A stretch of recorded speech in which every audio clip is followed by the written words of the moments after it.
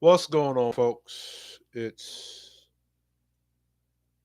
Kishati Gaming Nation. Let me make sure my mic. Okay, so my mic is not muted. Um, Let me pull up the show in which I would like to. Where's my man? The philosophical show. Um, Again, I have no hate for my brothers. AC Trail Crew season, or nor do I have hate for um anybody really. Um, Shit, where's the philosophical show? Damn it, I can't find that motherfucker. Hold on. I'm gonna find it. Um, Here it is. It's in my face. Yo, my ADHD make me stupid sometimes. Hold on. It's right there in my face. Um, can you find love? All right, let's go here.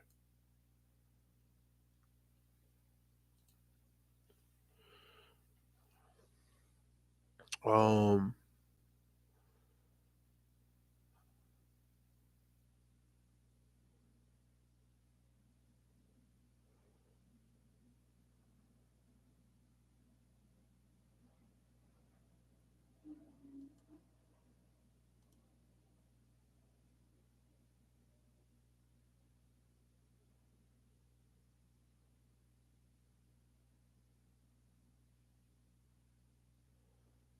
all right, so let me go back to the live stream, which I was live on. My fault, people. I thought I was sharing. What the hell?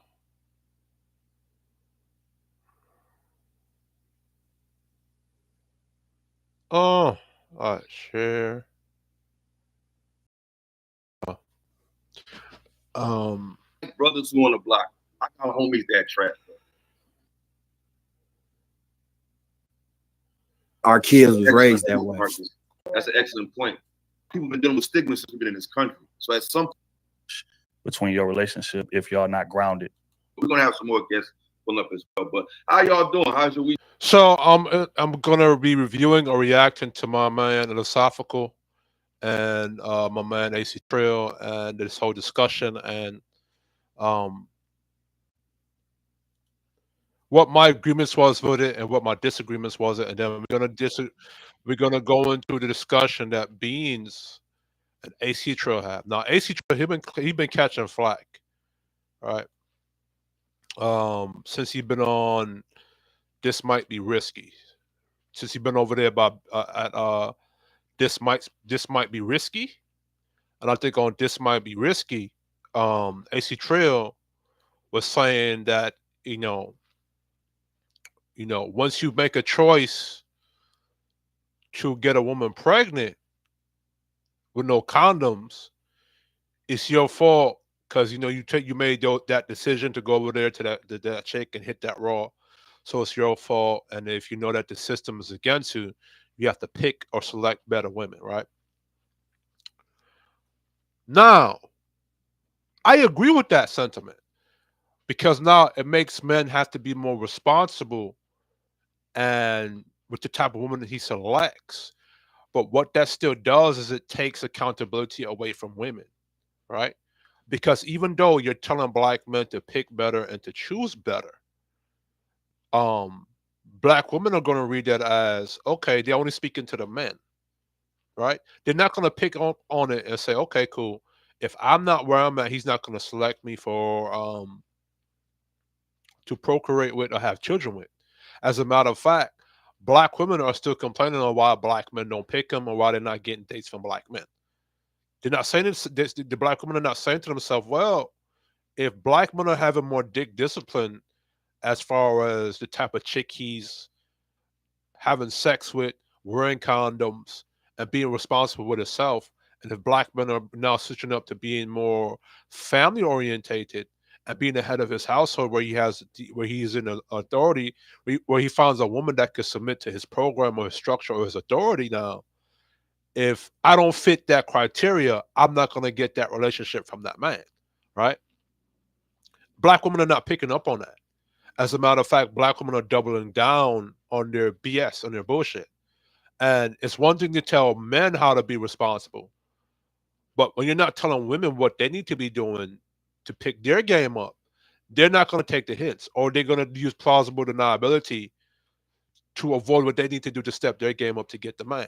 That's why everybody hated on Kevin Samuels, because when Kevin Samuels, he was speaking a lot harsher to the men, but when he started talking to the women now, the guys that were benefiting off of getting boxed and punani, or whatever, they didn't like the fact that they have to now step their game up to get those type of women. The women didn't like that now because somebody held them accountable, right?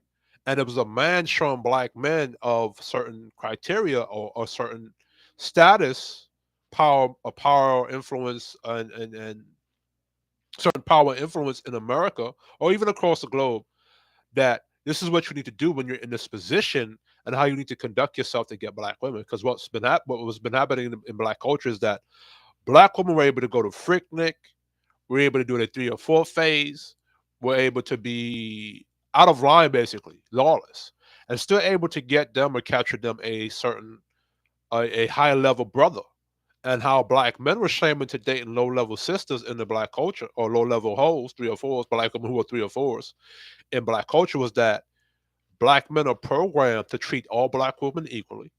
If you go listen to Dr. Umar Johnson, or you listen to the pro blacks, a lot of black men are shamed into dating low level black women, right? Black men are told, you gotta give your sister grace. You gotta give your sister chance. You gotta give her some grace and breathing room. Meanwhile, it was never taught to black women to give black men grace. For the 30 years of my life, and I think AC Tree, he's in his 30s, and so is philosophical. We've heard black men are broke, dusty. Even if it was in the 90s growing up, they may have used different words, but it's basically the same sentiment. Even in modern days, times now, right? Black men's masculinity has never been about giving him grace. It's always broke and you dusty and Pookie and Ray Ray. And you've had black women go on before the world during the 80s and 90s on Phil Donahue and tell lies about black men. And then um, white society used those things that black women were saying against black men, right? Right? So which is funny to me, because in other cultures, like white men cultures, Asian man cultures, whatever other culture, the men defined the men. And what we don't realize is that when white America was using black man's woman to define that man, it was a disrespect to that man. Because you don't go to your man's woman and talk to your woman about your man. You go talk to that man face to face, man. The man will talk to that man about that man, right? And so we're gonna go into it, right? Um, should have got a lot of tabs up here open. But we're gonna go into this little review. I hope my damn thing.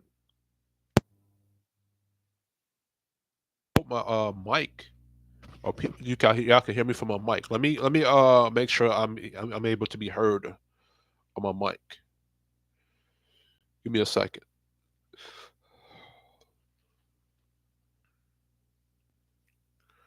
So I don't want to be up here cooking. What? I don't want to be up here cooking. Up here, so I'll grill some chicken. I'll be up here, so cook a pot, as we say in Jamaica. You know what I mean? Or up say I'll cook pot, or I'll cook soup. You know what I'm saying? And you can't hear me. I hear me outside. Um, some are gonna ask, if you're Caribbean black, how can you be talking about certain topics? Well, your Black American culture is infecting Caribbean black culture. And Caribbean black culture has been integrated in black American culture. And a lot of what's happening in this culture is affecting the Caribbean community. So I think it'd be wise for us, myself as a Caribbean American, to talk about these things. Um, okay, I can be heard. All right, cool.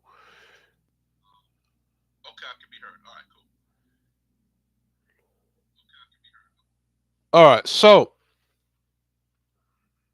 let's begin. So yeah, so you know, a lot of what happened because Caribbean blacks are integrated because we basically went through the same antebellum slavery, all the other bad stuff. So we're pretty much integrated with the Black American space. So you know, we go through similar shit. So I have to talk about these things. You know, so let's go. Keep going. Oh, June, I guess you could go. Because I mean, as humans, we see images and we're affected by these images. That's why in hospitals they use certain colors. That's why in certain places you hear certain sounds, because human stimulation is that sensitive.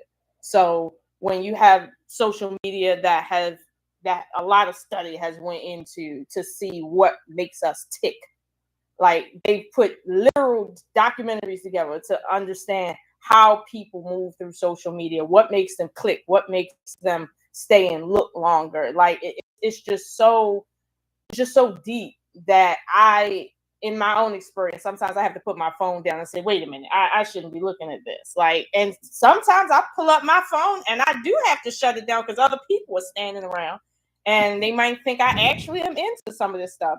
But it's too much. I'll just leave it at that for now. It's just too much. That's true. How you feel about it? Man, I think social media, ironically, it made people less social.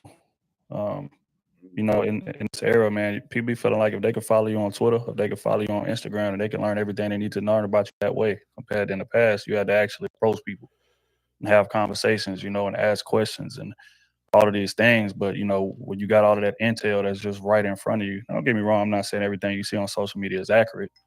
But if you pay enough attention, then you'll be able to read between the lines of what's solid and what's not. And I feel like a lot of people spend a lot of time doing research and detail on people, especially in relationships, but it's not in the traditional way, which again sharpens your social skills. You had to be quick on your feet. You had to like be able to have in-person conversations, which is why ironically a lot of these people, you know, they're running to people that they like on social media and can't get 10 words out without stumbling or without being super nervous or whatever the case may be, because they don't have that practice. You know, I think we the last generation to come from that era of like having to really approach people and introduce ourselves and hey, you know, I think you're gorgeous or you whatever. Like, would you mind if I take you out? Things of that nature. Now you could just send a heart eye emoji, and that's gonna do all of that for you. You know what I'm saying? If you know, if she has interest or not. So it's kind of made it safer in that way, but crippled us in other ways in terms of our social skills. Most people these days don't have them. That's just as simple as that because of social media, ironically. They don't. Shout out to Marcus Evans with the first super chat of the evening. I appreciate you, bro. Let me get you right because we take quarters, dimes, dollars, all of that. You know what I'm saying? We appreciate it all, man.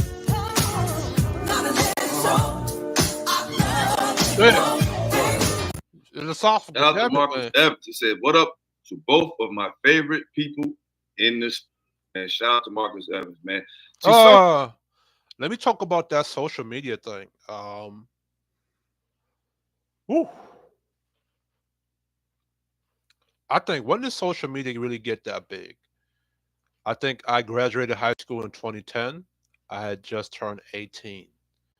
I think uh, a couple years prior to that, or in that year, we had maybe MySpace. I think Facebook had just dropped around that time, and all you was MySpace, WorldStar.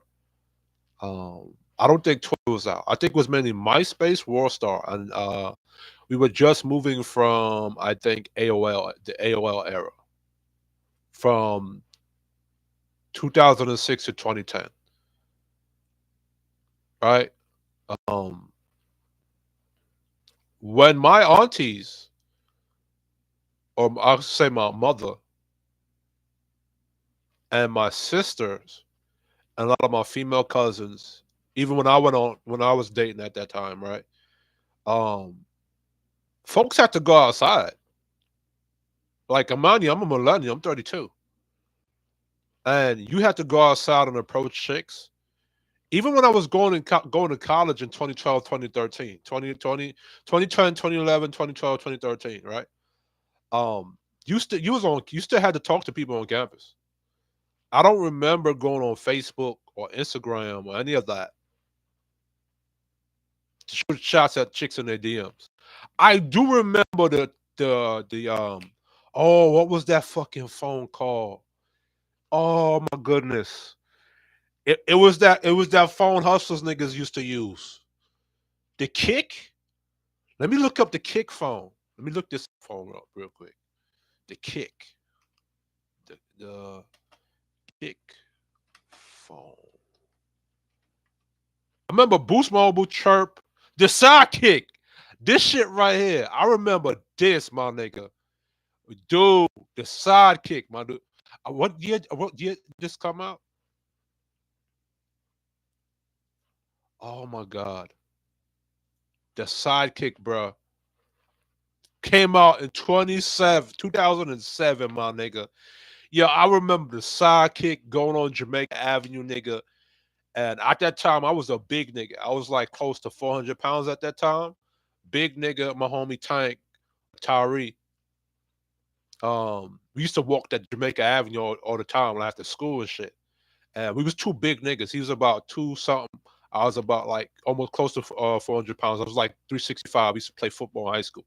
I remember as a big nigga, sidekick, walking down Jamaica Avenue, picking up chicks, talking to women.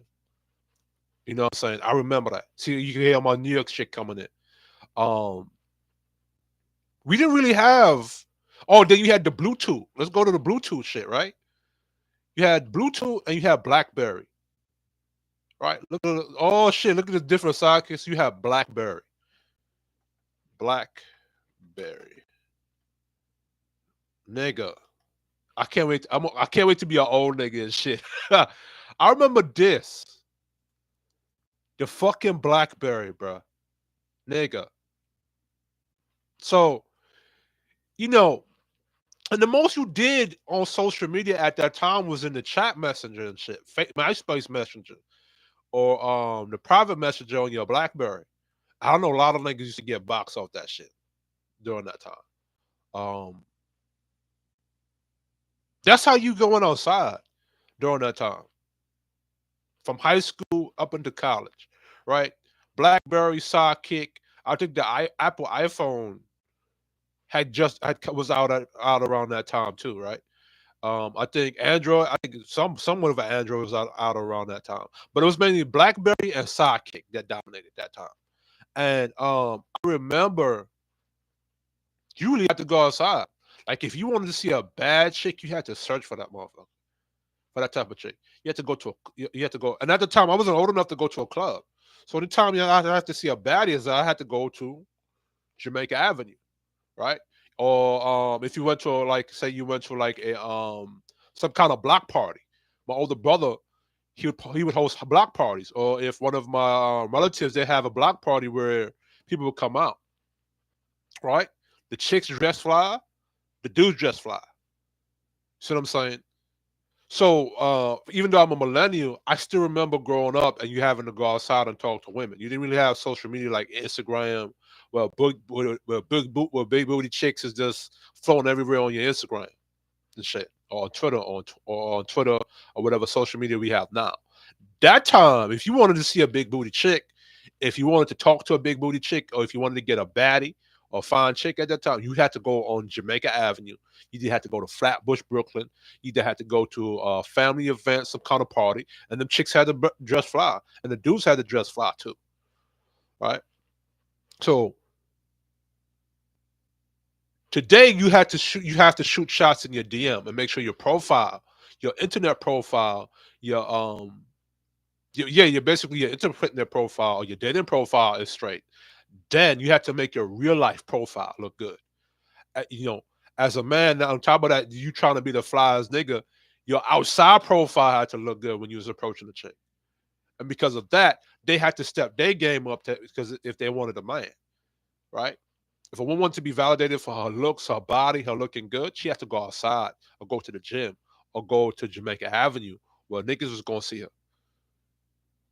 If a nigga wanted box or if a nigga wanted looking for a relationship, he had to go to places. He had to go to certain places, physical places where they either where he was able to find that. He had to go to either a club, or he had to go to or like I said a certain family function or cookout or block party. That's what niggas had to do.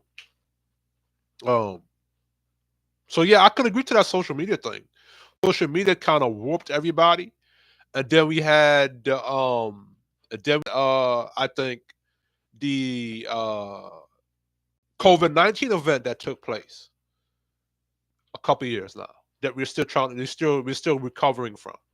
That really set everybody's game back, right? Because everybody was stuck on social media, right? That's how you had to communicate on social media, right? So the only validation women got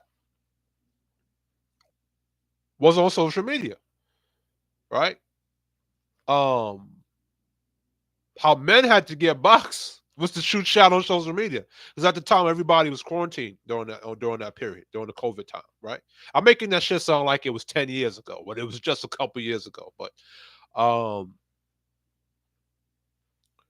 and to I think AC Trill's point, right? I think, you know, for the women, because I think for the most part for the dudes, I think when we find a good woman, like because of our duty and obligation to that chick, I think because most dudes are looking for peace, we kind of cool with the chick we got. If you know that's the best we could get, I think for women because they tend to compare the type of man they got to what everybody else got, right? I think for women it kind of warped their sense of reality. Don't get me wrong, a lot of it warped a lot of dudes, but not as it doesn't have that same massive effect as it does on the women, right? Um, because then again, hypergamy for women, it can be good and bad. Hypergamy for women can say they want to date the top dude, but then hypergamy for women, they can shoot their shot, or hypergamy for women, they might not be able to get that kind of guy. Hypergamy for men, it can be good and bad because for hypergamy for men, it puts men in a constant evolution and growing space, which is part of the three P's of manhood, right? So for men, hypergamy can be good because for yourself as a man, you should be constantly evolving and growing and being better than you were the next day, right?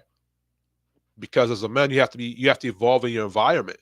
Now for women, now the bad side now is if as a man, and I think Angry Man calls this your ceiling, right? If your ceiling or your cap point for man is 50 to 80K a year, and that's what you're cool with, that's what you're happy doing. But now you're in a relationship with a woman now, and you know she may not be happy with the 50 to 80K a year.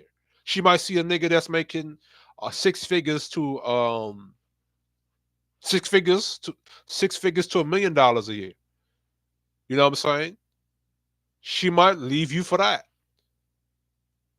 And now a lot of times in society, a man would get blamed for why she left. Why this person chose to leave you for the bigger thing, for the bigger, better thing. You know. So I can see what the point with social media. It kind of overinflated what everybody's abilities are, and it kind of overinflated women because now it puts women in an illusionary space that they can have the world.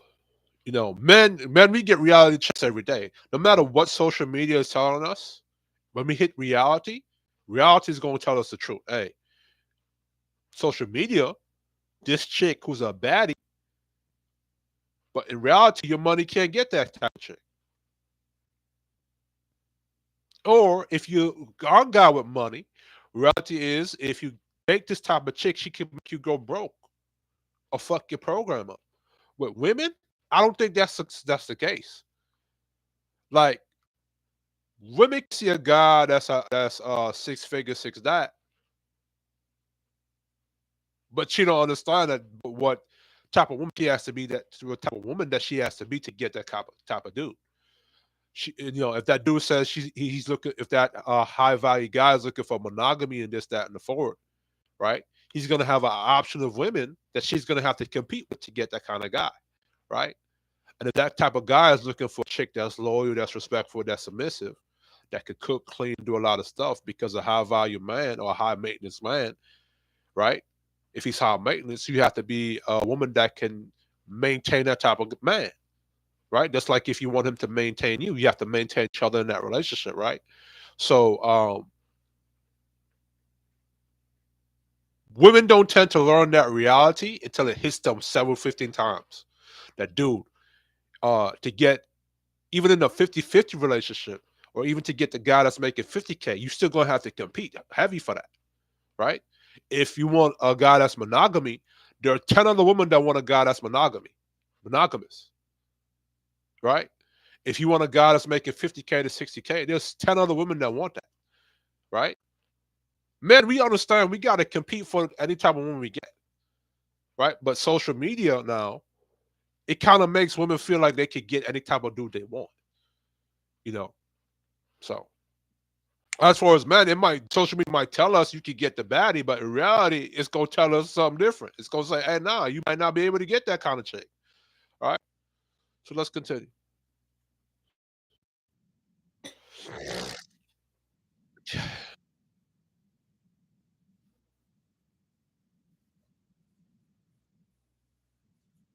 Now me, right? For me, right? Um, I'm a decent looking dude, but I've been able to pull some bad chicks, some fine chicks. And when I say pull some fine chicks, I mean some chicks that not only found me attractive sexually, but actually respected me. And I think what helped me is that my Jamaican pride and my father and my big brother reinforcing that Jamaican pride. Like a Jamaican pride is that a Jamaican nigga could be 4 foot 5, 5'5", 5'6", 5'7", but because of that pride in him, you know what I'm saying? That bravado, that bravery. Ain't no chick that's 6 foot tall gonna scare that nigga. The Jamaican nigga gonna step to that chick right there. You know what I'm saying? If the chick reject him, it's cool. He gonna find him another chick over there somewhere. He gonna work and step up his game. Something. I remember if y'all have any Caribbean people, Caribbean family or friends, right? I remember my pops would come home because my mother and my pops they had divorced, and I would go see him every other weekend. I remember my pops. He would come home with this big bag of those little small lotions and those deodorants and them shampoos. And when he was ready to dress up and go out, he would and mind you, the bag of lotions that he would bring, they were cheap. Like if you could find them on Jamaica Avenue still to this day. You know, them little cheap little roll-on deodorants. Them little. Let me see if I can find some of them on YouTube. Uh, small lotion and shampoo. I don't know if you find them today because these shits was like in the 90s. It was like them cheap little bags and shit. Them little cheap is like some of them were like it had like it was like shampoo and lotion and shit. It was like little soaps, little brown Dettol soaps or something like that. Oh, it was like the mini conditioner and shit. It looks something like this. Looks something similar to this. Not these right here. I don't know if y'all talking about like y'all would have to be a millennial or a Gen X, right? My pops will also get this kind of soap, the African soap. He would talk to me about the African soap and shit. That big block of soap, African soap, look like this, right? Not this. I put soup. Um, SOA. Shut up. I don't know. I don't know how to spell shut up. This shit. Like you used to go on Jamaica Avenue or you go to Harlem or Manhattan because I think that's where my pops would get these type of things, right? And he'd get these big African soap, and he'd get those little mini lotion things and those mini shampoo things, and he'd get the little roll-on deodorant. Yo, by the time he put himself together, that nigga was fly. You know how them old school Jamaican niggas would have the island shirts with the khaki pants and the parks? And my pops, he was bald headed and shit too. But when he was to put himself together, that nigga was fly. And when I would watch him approach women, bruh, the mouthpiece, or as we said, the lyrics and shit, he had it. And he knew how to tell the difference between a chick that was wasting his time or a gold digger. And he would say if a chick was talking about if a chick was talking that gold digger language to him, he would say, "Yo, no worry, no, no, me no want that, me no want that." And walk away from her to you know. So, but myself, like I said, in high school, I was a big dude, big nigga. You know, after high school, being on my own, and I'm still pretty much a big dude, big guy, right? But I was still able to pull tricks. And I think for me, it was because of that Jamaican pride we have in us, right? That confidence. Let's go.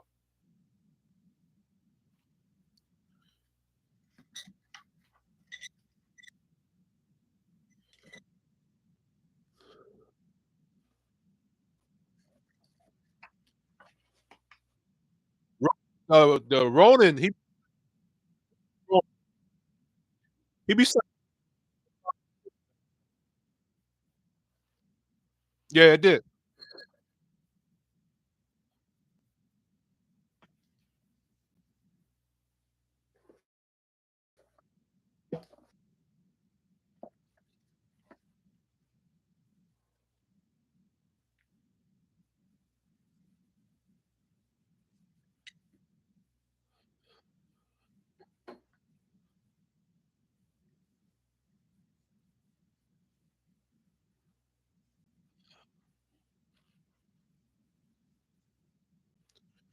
Yeah, but I think philosophical. If you, I think there were a lot of brothers. Now I know where the manifest space has gone and the red pill space has gone. It has gone to uh a place I don't know when. But if you look at um the original Manosphere, when the brothers first talked, I think it came from a lot of brothers that black men that were getting women, but were not satisfied with their experiences that were getting. Right? I think because you would have because you have to remember these discussions is not new. These discussions were being had during the Shahrazad Ali days. You know, these discussions were had on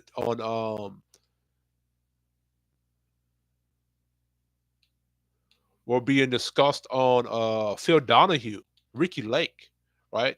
But at that time, only black women were able to speak. You know what I'm saying, and I'm gonna go into some things that Shahrazad Ali says or has said, even though I disagree with some of what she's saying, but we're gonna go into what she said, right? So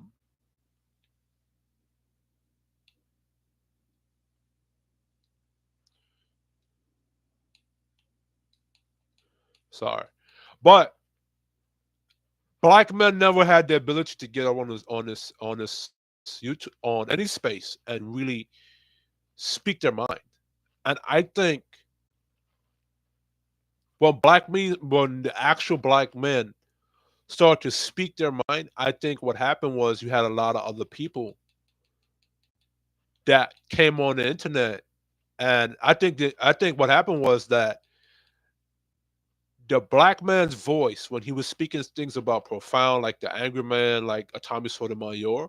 I think what happened was that people took their talking points and used them for negativity, right? And I think that was done on purpose. I think what the original message of black men that were actually coming on this YouTube to voice their opinions and their concerns and actually make valid complaints.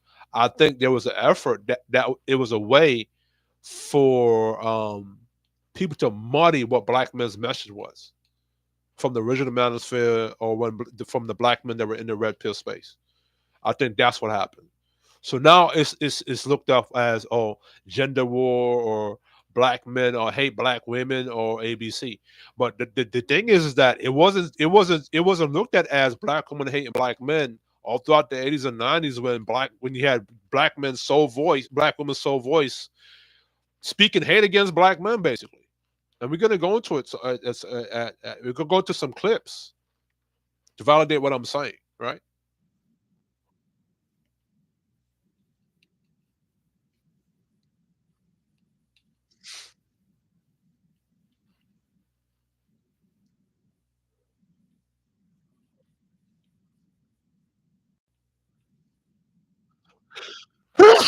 Sorry.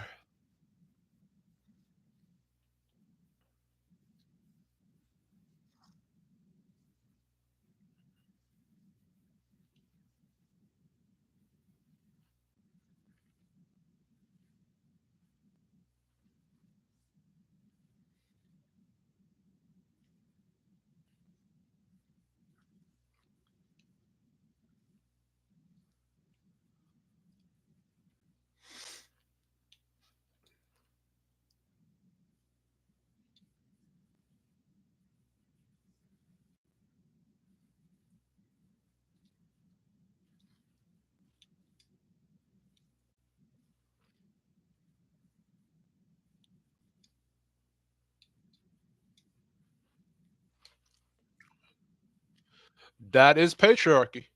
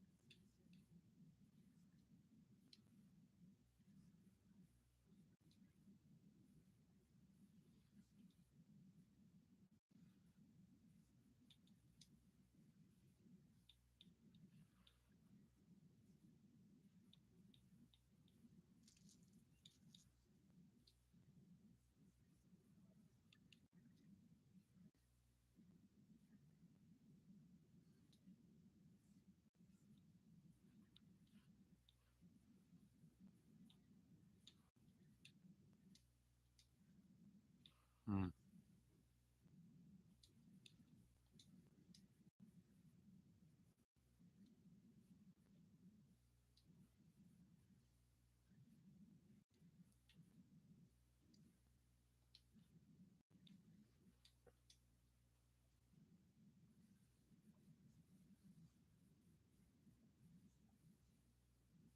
Mm.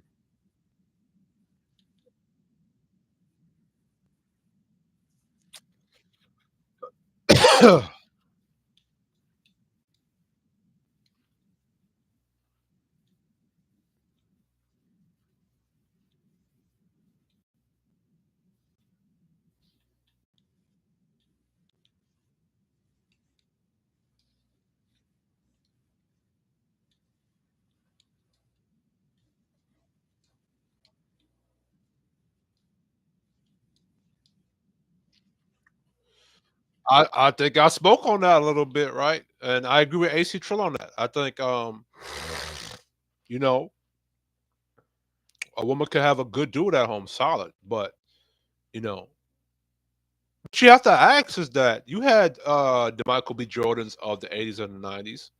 You know, what made women at that time not have that type of idea where, they're gonna compare their man, the man they're with, to a Michael B. Jordan. And Maybe this is because of social media. Maybe social media is putting these people in our faces every day. You know what I'm saying? Because in the 80s, you had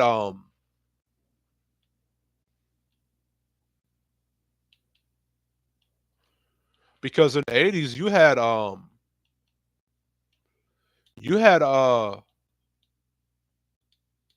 my fault.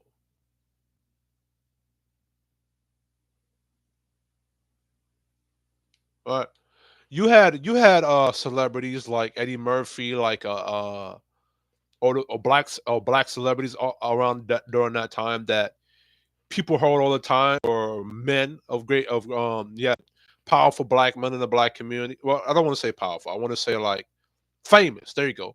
Famous celebrity black men of that time that were very much in your TV and very much talked about. So the question is, as we can say social media, the question has to be, what made black women be satisfied with the man they have today when you had those same type of men like Michael B. Jordan in the 80s and the 90s, right? You know what I'm saying? So we have to go back into that to see what made those women stick to those men at that time, regardless of the influences that was with them, right? Because you could say social media played a part because now back then you didn't really have that much contact with a Michael B. Jordan type. The only time you saw them was on a movie. And the only time you was able to see them is if they had like some kind of book writing or some kind of what's those things called, a signing, where you had to go meet that person in person, where you had to travel far to go meet that person personally, right? Or if they came to your state and you had the time to go meet that person personally, as opposed to today where you have social media where a person could tweet some on Twitter or Facebook, and you can see that person over the internet personally right there. You don't have to go to Manhattan or go to Miami to shake that person's hand and get that know that person in person. People are putting their whole personalities on social media today, right? So maybe that could be the difference. You know, um, maybe a person like Eddie Murphy back at that time. You didn't see him post himself. There was no social media for him to post on to talk about him taking his wife on a vacation to Brazil. As opposed to today, where you see a lot of celebrities like Drake saying, "I'm gonna take my chick to Jamaica," or "I'm gonna take my chick on a trip to over here somewhere." So I guess I could see it. I could see it. I could see it. I could see it that way. I guess I could see it that way, right? Um, huh. Because as a '92 kid, I did grow up. We did grow up with the 50 cents. We grew up with the entertainers, the rappers, the black football players, the NFL players and shit. And we did see them without Facebook or without Instagram of black men who were famous talking about taking their women out on trips. But somehow our women or women in general were still able to be with the man even though he was making 50K a year, or he was a plumber, or he was a janitor or something like that. Right? So I don't know.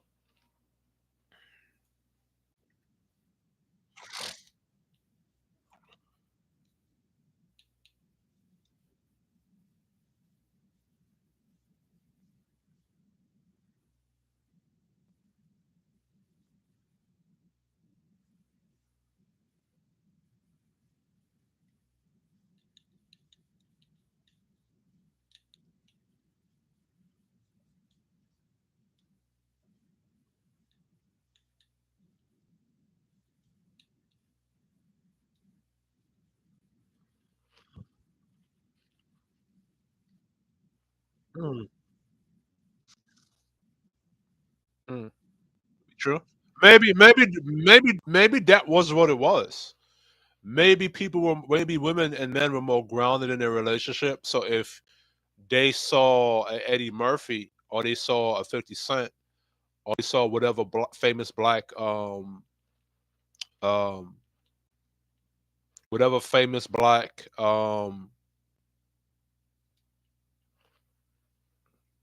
entertainer or whatever at the time, maybe that grounding is what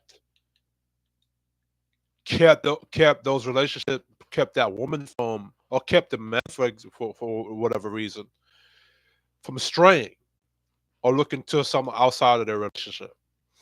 Right? Maybe that was what it was. Maybe there's a better grounding in that time than there is now. Let's go into it.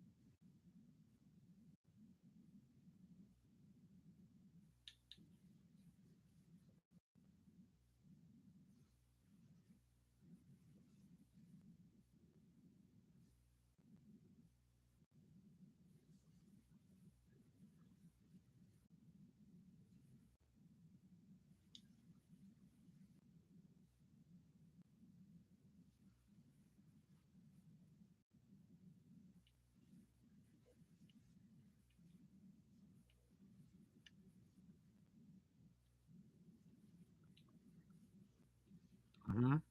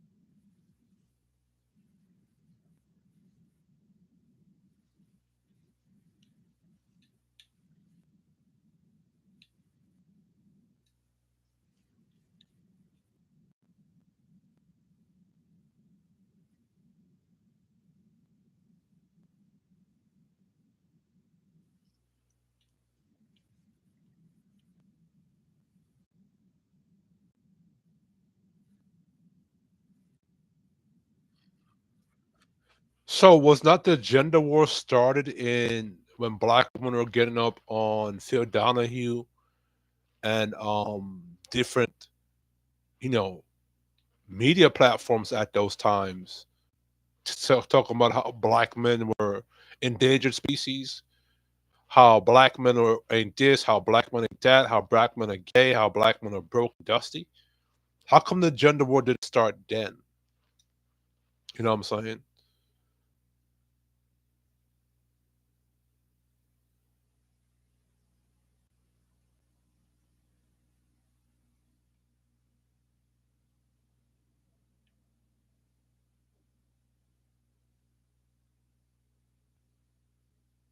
My fault for going silent. Yeah, right. So my thing is, why is it called the gender war now? Like,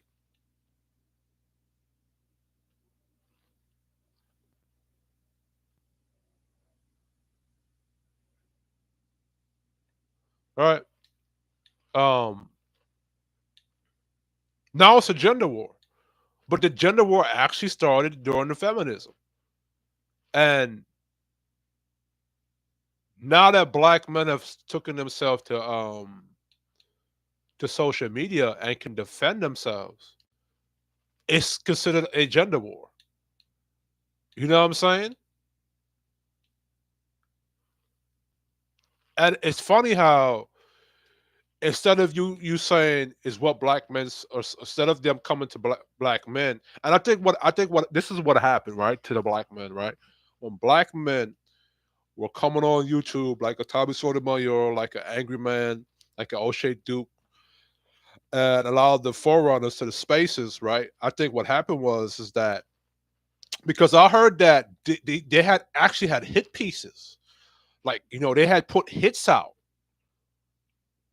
on a lot of the black men in these black spaces that were speaking about the issues or combating a lot of the lies that black women were saying.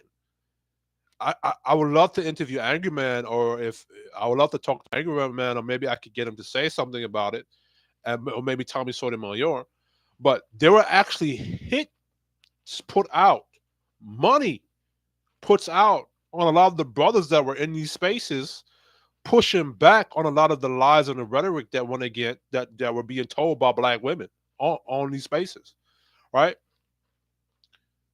And I think what happened was because instead of black women going to black men to have an honest discussion, because black men are always willing to talk to black women, always willing to give them grace, always willing to talk to them. And I think what happened was black women went on a serious assault to attack black men and argue with black men and fuss and fight with black men instead of actually having an honest discussion. And I think that's what's creating, or that what was what created the gender war, right? Because I think black men were just coming to the table and defending themselves. Remember, prior to the manosphere, which was 8 years ago, there was no public platform for black men to go up there and defend themselves. It was just that black men were pookies, ray-rays, and broke, dusty, LGBT. Like black men's image was destroyed with the help of black women that were being used by white America or that white media. Movies like Color Purple, you know what I'm saying? The Oprahs, the Ricky Lakes, the Phil Donahues. The only person that defended black men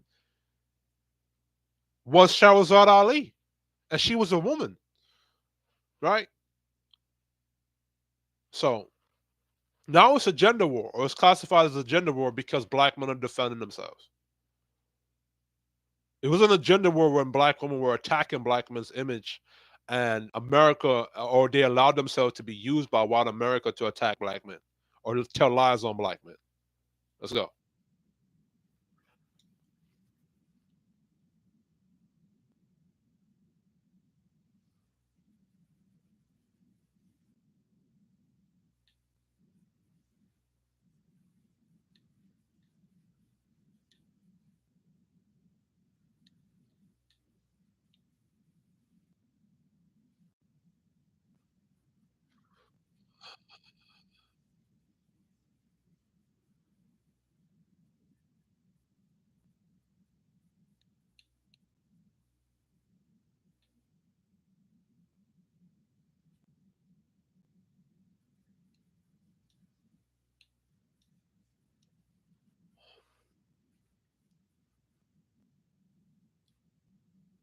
Why do you want the law? I can agree with that. Um, I can agree with that. That you know a lot of these arguments or discussions you see going on YouTube with these all these gender wars and things. I can agree that it's kind of um distracted away from what black men's we I think black men defending themselves. And I think the gender war I think that this gender war that is happening, I'm talking specifically between black men and black women now, right? I think it's causing more divide and rift than it's actually bringing them together. But in my opinion, one of my thoughts is, right, if black men stop defending themselves and just stop complaining about black women, you know what's gonna happen? The black women are not gonna stop complaining, or the black women are not gonna stop telling lies, or talking bad about black men, they're going to continue to do it. So even if black men go quiet and pull themselves out of the battle or the gender war, black women are going to double and triple down and keep the war going, right? And they're going to continue to tell more lies about black men. They're going to continue to, and it's going to get even worse. So if there aren't black men in these spaces to defend themselves or keep talking about a lot of these topics, a lot of these lies are going to continue. See what I'm saying? They're not going to stop. So if there's not a voice to combat combat the combat a lot of the misinformation or the lies that are still being told by black women. You still got black women out here that that like Ebony K. Williams that are still making that are still telling lies on black men, or still maintaining those 80s and 90s talking points that are not true and can be easily be debunked. You still have black women on social media saying black men are dusty and broke. And you still have, and if black men don't speak up against those things, that lie is gonna be left out there for the rest of the world to believe about black men. And then now when black men go out into reality or into the real world, and now he's faced, right? And or those ideologies or those lies that were being told on him, he's then now dealing with them now with those same lies, right? Because it's sort of like if a black man goes to Japan, right? And you have white men that have already been going to Japan. And what would happen is that the white men would speak bad about black men to the Japanese that's there. So now the Japanese have a tainted image of black men that's not even true, but because somebody went there and told those people something negative about black men, now when black men go to Japan and they're getting treated a certain way, and they don't know why they're getting treated a certain way. Well, it was because somebody before that black man went there and said those things. It's the same thing with what black women try to do with the passport bros. When passport bros are saying, "Okay, cool, we found a solution over here. We found better women over here." You heard black women basically whistling the dog whistle and saying that black men are gay. This black men are pedophiles. Black men are going over there and messing with underage girls. That was what was being said about the passport bros, and it wasn't true, right? So I think even if black men decide to say, you know what, we're not going to speak up, we're not going to involve ourselves in the gender war anymore. We're going to go our own way and do our own thing and not speak about black women. Black women it's going to give black women the ability to say, okay, they put down their weapons. We're not going to pick up bigger weapons, and we're going to load up our ammunition and keep going keep going.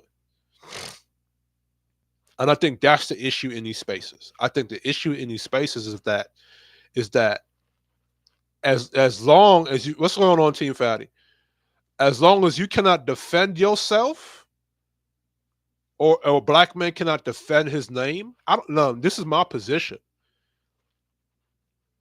If you want to keep claiming that black men are the leaders or the head of your household, right?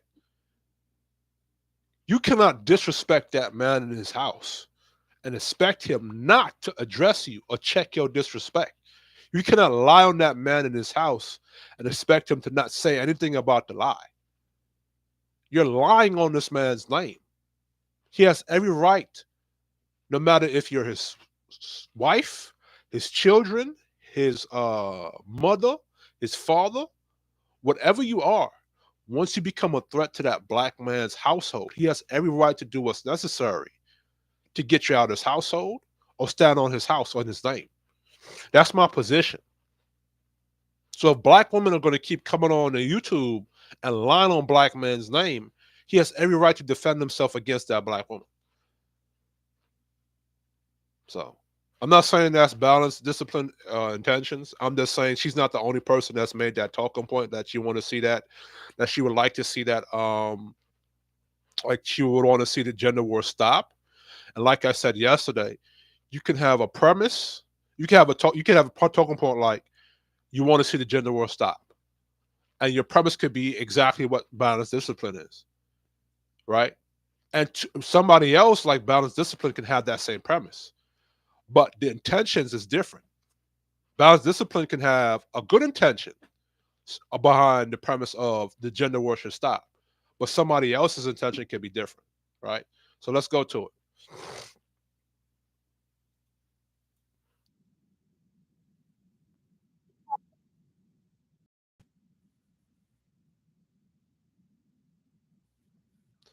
Now, Valley, to let you know, I don't hate AC Trill. I don't hate you. If AC Trill say something bad or I disagree with it or is wrong, I'ma check it. If you have said something wrong or something I don't like, I'ma check it. Right? So just let you know.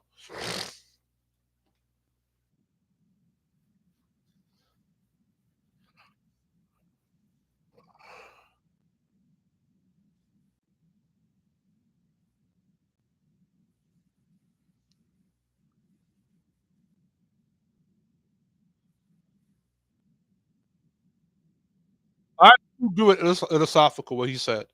A while back you had a clip of and you don't need I'm going to speak about that clip, I don't speak about Simone Biles, right? A while back, you had a clip where I think it was one of those street interviews, and she was dressed up in a yellow dress, and I think one of the guys asked her, you know, I think it was in the context of marriage and relationships, and she said that she's gonna remain a virgin until she finds her husband. That was her legit standard, and a lot of black men, a lot of men from all across races said, "This is the type of chick I would pick and I would deal with." And you know you have some black niggas in these spaces, a small tiny amount of black niggas in these spaces that shamed other men for wanting that type of chick, and they titled it "Why Are Men Obsessed with Virgins?" And I'm saying, if you niggas, or my counteraction to be that was, why are you niggas obsessed with hoes and 304s, right? And I also said to myself, well, if black men are saying that this is the type of woman we value and we want, and they're demanding that type of value from the market, and there are women that of their own free will want to become that value, why do other men have an issue with that? I never understood that, right? Hey, do you notice the type of dudes that have an issue with niggas that want traditional women, that push an influence, that they want traditional women, that they want virgin women, that they want women that are respectful, that respect their men, that are not 304s? You know the type of men that actually have an issue with that? It's typically the player, the Mac, the pimp, or the guy that's into open relationships or non-monogamy or sex culture or hookup culture. I wonder if you had noticed that. That's why Anton Daniels, that's why maybe AC Trill, that's why Angry Man, that's why a lot of brothers, even Kevin Samuels, that's why a lot of black men in these spaces that try to push for traditional relationships, that want black women who are not 304s, that want black women who are not engaging into the madness. That's why those men are hated, because now those traditional men who actually have the ability, the money, the resources, everything that a traditional man has, they can now shape and mold the women away from 304 and hookup culture. And maybe the niggas who are players, max, and pimps who benefit from hookup culture, maybe it threatens their environment. Because remember, in black culture, pimp, mac, and player, that version of masculinity has dominated the culture and what has been shaping and molding the culture, right?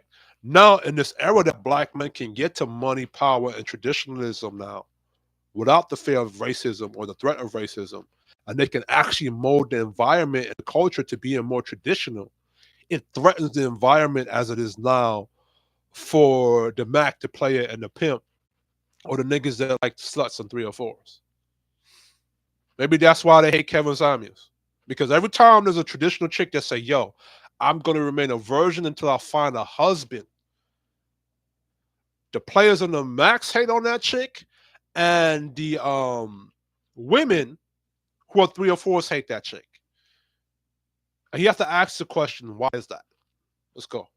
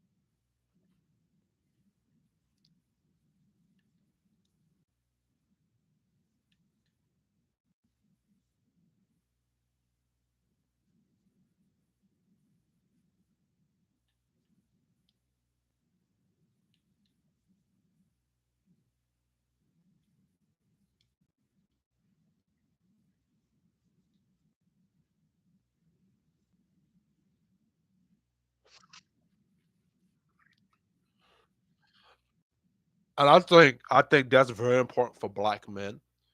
I think it's very important to get away from um, outside of the black community because a lot of black men, they're plagued by the matriarchal system that's here. They don't know what masculinity is, right? Two, when they go into other cultures and other societies, they get to experience different things. And when I say experience different things, they get to experience different noises, different sounds, different food, different tastes, different smells, different things outside of the black culture that can maybe, you know, that can maybe change their perception or influence their senses, their five senses, right? And I think black men need to do that. I think black men need to step out of the cultural norms of black culture. I think black men need to step out of a lot of the stereotypes we get put in. And two, we get to show the world that we're not a one dimensional man. And I think, and this is why I disagree with that quote that is echoed in the black community: when you educate a man, you educate an individual, but when you educate a woman, you educate a nation. I think when you educate a man, you do more than educate an individual, because when they tend to learn something new, or when they tend to go outside and they experience other things, they bring that back to their community and teach their community, and raise the level of the raise the level of intelligence in their community, right? So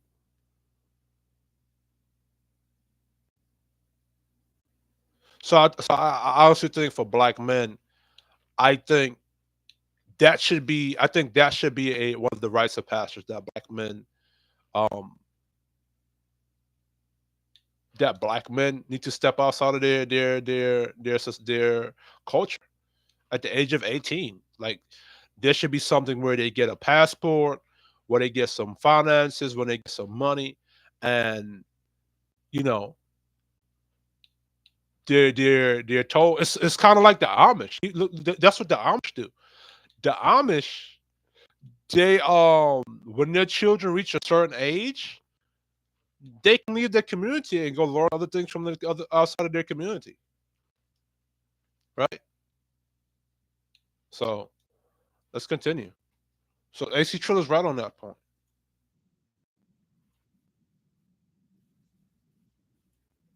That's honest. That's true.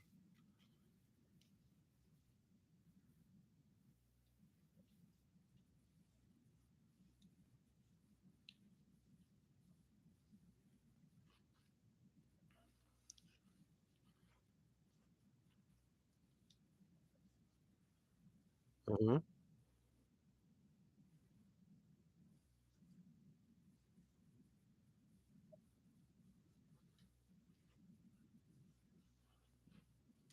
That's why I think when you teach a man, you teach a comprehensive individual. You teach a comprehensive leader.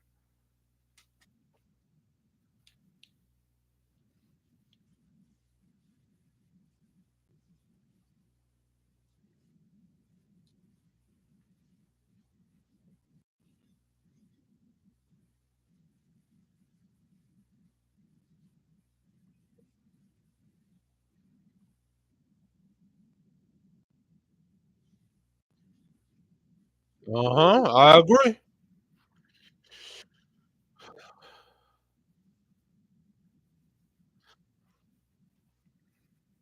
That's a good idea because that's a good point because the chick he was talking to, she had the whole gear on, the baddie gear on. Like when you see a baddie on Jamaica Avenue, you think this bitch gonna have a fucked up attitude. But the chick in the video he was talking to, she did.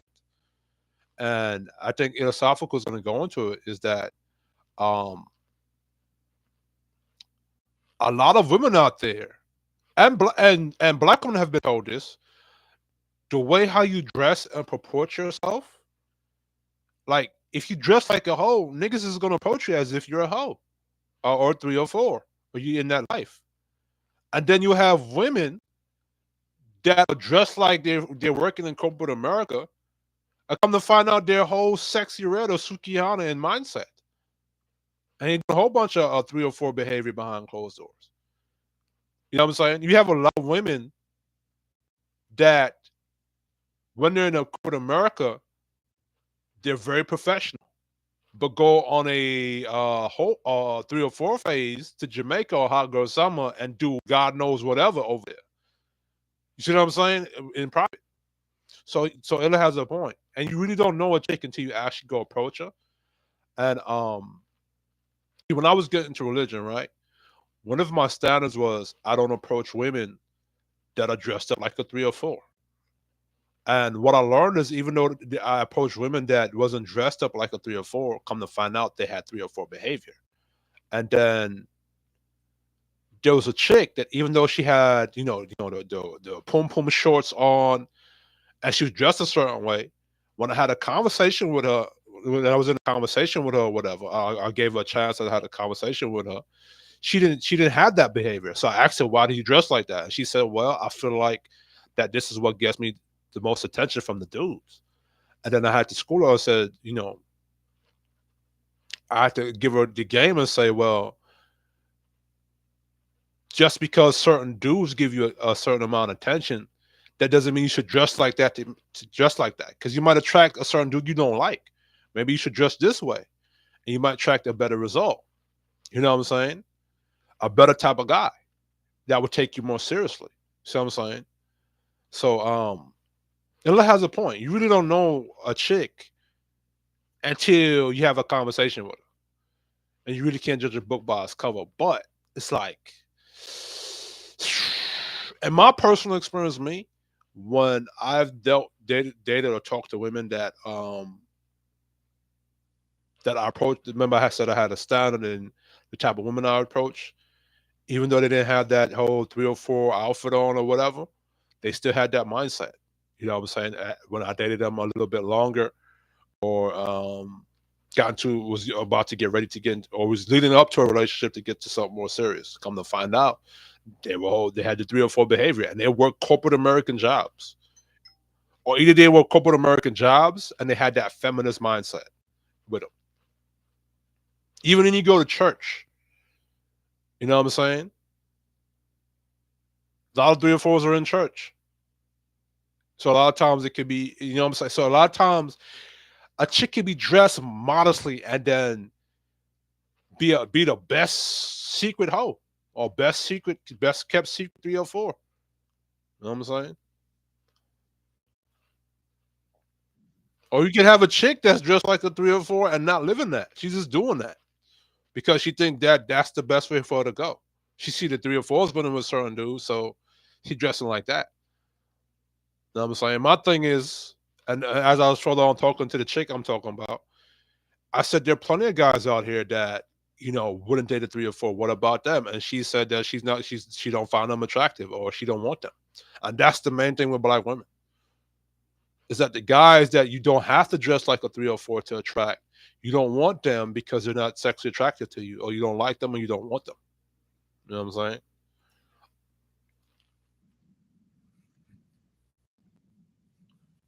I just said that.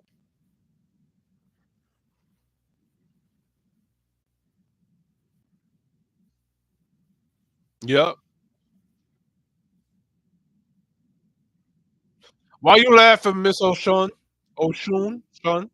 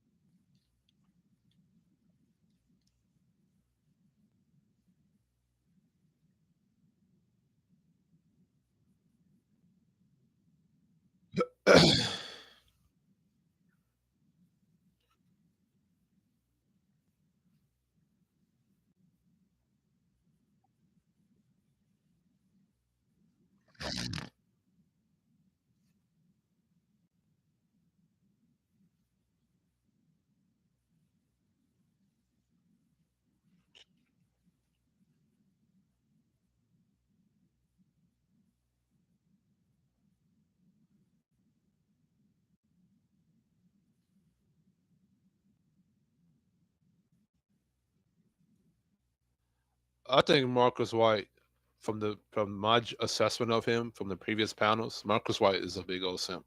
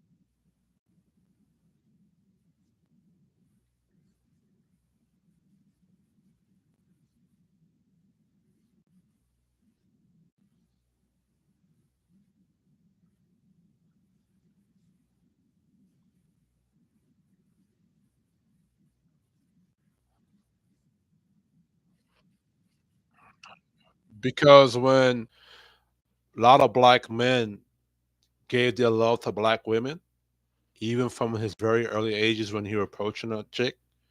And remember, remember as maybe a lot of black men who's going to listen to this is going to speak to this. When we were younger and we were approaching a chick, it was genuine. It had nothing to do with sexual. We really liked the chick.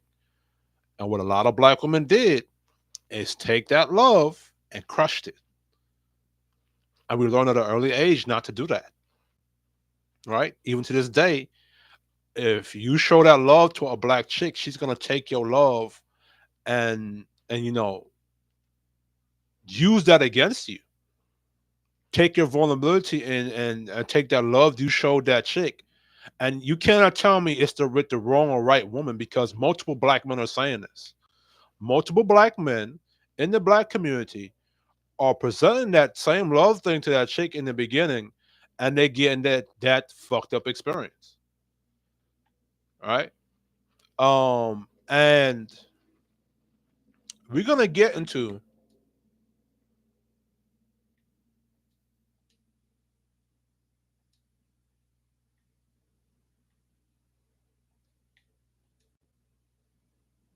my fault. We're gonna get into why it's been about resources and why it's not a European concept. All right. Why men operate off that. Let's go.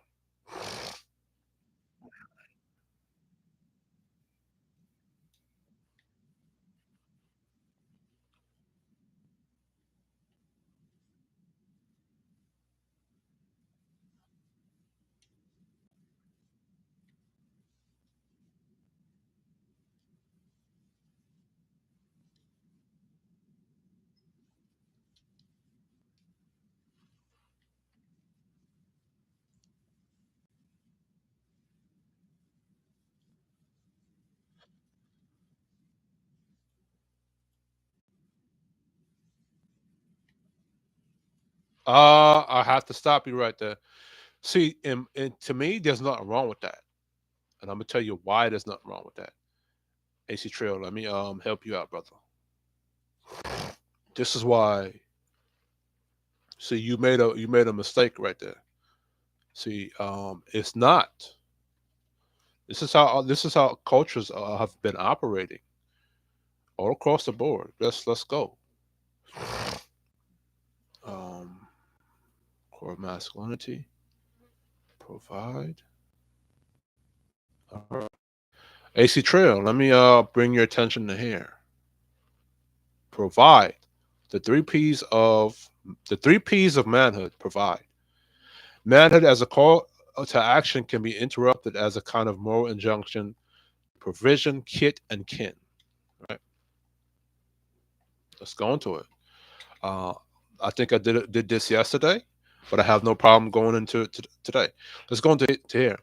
In societies both past and present, if the husband desired to be considered a responsible man, he must contribute to the lion's share of income to support wife, family, and family like a pillar. So AC Trill, you said that other cultures, um, and it's your opinion based upon what you're saying. You said that other cultures. Let's rewind what you said. Let's rewind what you.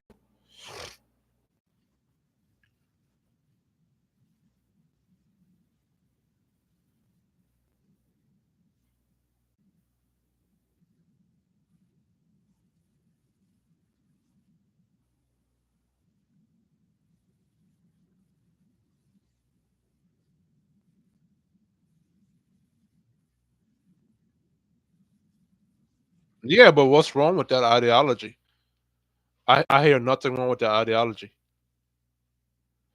Why do I hear nothing wrong with that ideology? Is because as a man, you have to go out there, conquer the game, and conquer yourself, and figure yourself out, and build structure within yourself out. That's primary, right? As a man, you have to go out there and find your identity and structure yourself and structure your life, and then love becomes low priority. And I'm going to show you what I said has been everybody else's culture has been. And I think because black men priorities have been out of whack, our priorities have been strictly has been with procreation first, love, have sex, create babies. And I think that's what slavery has done. I think slavery rearranged black men's priority and brought our value solely on procreation, or made our priority just procreation and not the provision or the provider or protecting part, right? Because I think slavery took away the provider and the protecting part and based us down solely to our procreation part, right?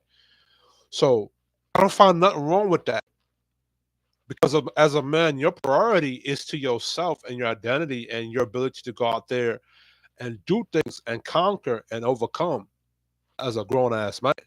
Then you found a woman and procreation last. That's why the three P's is protect, provide, procreate.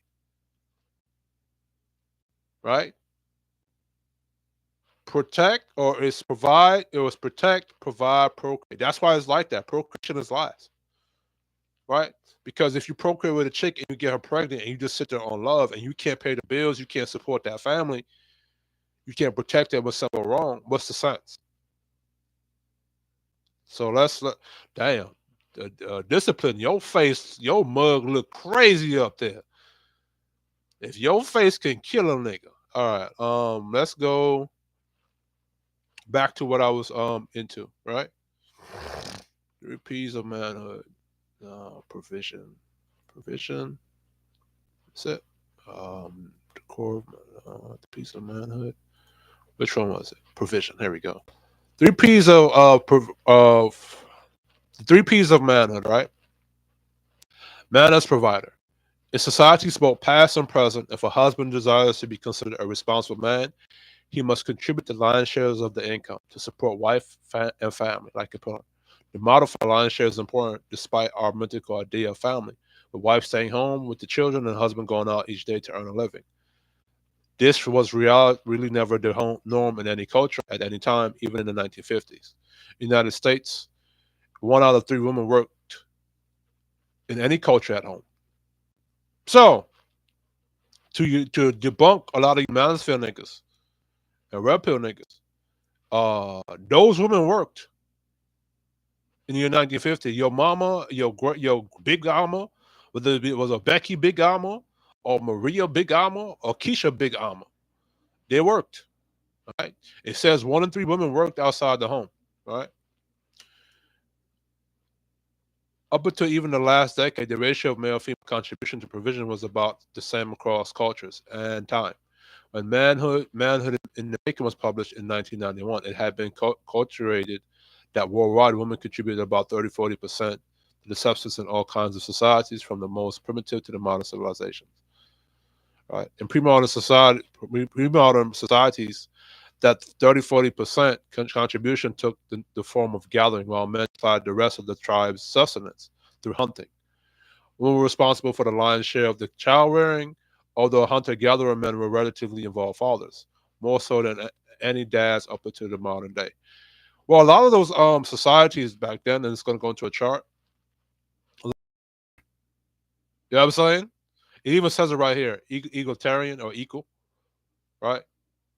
And in those societies, both men and women act as providers. So that's the thing about those societies.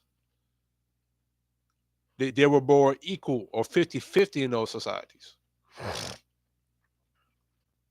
The thing is, what had the better outcome? Where it was 100% or 50-50? I would say when it was 100%. Right?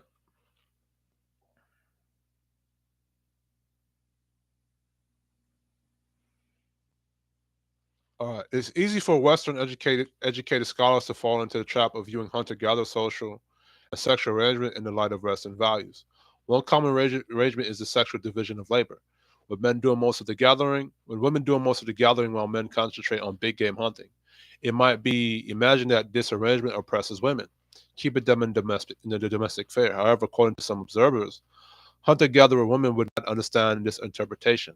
Since childcare is collective, with every baby having multiple mothers and male carriers, the domestic fare is not autonomized or privatized, but an empowering place to be. In all hunter-gatherer societies, women appreciate the meat brought back to the camp by men.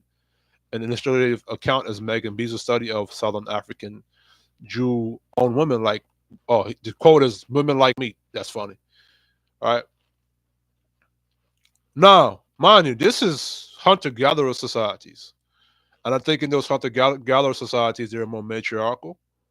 So they had more of those equalitarian 50-50 kind of things. And my thing is, how have those societies grown to the test of time, right? Let's go here. Service to community and family. As with all the three P's, the imperative to provide was seen as a civic duty, a charge that benefited the individual's personal and psychological development, while also strengthening the community as a whole. The economic primitive societies functioned through the sharing of resources and mutual exchange, so that the men hunted together in gangs and distributed their bounty to the tribe as a whole. Bagging game, you see, you know what's funny about this term, bagging game? We kind of say that today. Bag that chick or you ain't got no game. But anyway, bagging game during this period was driven more by a man's desire to buttress his manly reputation than to feed his own biological kin. And Abel Hunter strengthened the entire tribe, increasing his attractiveness to women and his honor among men. As societies modernized and emphasized an individual's earnings and ownership became more common, a man's primary duty was to provide for his immediate family. So this goes to AC Trill's point. All right? As societies modernized and emphasized the individual's earnings and ownership became more common, a man's primary duty was to provide for his immediate family. But this charge remained civically connected. A family that was self reliant did not become a burden on the rest of society. Also, as we shall see below, a man who did well for himself was expected to generously share his wealth with the rest of the community, so that a boon for one man was a boon for everyone. Right? From dependence to self reliance. The first step in a young man, this is the one I wanted to get to right here, right? I think AC Trill said that, you know, our first imperative as black men is to get to the bag, get to the money, get to the money, the jewelry, and the cars, and all that other stuff, and then the women become secondary. We're going to see why. From dependence to self-reliance, the first step in a young man becoming an effective, respected provider was for him to attain full and total independence. Dependency in a man was seen as shameful, as it was insurmountable hindrance to his ability to take care of others. A man could not provide for his own family if he was still reliant on his childhood family for support. This is why a lot of cultures, like in Native American cultures, you have men that went on a I think with Christ, with the Jesus character in the Bible, what was it called? Um, A rites of passage. There you go. I think that's why a lot of rites of passage with a lot of men, where they have to spend some time in the wilderness or whatsoever, and then gain their masculinity. You can see black men going out there and getting to money, getting to the bag, getting to the jewelry, getting to the cars and the clothes. You can see that as men stepping out of their community and going through their rites of passage to become a provider, right? Becoming an independent. Oh, so let's read this. In Morocco, as in Spain, a man must gain full and total independence from women as a necessary criterion of manhood. How can he provide for dependents and protect them when he himself is a dependent like a child? This inversion of sex roles, because this, oh, let me read this properly. This inversion of sex roles, because it turns wife into mother, subverts both the man and the family unit, sending both down to corruption of defeat. Let me read that again. In Morocco, as in Spain, man must gain full and total independence from women as a necessary criterion of manhood. And the question was asked, how can he be provide for dependents and protect them when he himself is dependent like a child? Good question. This inversion of sex roles, because it turns wife into mother, subverts both the man and the family unit, setting both down the corruption of defeat. Now that sounds like a son husband role, right? Now let's go dissect that. If a grown ass man is dependent upon his wife, she now becomes his mother when she's supposed to look up to him as her father figure or as her protector provider and as her leader or as the structure. Now, a wife, even though you're not supposed to be uh your man is not supposed to be dependent upon you, but as a wife you're still supposed to give the mothering aspect as far as nurturing him, um as far as what those female qualities, those nurturing qualities. Like say if your husband came home from a hard days of work and he has an injury on his back, you're supposed to be nurturing and give him some good food, cook food, rub his back, maybe massage that injury, maybe you know um make it an environment that when he comes home, all those stresses and hard works he did outside the home to protect and provide for you goes away. So even though you're not his mother, you're still doing those nurturing things, right? But this is saying, as a woman that's supposed to look up to your man as your authority figure, as your protector, as your provider, as your instructor, as your leader, he's not supposed to be dependent upon you as if you were his mother, which is what creates, that's a lot of that is in the black community. A lot of that son husband thing is in the black community.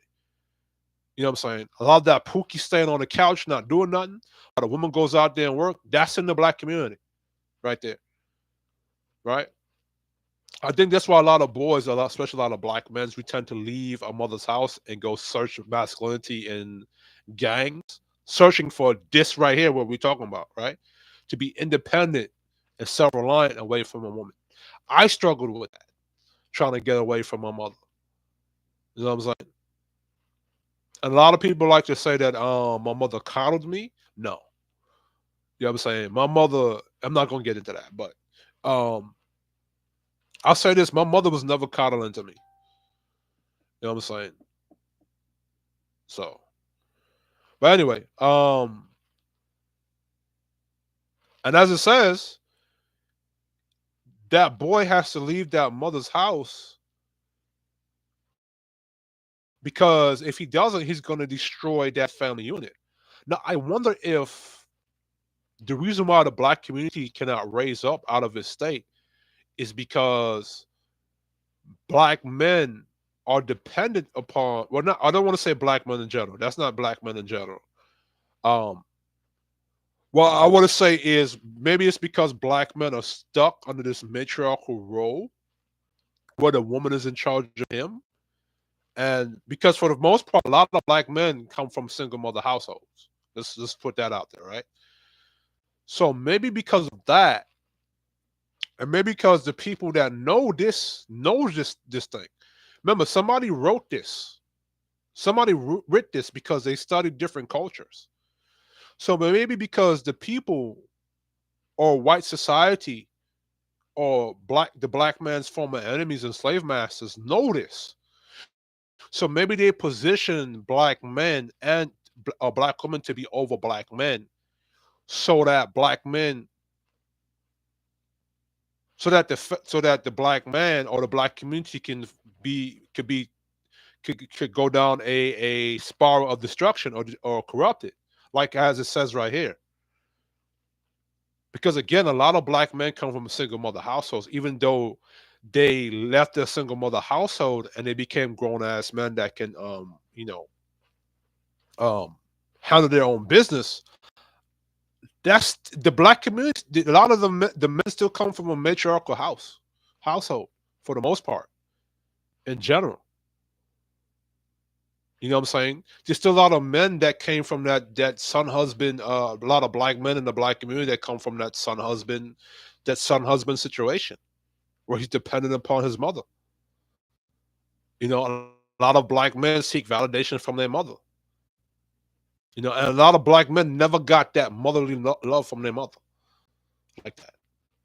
My mother, she had those qualities, but she was very rough and very dictatorial. Like now that my mother's gotten older, she's gotten more feminine, but she's still pretty rough. You know what I'm saying? So I think the people who wrote this the 3 P's of manhood knew this and did a and said that, you know what, we're gonna put the black woman in charge of her black man so that it can fuck up the black man and that it will cause the black community to be destroyed. Because as I said here is that this inversion of sex roles, because it turns wife into mother, subverts both the man and the family unit, sending both down to corruption and defeat. See what I'm saying? Whereas if you have black men in that provider role out there, going out there to be independent and conquering and doing things and bringing glory back to that community, it raises the status of that community when that status of that black man raises up. See what I'm saying? Well, let's keep going. Becoming an independent man meant separating oneself from the nurturing caretaking of women, particularly one's own mother, demonstrating you can stand on your own 2 feet. So to AC Trail, maybe a black man going out there to get to the bag, get to the money, get to the cars and the jewelry was a way for that man, the black man, to be independent of his mother and be able to stand on his own 2 feet. Right? Some cultures have rituals that vividly demarcate what? Demarcate a boy's departure from the world of women and entry into the world of men. For example, during some tribes, a rites of passage in which a boy officially becomes a man. He is kidnapped from his mother's home and taken in to live in the woods for a time with his fellow initiates. The boys are then taught the secrets of how to be men by the tribe's elders before they are brought back to live in the community again, now recognized as fully fledged men. Right? The black community needs something like this, a rites of passage. The only rites of passage for niggas is gang banging, and that's not good. Among East African, Samburu is a part of a boy's journey into manhood. He will ritually pass by his mother's hut for the last time and swear an oath to never drink milk sourced from within the village again. Considered a delicious delicacy, giving up milk constitutes a true sacrifice and thus demonstrates a resolve that amounts to a symbolic disavowal of dependency. It is an act of self-denial by which the boy enacts a personal transformation from receiver to giver of sustenance.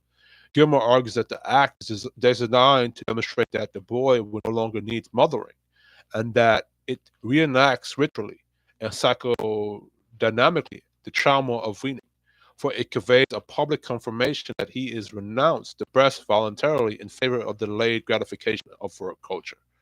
Now, see, When it comes to black men and black American culture and even Caribbean black Caribbean culture, um, there's no voluntarily giving up of no breasts. Like there is no mothering going on at all. There's a lot of emotional abuse from the mother, a lot of emotional trauma from the mother, a lot of tyrannical situations from the mother, like that movie. What's this called? It had Denzel Washington in it. I forgot the name of the movie.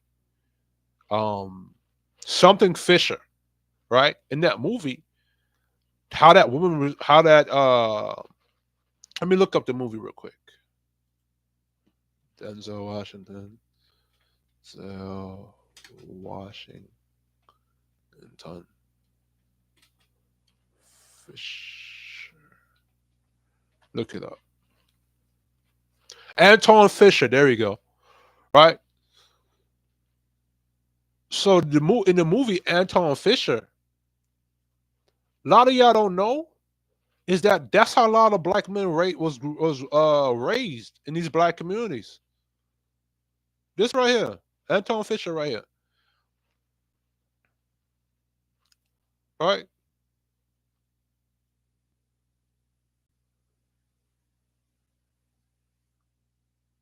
right.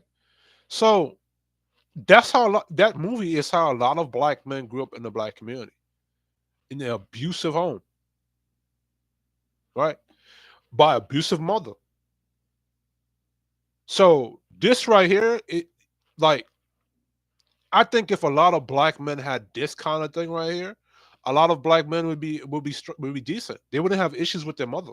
They wouldn't have mother issues. Or like when you go a black man goes to a therapist, the first thing they ask you is how is the relationship to your mother? See what I'm saying? This right here is like actually weeding yourself away from your mother voluntarily. And by them saying that you used to get drink milk from your mother means that you had a good motherly upbringing. See what I'm saying? A lot of black men ain't getting no milk from their mother. It's abuse, it's disrespect, it's emotional trauma, a lot of bullshit. Right? So let's keep it moving. Masculine manhood is firmly based not only on the warrior ethic but also the idea of economic independence. So AC Trail, maybe black men are tapping into these old African things that's programmed into them from a culture in Africa and follow them into America that has been something across the board, right? Where a man is to go out there and get to the money, get to the bag, and have economic independence. Again, this is something programmed into African culture. This is seen as a rites of passage, right? Masculine manhood is firmly based not only on warrior ethic but also the idea of economic independence. A high point of a boy's maroonhood manhood is to sacrifice his first ox. The major portion of the meat is then given to the boy's mother, an act that is described as thank you to her for having reared and fed him as a boy. That ain't that no, that is not something. Well, hold on, my bad. That's a lie. A lot of black men in black culture, especially the rappers in hip hop and rap culture, and even the dancehall Caribbean artists, right? What's the first thing they do when they get some money? Buy their mother a house. Huh. Buy their mother a house, right? And especially a lot of athletes hunting hunting to provision and function par excellence, right? Now today, provisioning could be a form of getting money. You get the money to buy the groceries. That's provisioning. It's not only in violent societies like the Sambia that hunting prowess is a measure of manhood. For example, there are utterly non-violent Mobutu Pygmy of the Congo region. Among these peaceful Pygmy boys must learn the requisites, the requisite masculine skills, especially the hunting of big game, such as elephants. Hunting supplies, the tribe. Oh, hold on, let me read this. What, did they write this properly? Boys must learn the requisite masculine skills, especially the hunting of big game. such as elephants. Hunting supplies the tribe not only with needed nutrients, but also with such indispensable materials of life as skin and bones, and with ritual paraphernalia. Any man who falls short in hunting has his manhood questioned and is put into the androgynous category of clown. Doesn't that not sound similar to gangbang culture, where you go out there and you go shoot at your ops, and you have your paraphernalia, like your gang colors, and throw up your gang colors and your gang set, and you rode on Tukey, or you rode on Jody, and you saying Crip, or you saying Sue Whoop, and that's your big game you got. If you didn't kill your ops or get any of your ops, you a clown when you got back to the gang. Something similar, right? For early men, there wasn't really any choice of what kind of work he could do to fulfill the provider imperative. In the age before specialization, hunting was pretty much it. But what pre-modern man lacked in option was made up for in a job that embodied all the traditional manly attributes, right? So AC Trill, that going to get money and getting to the bag and getting cars and jewelry, because jewelry and cars, that could be looked at as paraphernalia, or that could be looked at as game. Those things are how traditional men are supposed to operate, brother. Right? Among the Bushmen, a boy cannot be considered a man, nor is he permitted to marry until he. AC Trill said that is that in our culture, black men typically go out to get money, get to the bag, get to the cars and the jewelry, and use love as secondary, right? This is why. Among the Bushmen, a boy cannot be considered a man, nor is he permitted to marry until he has successfully made his first kill of antelope. Elizabeth Marshall Thomas tells how boys in their late teens are initiated into manhood having shot their first buck. Now, black American men ain't shooting bucks or antelope, but they get into that bag and that money. You know what I'm saying? That could be a rites of passage into manhood. That's why he probably looks at love and marriage as something final, because he's going out there in his rites of passage, and he don't see himself as a man unless he could get that first big bag or that first big game or the first antelope, right? Prerequisite to a hunter's success are those needed for success in an area of a man's life. For it demands patience and discipline, and it demonstrates a tenacity of purpose. Same like getting to the bag or getting to some money. Hunting is similar to warfare in that it is dangerous and risky endeavor that is structured as a win-loss proposition. And that's the same thing as getting to the money or to the bag. You either bag the game, bag the money, get to the bag, and come home with food for your tribe, or you return home empty-handed. Come on, AC Trill. This is something that has been programmed into African tribes or indigenous tribes across the planet. So it's not just something locked into black men. It's something that was locked into men, period. Whether it be European, whether it be Latin America, whether it be whatever, men, period. And this is talking about African tribes in Africa, which black folks came from, are said to come from. Even if you want to make the argument that you have black folks that originated here in America, it's pretty much the same thing, because a lot of Native American tribes had this same kind of concept about manhood, right?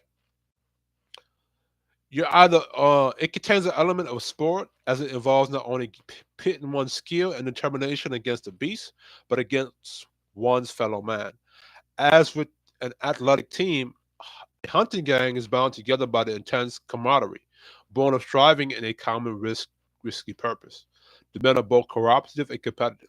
The groups work together while at the same time each individual man wishes to demonstrate the greatest prowess, to be the MVP, who plays an integral role in taking down the biggest game. A hunter's performance either adds to or diminishes his honor, establishing his pecking order within the tribe. Hunting is also a primary creative act for it is the primary means of extracting value from nature by literally transforming wild animals into food, which is what money is. Extracting the money. Money's made up, I think, of cotton and some other natural resources, taking that money or that energy, transforming it into going to the store and buying food, bring that food home for your woman to cook, that you married to cook. Buying clothes, like it says. The hunt provides one's kit and kin not only with protein, food, groceries, but clothing, jewelries, cars, but clothing to protect their bodies from the elements, like a house, like a car, right? Like sneakers. If your wife want to take your son to go to wrestling, you're gonna buy him some wrestling sneakers, shoes, right? And it is feeding of both body and spirit. It is nourishing and sustaining of life. It acts as a counterpart to female reproduction, and thus can be seen. Gilmore convincingly argues as a form of indirect and often misunderstood male nurturing. See, so now we go on to that. See, what we look at as a man, black men going out there and getting to the bag, that could be nurturing to that man too, to his identity, to his masculinity, to those dominant traits that he needs to protect his family, to provide for his family, to provide for himself, right? And we look at that as toxic and not nurturing, as this is describing, right?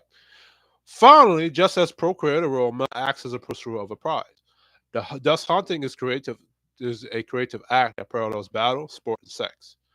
Given that all variables of manhood, economy, skill, hardiness, sexuality come together most directly and dramatically, both in symbols and in the act of putting meat on the table.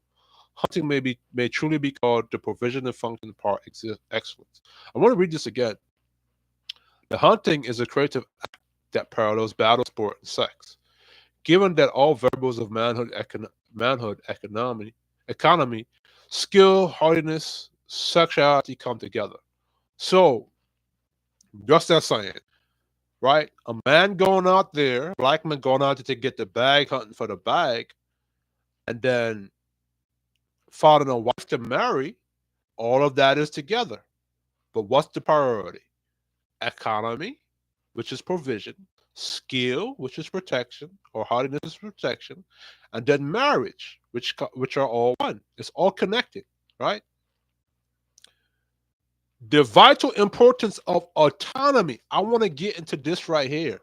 This is important for black men, right? The importance of autonomy. Why men should not choose love as priority. He should choose his own self and his own autonomy as priority. And everything else comes secondary. As I say, well, as the popular saying is, the game is not about the woman, it's about the man. Or the game is not about anybody, it's not about, yeah, the game is not about the woman, it's about the man. I say it, how I'm saying is that the game is about the man first and everything else becomes secondary, right? Real men are expected to tame nature in order to recreate and bolster the base kinship units of the society, to create something of value from nothing. See? This is how important manhood is. And we've lost that, right? Manhood is a kind of male procreation. Its heroic qualities lies in its self-direction and discipline. Its absolute self-reliance in a word. Its agile autonomy, right? There's one more important element that underlies not simply the manly nature of hunting, but upon which all the three P's of manhood depend: personal autonomy. Autonomy involves the absolute freedom of movement and mobility of action. It means being able to make your own decisions, call your own shots, create your own goals, and set your own pace and carve out your own path. Equally important as sex and economic resourcefulness is underlying appeal to independent action as the starting point of a manly self-identity. Right? That should be what man's priority is. Yes, is marriage important? Yes. To create a family and passing on all that man has done and created to a woman and the next line of children? Yes. Right? But the priority for man should not be love. That could come secondary after he's dealt with himself and structured himself. So let's go back to what these brothers are talking.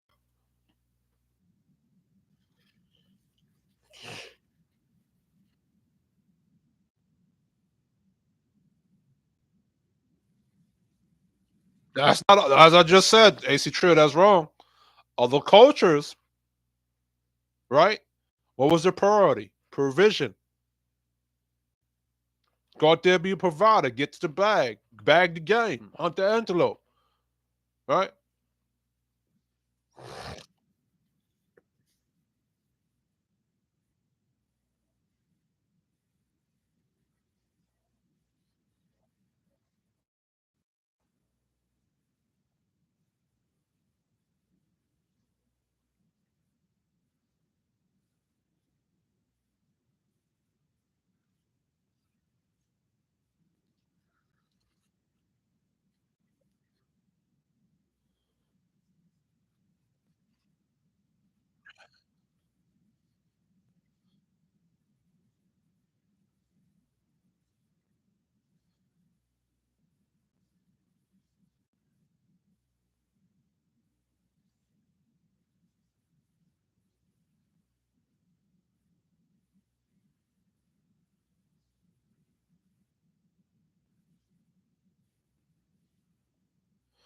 But AC Trail, that has been what the culture has been outside of the black community, black men and black community.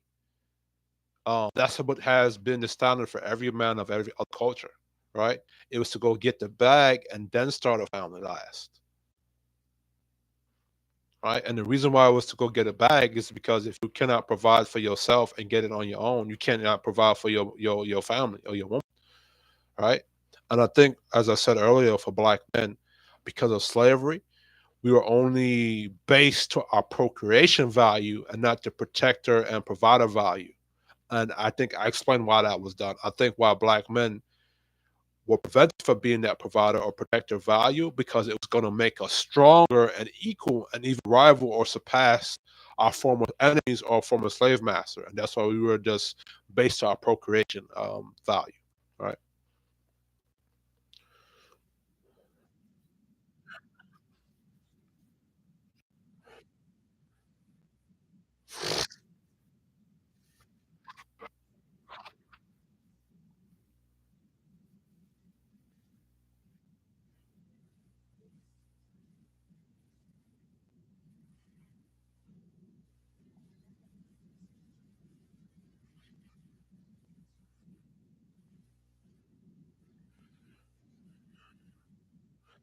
I think what she's referring to is slavery too. I think there was in slavery, right? I think where the black woman had to go serve the big house, serve the white master and the children.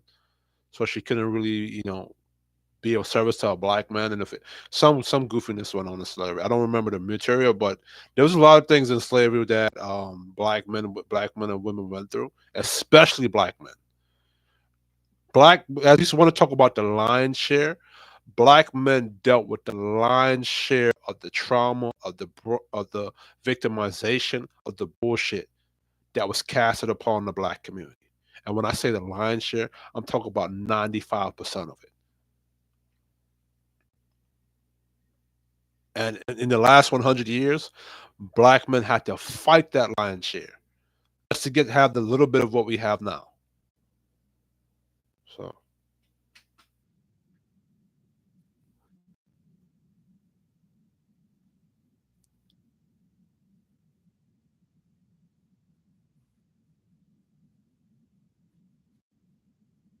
baby girl, that's how the world has been that way.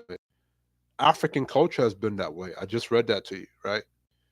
And you keep saying us.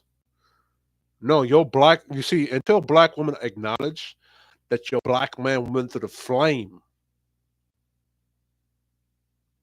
it wasn't us. I'm not discrediting what black women went through, but like I said, black men went through a big lion's share. Way more than 50-50. If anything, black men it's been a 90-20%, with black men going through 90% or 90-10. Black men going through 90%.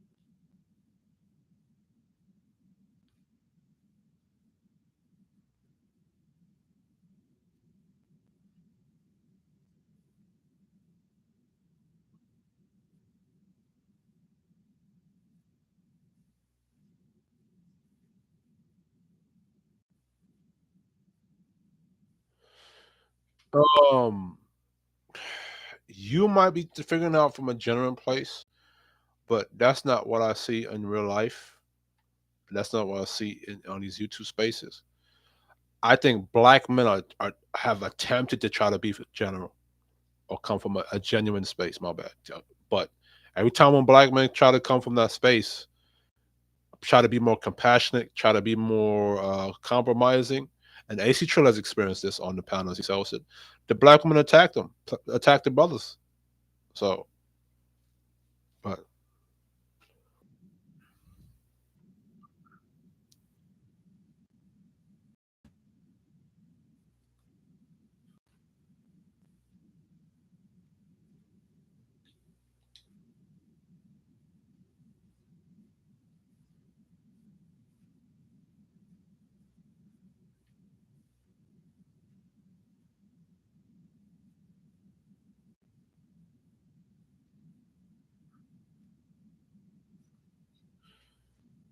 and there I go. Hold on. I don't think black men fear that.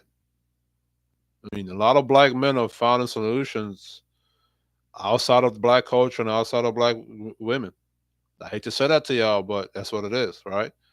Passport bros. You have black men dating outside their race twice as much, right? You have black men doing other things, or the black men who do find, who are able to find black women and marriage. They're finding good black women, right? Not these 3 or 4 black women that you see walking around. So and then a lot of you black women that are like Ebony K. Williams, y'all don't want to settle for the bus driver who's making 50K a year. You don't want to settle for the sanitation guy. You don't want to settle for the blue collar guy that's making 50K a year. You don't want to settle for the truck driver. So that's really on y'all, not really black brothers, right? Y'all the one that's gonna suffer alone. So don't put black men in there with the us.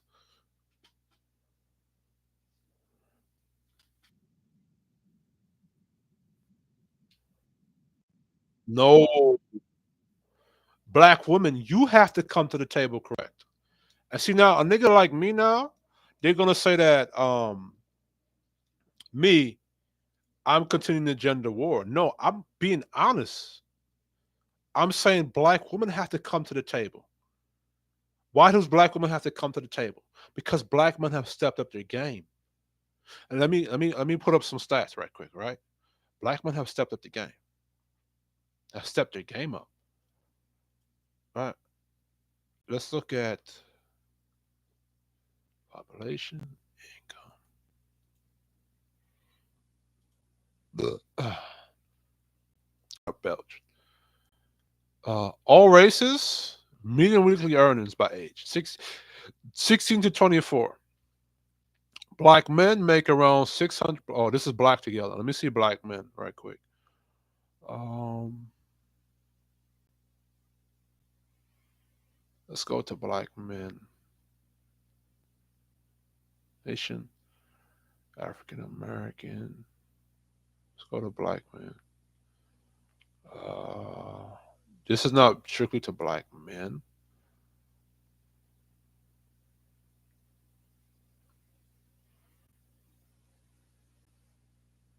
Oh, it's actually showing that Trump. Damn, it says Trump during the Trump era, black folks was actually moving.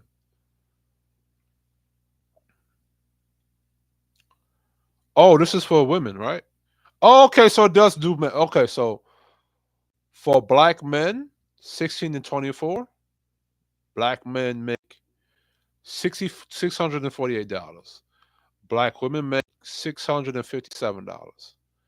Black men, as they get to age 24, 5 to 54, they make $1,014, right? Black women, they make 895. Black men 55 and older make $1,000 over $1,100 weekly. Black women and older make $925. So black men are making good money weekly. All right. This is 2023. All right.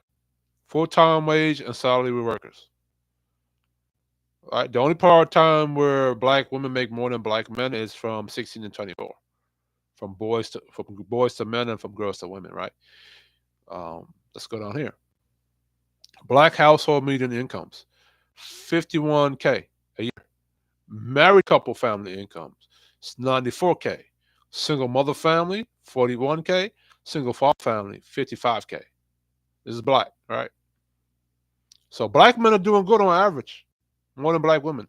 Yet the average black woman doesn't want to put this together with this to make it 91K. All right. So look. Hey, they even did the math up here. The married couple makes this when they get married. But the average one doesn't want to get with this. Doesn't want to do that. The average chick don't want this. Right. The average chick that's making this is operating off of Ebony K. Williams mindset. Right. Individual income per capita. Now, per capita means per individual, right? So black at 29, 38, 29K. Men working full time, 50K. Women working full time, 44K. Right? Holy shit. White women make more money than niggas? No. Black men, we need to step the game up. We need to make 40 more K. You know what I'm saying? We need to be at 60K. Also, median family, married couple income, single woman head, family income, 41K. Black household. But in general, black men make more money than black women. Right? This is from Black Demographics. Black weekly wages by education. All right. Black degree, diploma, black men, 597. Hold on.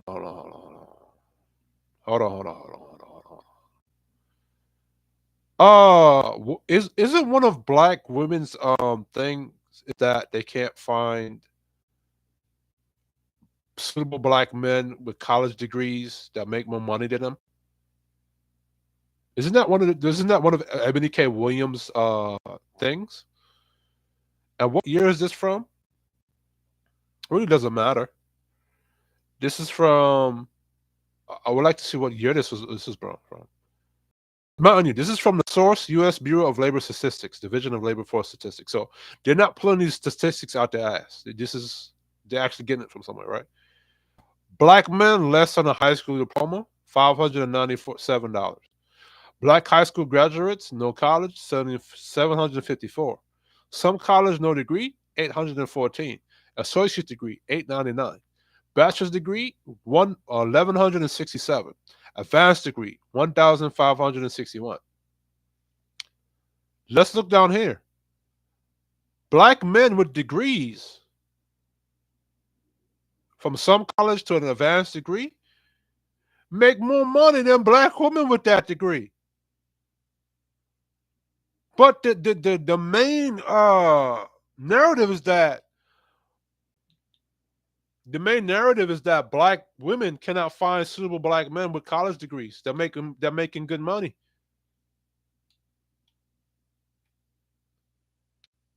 Ebony K. Williams get up every day. You hear Ebony K. Williams. They get up on social media or TV and talk about how they can't find suitable black men. Right?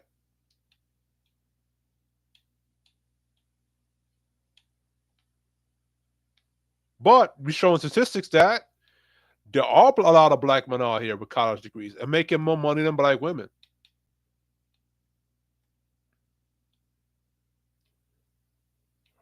All right. So let's scroll down. African American income, 150K. That's 4%. Middle class is 50 to 150K.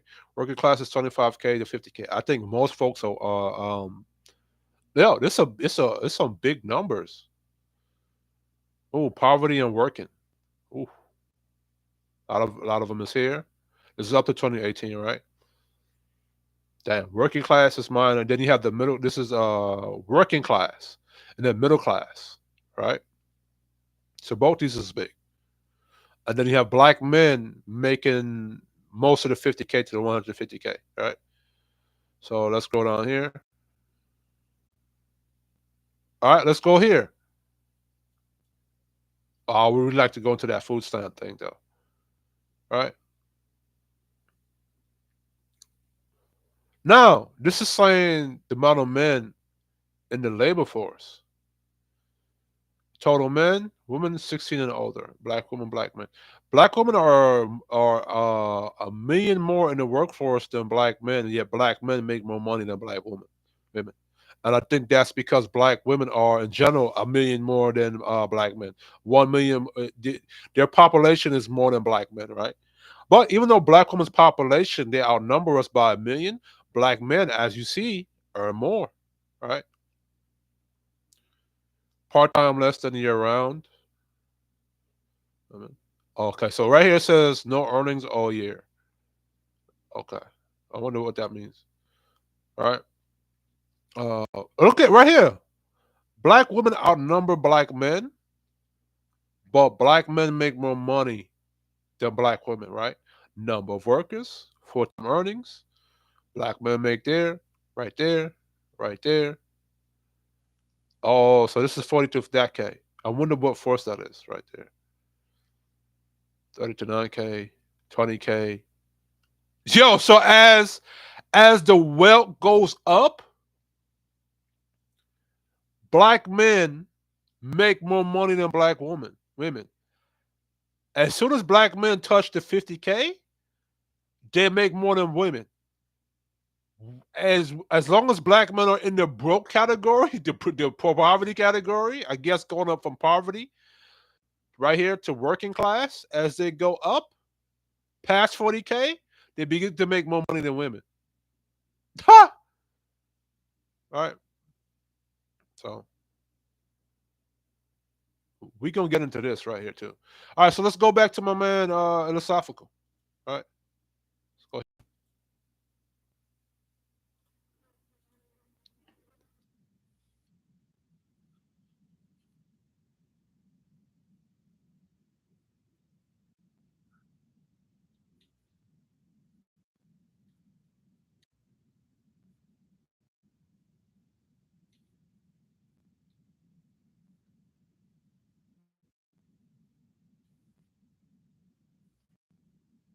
I agree, and I think black men in the beginning of the manosphere, because I kind of agree to her point, right? Black men in the beginning, I think they were trying to have a middle ground or be a more balanced and come to a sort of an agreement. I think what happened was that as the black manosphere came, let's keep it a buck.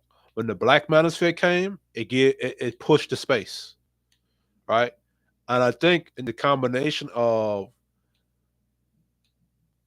black men having to fight or defend themselves against the black women that were attacking them, and then you had other people joining the black manosphere and then taking a lot of the talking points from Angry Man and using them in a very, as Angry Man would say, a very zealot way of using them. I think it transformed into what the original mission of the manosphere was into something completely different, right? And that's just sucks. That's what sucks about with black men. Is every time when we create something solid and sound that you can't beat it, you know what I'm saying?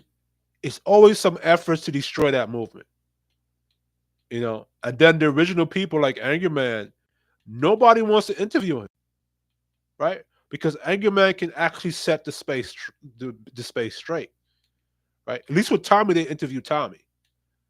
But with Angry Man, because he's one of the architects of the Black Manosphere or the Manosphere 2.0, they don't interview him, right? Because I guarantee if you interview Angry Man, he's going to tell you how it really was and how it really began. But I agree that it became too extreme. It's just funny to me that now you didn't look at feminism back then as too extreme. Now that black men has put up a fight back, now it's too extreme. And mind you, black men have just been defending themselves. All right, so let's continue.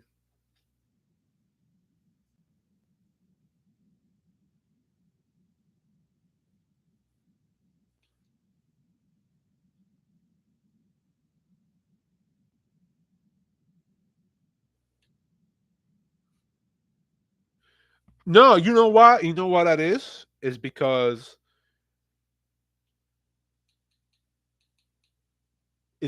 while black women were being single, you had all type of black women saying, "We don't need those niggas. Niggas is we strong and independent. You niggas ain't shit. You niggas is broke. That's why we being single and blah blah blah like school." And you have a lot of women, and unfortunately, that in these spaces, it's hard to tell between like philosophical said, the hoes stand too close to the good women, right? So what happened? What would happen is that in these spaces, you would see a lot of women that would sound and look like Miss Oshun. And how would they their premise of them being single is that niggas ain't shit, niggas ain't this, niggas ain't that. It was never from the premise of I didn't really know what I wanted to do, and that's why I was single. It was a single. It was from the premise as these niggas ain't shit, these niggas ain't these niggas ain't that. So now if Oshun is walking into these spaces and say, well, now I'm in my 30s, I'm in my 40s, and now I'm looking for a relationship and blah blah school, she's gonna get attacked by the extreme niggas in these spaces. Why? Because those extreme niggas had an extreme attack against them. Oh,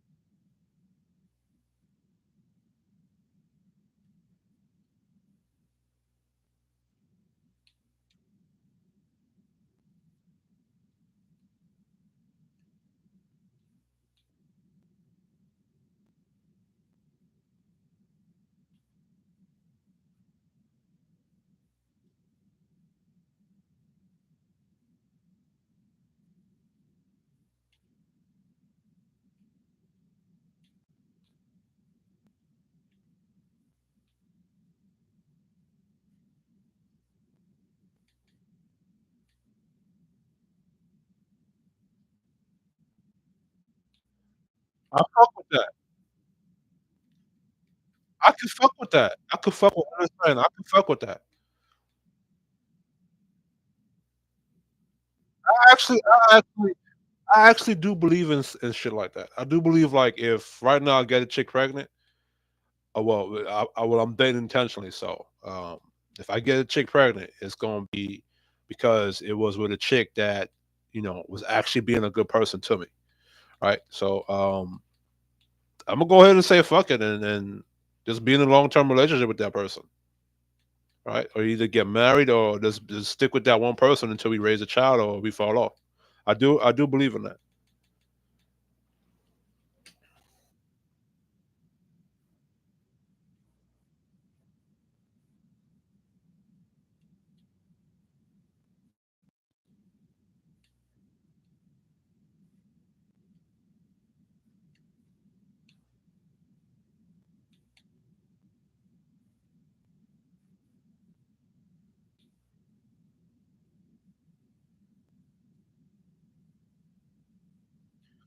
Now, I dislike niggas that try to force marriage on people, and I dislike the extreme niggas that try to tell niggas not to get married.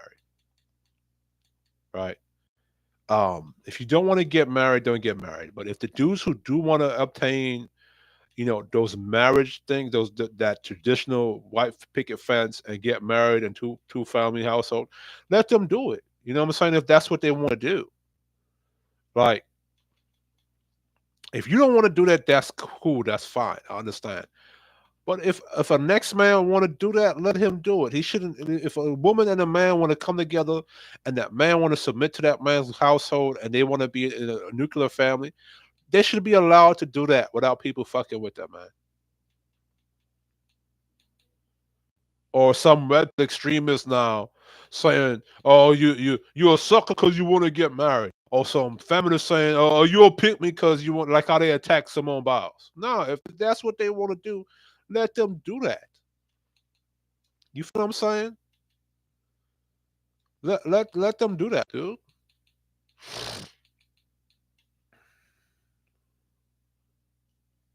Let me keep playing.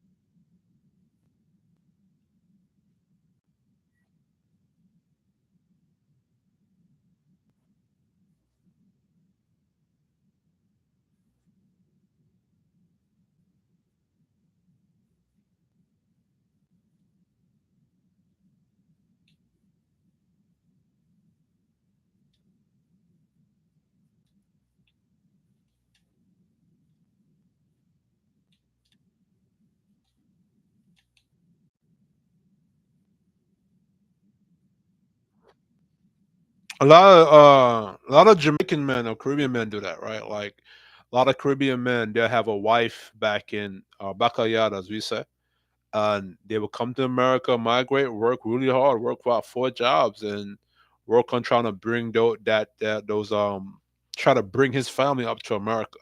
My father did that with my older brother.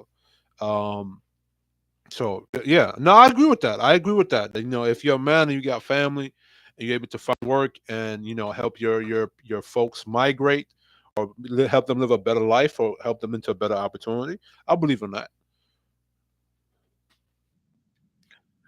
Most black men do that anyway. Most black men, especially with the athletes and the entertainers, when they get some money, they put their family on. But the first thing they do is buy their mother a house, or if they have a daddy, they support. They try to buy their daddy something. You know what I'm saying?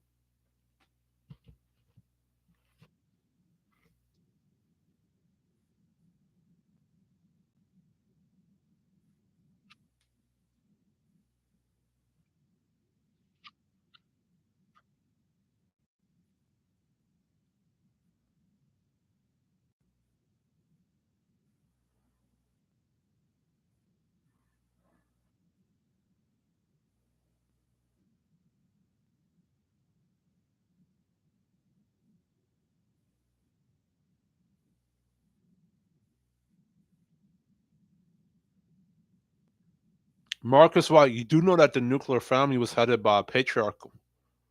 about a man, right? So why you didn't say patriarchal man or they removed the black man out the household? Why you didn't say that, brother?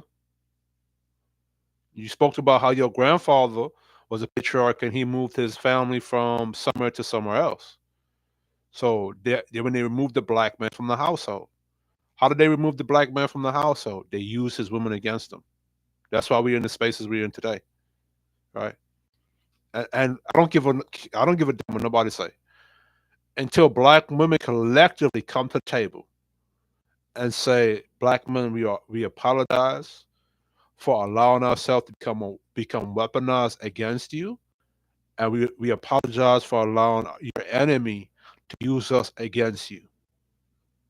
Until black women come to the table and say that and have tangible apologies for that, because what black women did during the 80s and the 90s and still to this present day, it has caused irreparable damages, as angry man would say. You want to know why black men don't want to get into a relationship with black women? Because you could become a potential enemy. You could become a potential threat to him, a bear trap. And you know what? I'm gonna skip this and I'm gonna go to beans. My man, the little podcast. I'm gonna go to beans, right?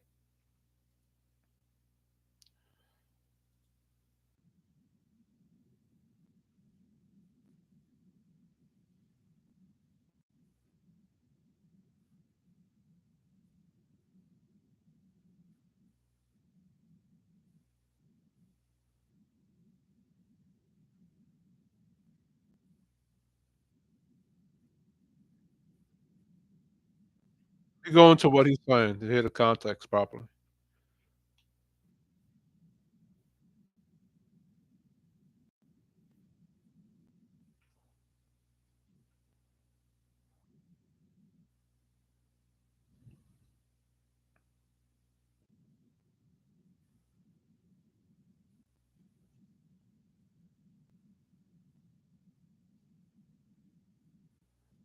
Oh, this nigga said something and I disagree with it.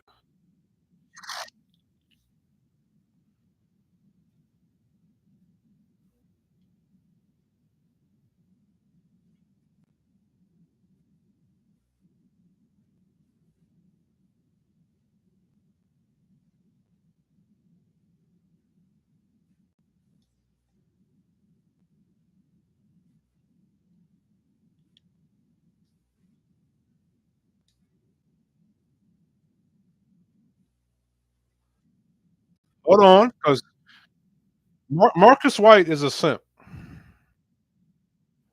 I'm gonna fucking say it, bro. You want to come throw hands with me? I'm right here in Kim Rice, Studio Queen.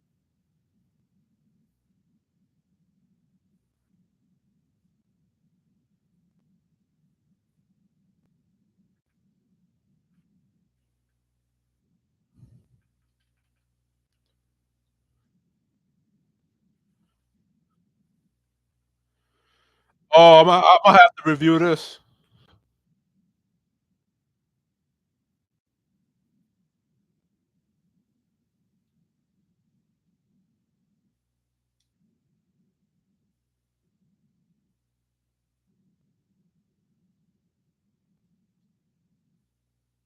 The bloomers, the bloomers.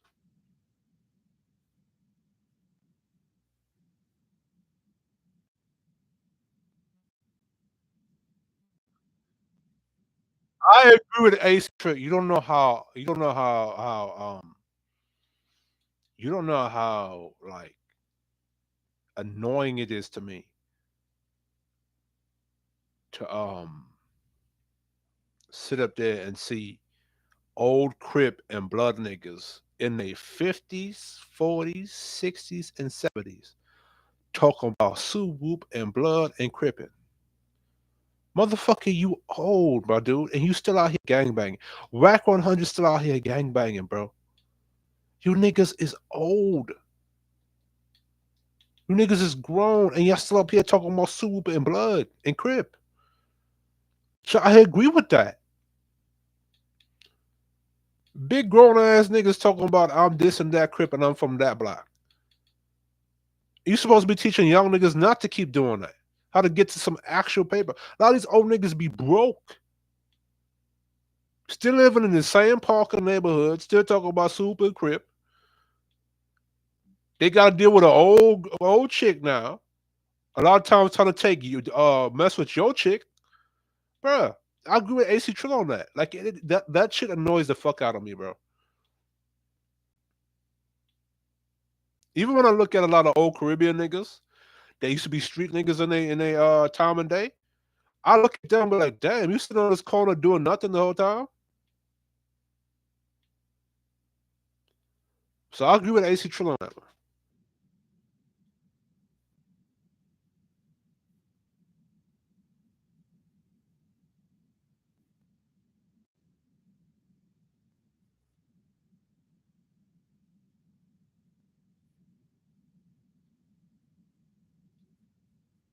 Hold on.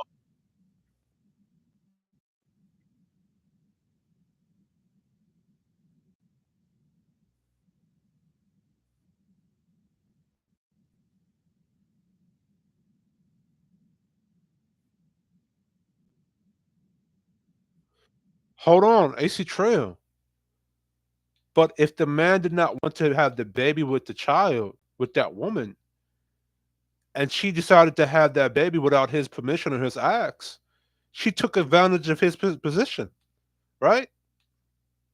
Let's go to what you said again. You said if the man did not want to have a baby with that woman, and she decided to have that baby without his permission, without his say so, without his instruction, and she knew that he did not want to have that baby because he told her, I did not want to have that baby, and she still wanted to did it anyway. She went behind his back. She disrespected his instruction and his leadership. As a consequence, she should have been left. He didn't want to be responsible for that kid. He said, I didn't want to have a kid. And she decided to let him get her pregnant anyway. Right? That woman had a choice, had more of a choice and more of an option and more power in the say so of his kid, because you said it's his child, right? It's his kid. So if it was his kid, then he has a right to say, I don't want to be responsible for that. Or I didn't want to have a baby. And she decided without his permission or that man say so, right, to have that baby behind his back. And then she's upset because he doesn't want anything to do with it. Well, he told her he didn't want anything to do with it. He said it.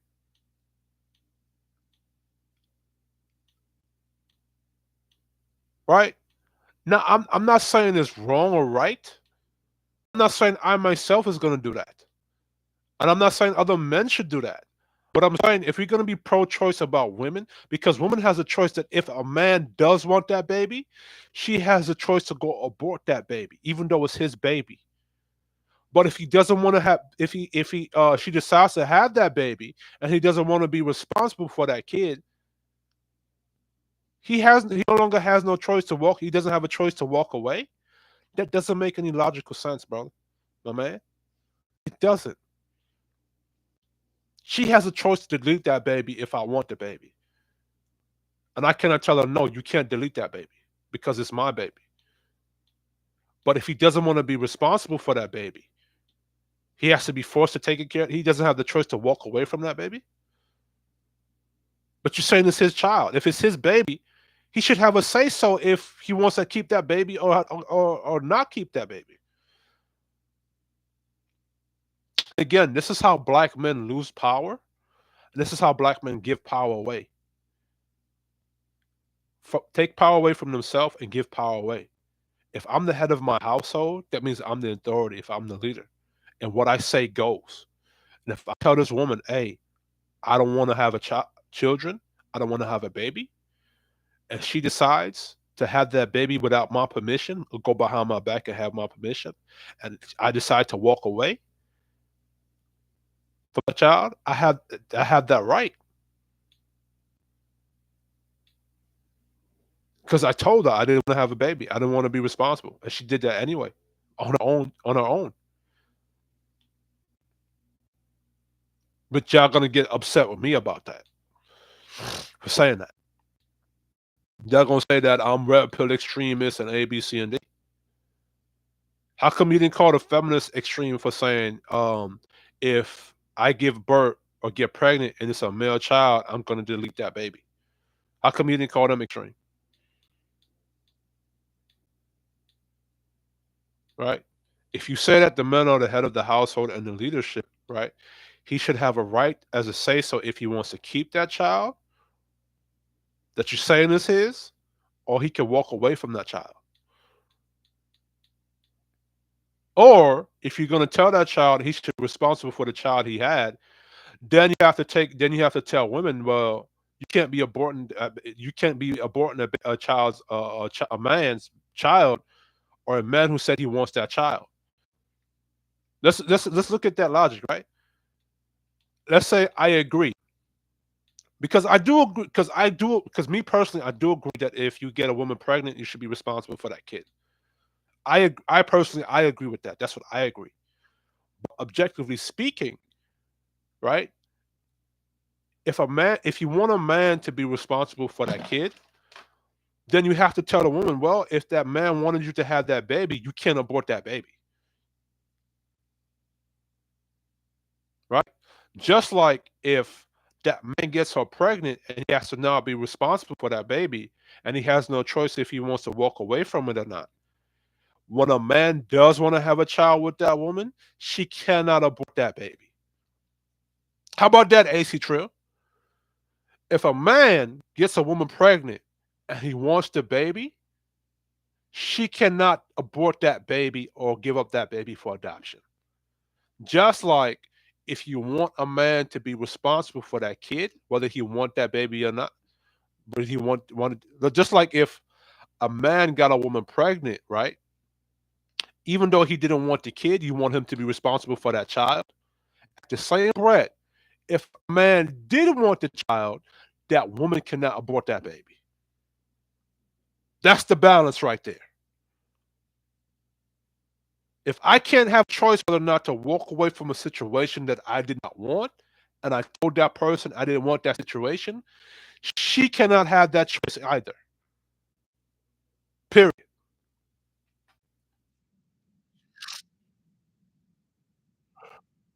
Now, me personally, again, me personally, right? This is my personal opinion. Um, a man has to be responsible for his responsibilities.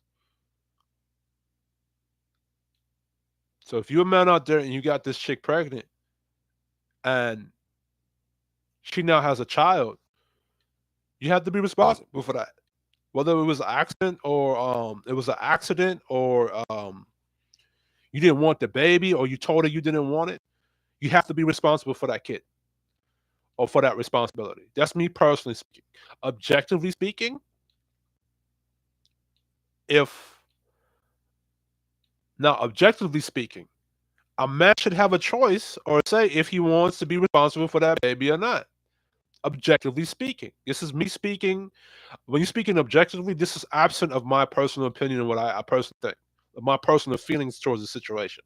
Objectively speaking, if a man says he wants to walk away from that baby, if he's the leadership of that also, and you're going to give a woman a choice in deleting her baby, he should have a choice to walk away from that responsibility.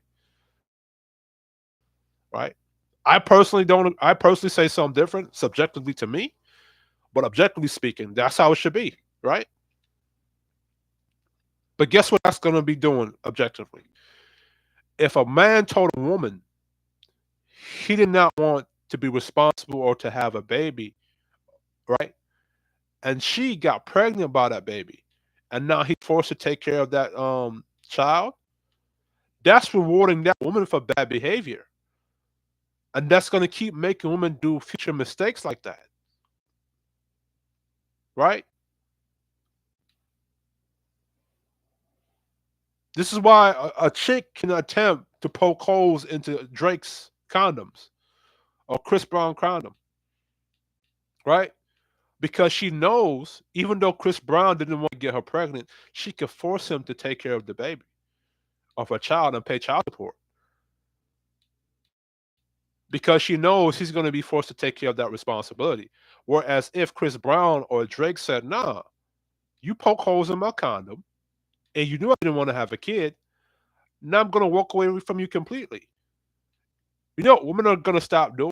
Going to say, "Oh shit, you know what? Maybe I should not keep getting pregnant by trying to get pregnant by Chris Brown or a Drake, because when I do this, I'm not going to get rewarded for it. He's going to walk away, and I'm going to be stuck with this responsibility." Right? I'm speaking that objectively now. Because now every time when a woman gets pregnant, because guess what? And I know AC Trill is going to say, if he hears this conversation, he's going to say in his head, well, that man should have never got her pregnant. But guess what, AC Trill? Women control the access to sex. There will be no sex or getting her pregnant unless she allowed me to get her pregnant. So the fact that a woman will allow a man to bust up in her raw without having a discussion of safe sex or wearing condoms or contraceptives, that's her fault 100%. She allowed this man to get up in her and get her pregnant and produce a kid, right? AC Trill, there would be no 10-step process for me to text her and talk to her to go over there and hit her raw unless she allowed me to go through that 10 points process to go over there and hit her raw. So whenever a woman allows a dude who let her know he didn't want to be responsible for a baby, and he let that same said man get her pregnant, that's 100% on her. She shouldn't have to force that dude to be responsible, because then that's rewarding her for allowing a man to have sex with her unprotected, which is what's causing a lot of the problems we have now. Right? Let's continue.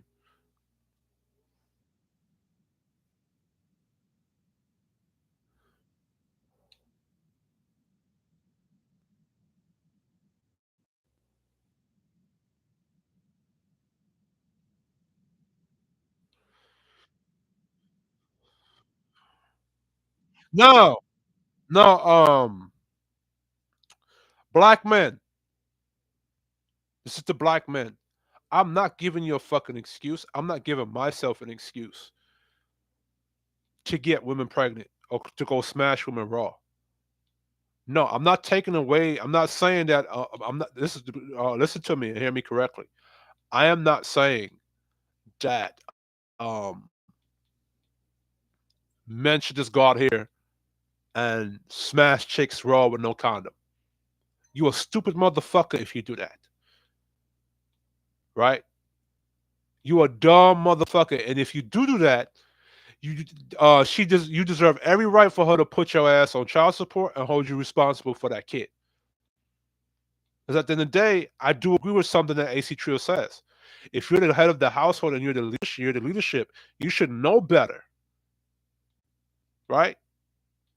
What I'm addressing, or my point is, that there needs to be accountability held on that woman. Because at the end of the day, she let a ain't shit nigga get her pregnant. And my other point is that if a man is in a leadership position, he should have an option or a choice to walk away from something he's already said he didn't want. But that doesn't mean that that doesn't give you men the ability to be irresponsible. Still be responsible for yourself. Because there's a thing that he's going to say that is absolutely correct. If black women are going to be weaponized by our enemy or by the state to use as a bear trap against black men, you have to be very careful. And if black women are going to take advantage of that to now allow themselves to be used as a bear trap against us, black men, we have to be very fucking careful of that. And we have to treat black women, you're not going to like this, but I have to say it like this. You have to treat every black woman as if she could be a potential threat to you till she proves she's not a threat to you. It's just like a CEO of a company, or it's just like It's just like a club or bodyguard, right? If a club has rules and says no shoes, no weapons, no guns, right? That bodyguard is gonna pat you down and search you thoroughly to make sure you're not a threat before he allows you into the club. Which I don't know why black women don't do that too. I don't know why black women don't treat it that way too. But because black men, right? Since we're gonna face the heavier penalty, not even the heavier penalty, the heavy penalty. When black men get a black woman pregnant, she's going to use the government and the system against you. So you're going to face the heavy penalty, not even the heavier penalty, the heavy penalty itself. Right? So for black men, in our case, before you walk up into that club or you walk up into that forest, you better survey the environment properly. You better research the terrain properly. You better have a metal detector to detect if there's a bear trap in the area before you walk up into that forest or walk up into that club. You better make sure that that club, that the area that club is in is not gang infected. I mean, gang infested, or it's a safe area. My bad. You better make sure before you go to that club is in a safe area. It got security guards in there, right? It's a five-star establishment. That establishment has good customer service to you. And if that club has bad customer service to you, don't spend your money in there. Don't go into that club because going into that club, you can lose your life. There could be a trap in there. So you got to treat black women like that. And until she proves that she's not a threat to you, do not get her pregnant with your condoms. Don't even engage. Right? Make sure black men, you protect yourself, you protect your procreation, you protect your provision, and you provide for yourself first before you protect and provide for a woman.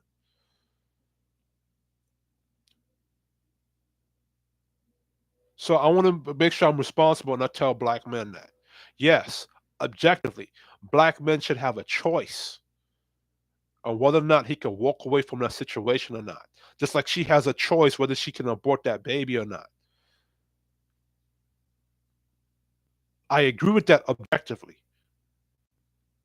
Absent of moral code and any of that.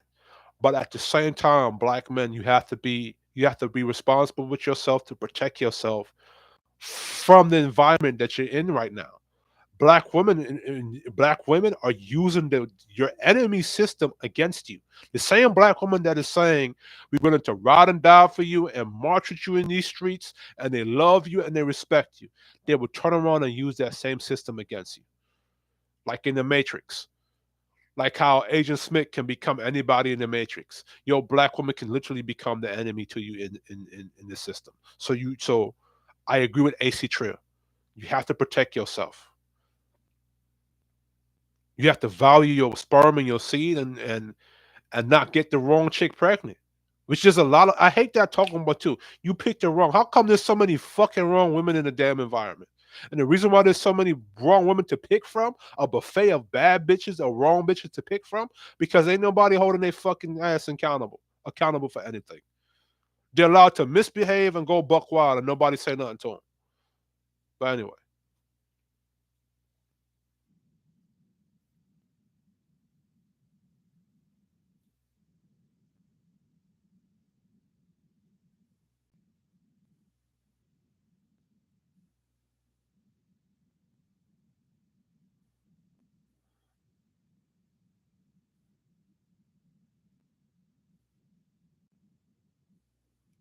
No, but I understand what Noah Bell is saying, and I understand what you're saying, philosophical.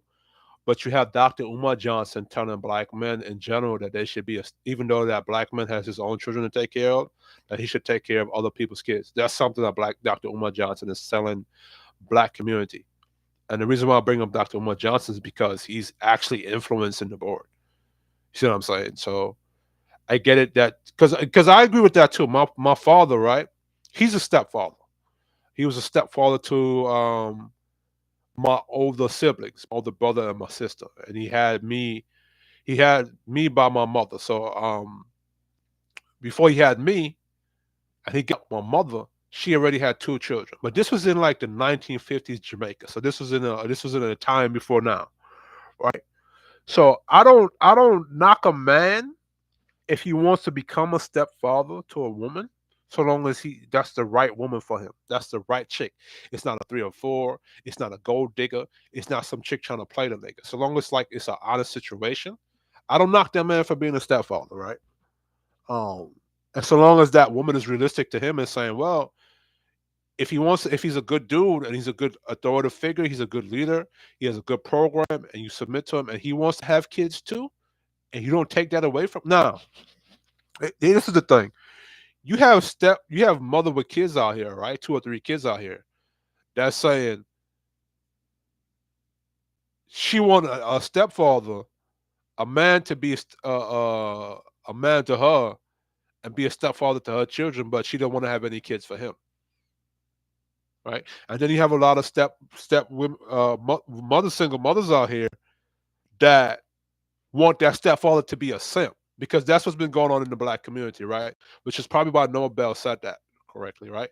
Is that a lot of these women, they go out here and do 3 or 4 phases, and I think Eggman talks about it in his book, where you have black women out here that will on purposely get pregnant by a certain characteristic of dudes, and then while she's in a relationship with a dude that wanted to be a stepfather to her, she's smashing the next dude on the side, the dude who's the biological father to the kid on the side.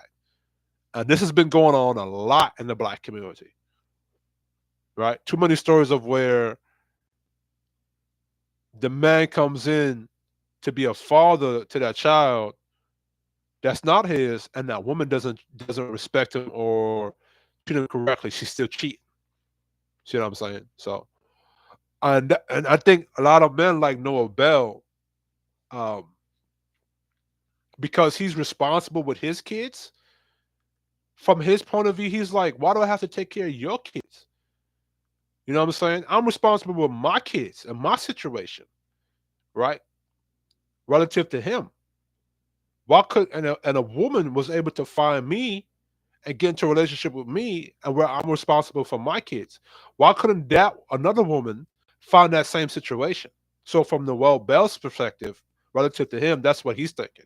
I get what Illa's saying, because I don't have that issue either. I think if a man wants to be a stepfather to a woman and those children, so long as that woman respects him and what he wants, and she's agreeable to him, she's submissive to him, and those children respect him and respect him as an authoritative figure in that household as a leader, I would have no issue with that situation. It's just the other situations that are the more common situations, the negative situations that are more common, that a lot of brothers are running away from. And when I asked my pops, would you agree if I was a stepfather? He told me no, because he told me it was a different time today. I asked my mother, which my mother and my father, they're now divorced. They've been divorced for a long time. They've been divorced since I was 5 years old, right? I asked my mother if I said I wanted to be a stepfather to a woman and a kid. She told me hell no. And mind you, my father was a stepfather to her kids. And she told me no. I asked my aunties, I asked my sister, I asked all the women in my family. They told me don't do it. So do with that what you will. So if the mother women in my family, including my father, is telling me don't be a stepfather, I asked my brother's wife that question. She told me don't do it. And my brother's wife said she wouldn't recommend that to her kids, because I have a nephew. I think he's about to be 17 or 18. I have a niece and I have a younger nephew. Right? I asked her and I asked my older brother, and both of them said hell no. So do with that what y'all will.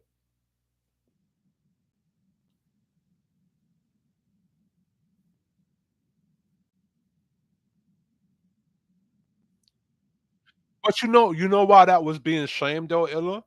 Is because back in the day, like I said earlier, that woman got pregnant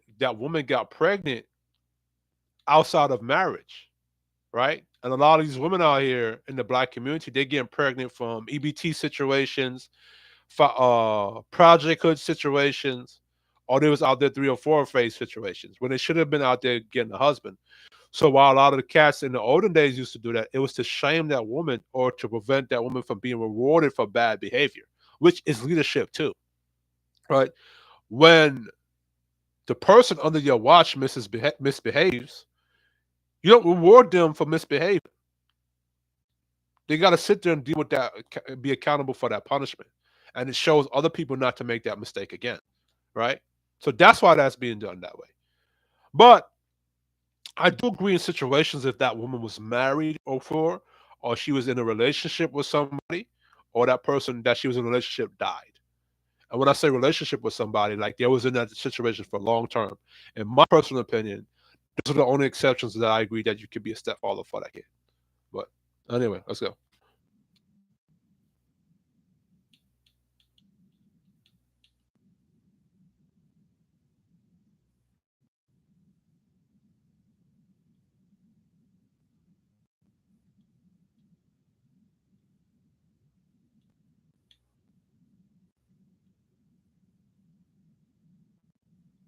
Right, right.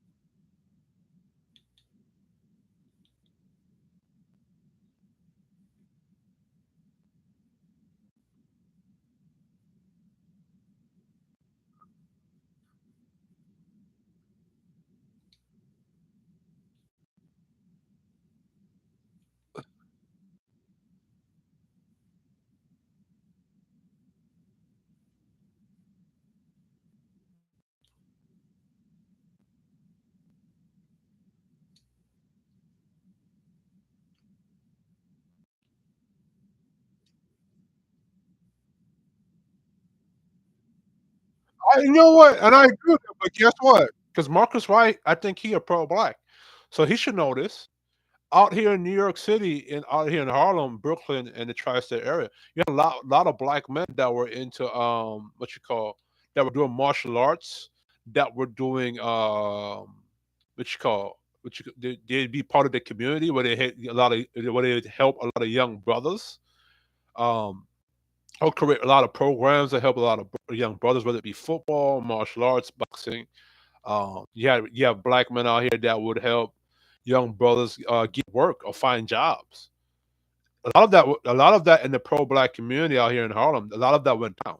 So you had a lot of black men that even though they were not in a relationship with that boy's mother, but they still was some type of fatherly role for that child. So so you have black men that are already doing that, just outside of a relationship or that kind of relationship or stepfather situation.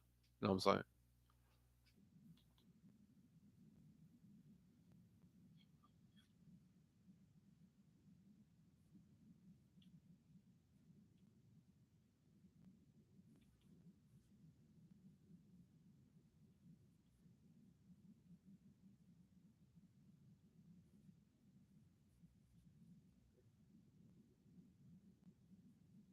What did you say?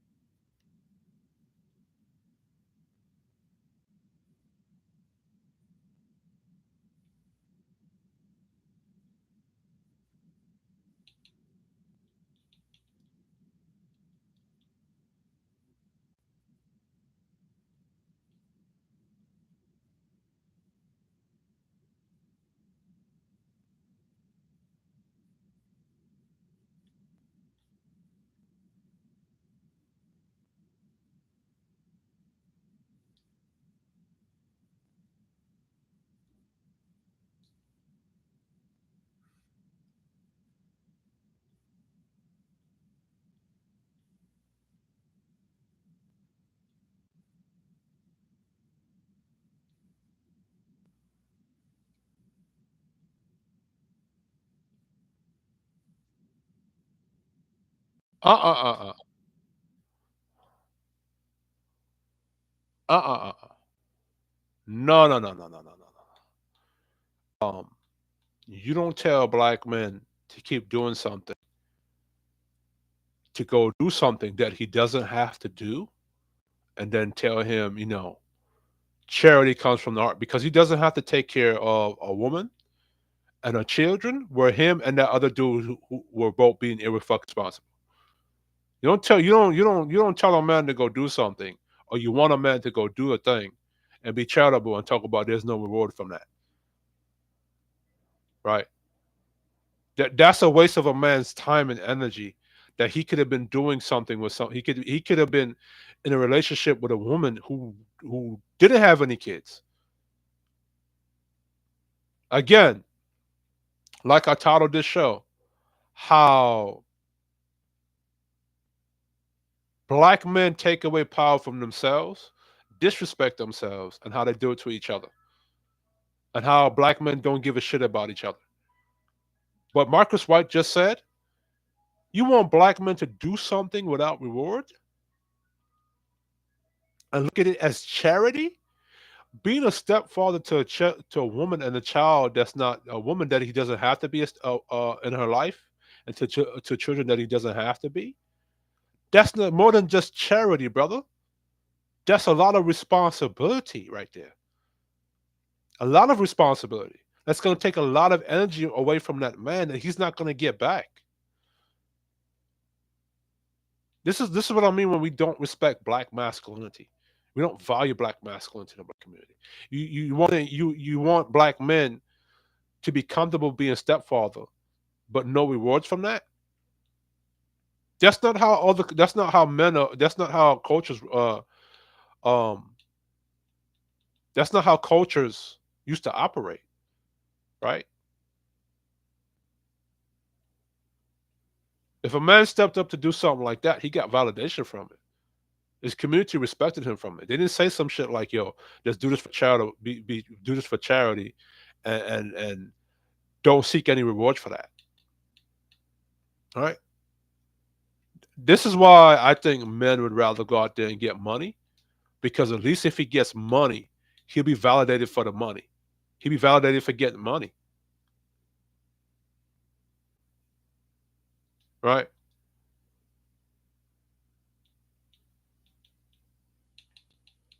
Because at least when I'm out there and I'm grounded and I'm getting money and I'm conquering, I get validated for that. It's not looked at as me charitable, being charity. It's when I spend my money and um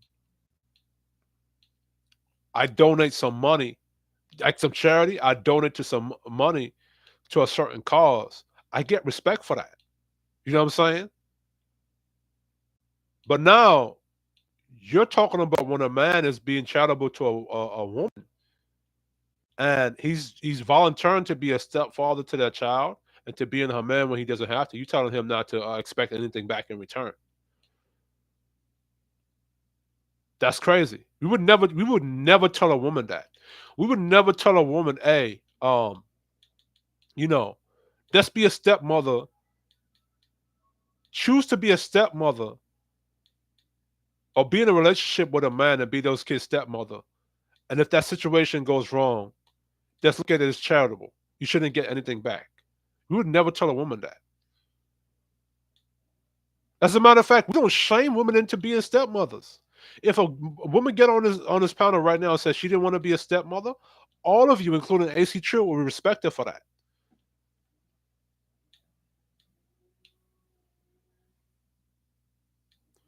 So I just found it funny how we say that we respect and we value black men, but the language and how we speak it, it doesn't sound that way.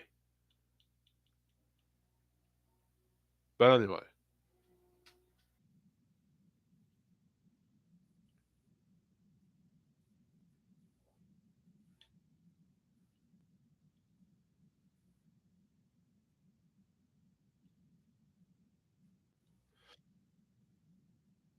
no, no, I can agree to that. Because in my life, I've done things and I didn't expect instant gratitude from that. But maybe that's the problem in the black community. Like, we should show gratitude to black men. Marcus White. Black men had to fight a lot of bullshit in this community for me, you, philosophical, AC Trill, Discipline, and the lady above her. For us to be on this platform on YouTube right now, black men that came before us put their fucking lives on the line and they died for it. They fought for this and they died for this. So why the fuck should they not be getting gratification for the shit they have done in this country? And now y'all have an expectation, or you don't want to shame the men to into being. You want the men to be. You want it to be an environment where it's okay. A woman's responsible because she was supposed to be married to that man before she had children, and you don't want to show him any kind of appreciation. You don't want to give him any kind of gratification for that, but you want to be okay for him, or create an environment where it's okay for him to do that. Again, I agree with the concept of doing things out of the charity of your heart because I've done it. And objectively, I think that's how everybody should move. But when you talk about in the context of the culture of the black community, black man being a stepfather to a women is not even respected by the woman who she's being a stepfather to her children with. She don't even respect him. If the child don't like him or she no longer like him, she'll kick his ass to the side. Or she'll put him on child support, depending on the laws we have.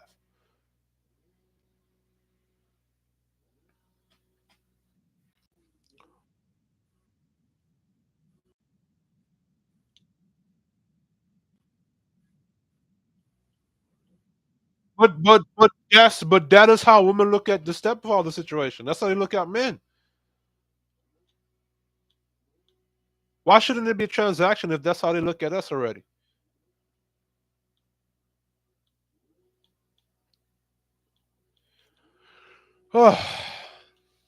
It's whatever though.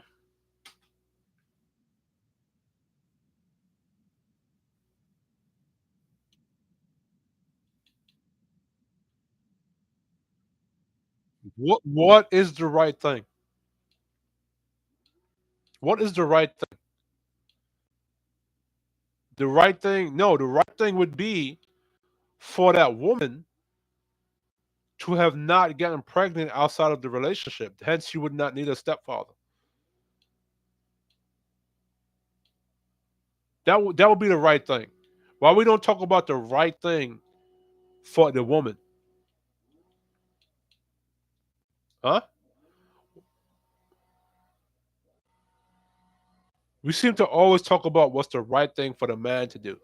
And it seems like the right thing for a man to do is to be a beast of burden, as Angry Man would say, or take on somebody else's responsibility he's not responsible for, or be a sacrificial lamb. It seems like that's the right thing to do. But we never talk about what's the right thing for the woman to do. The right thing for that woman to do is to have gotten to a marriage with her husband and then have a kid, or to find the right man to have the kid by, or to go work it out with that man she had the babies with. Right? Not bring her baggage or her responsibility onto a new dude. But it always seemed like the right thing for the man to do is to take care of other people's responsibilities or mistakes instead of finding his own. We never tell women to have a box discipline or to be responsible for the kids that they put out into the world. But it's always on the man to be responsible for his mistakes. And I agree with that. A man has to be responsible for his mistakes, but we don't put that same energy for the dudes. I mean, we don't have that same energy for the women, and that's why the problem is going to keep happening, right? Yes, because the men are the leadership in the community, they have to be responsible. But as long as the women are going to benefit and be in the house of man, they have to also be. They also have to be responsible. They have to be responsible. As long as they're going to be in a man house and want to be in a relationship with a black man, they have to be accountable and responsible. Because if they don't, and you're telling black men you have to be responsible and accountable, guess what the black man is not going to do? Pick that woman. Because he's going to recognize, oh shit, this is a bad chick right here. This is why you have a passport bro movement. Because the brothers in the passport bro movement is saying, well, damn, yo, these chicks are not good. These chicks is bad. And if I go date or get into a relationship with this chick, it's going to be my fault that I chose this chick. Right? And on top of that, I'm going to be rewarding bad women with a good man. But anyway, let's keep going.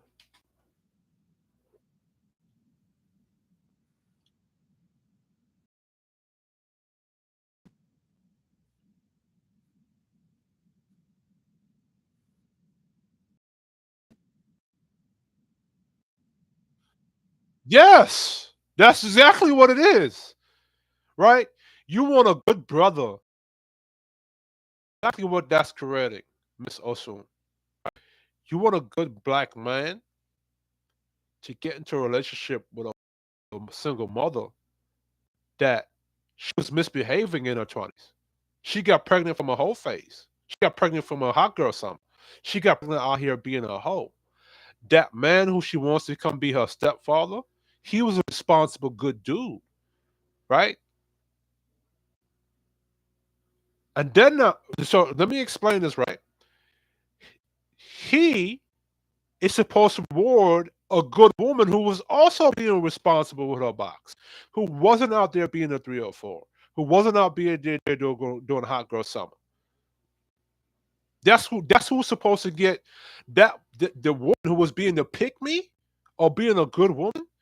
Her reward should be a responsible good dude because the responsible good dude did what he was supposed to do, and she did what she was supposed to do, and that's supposed to be her reward.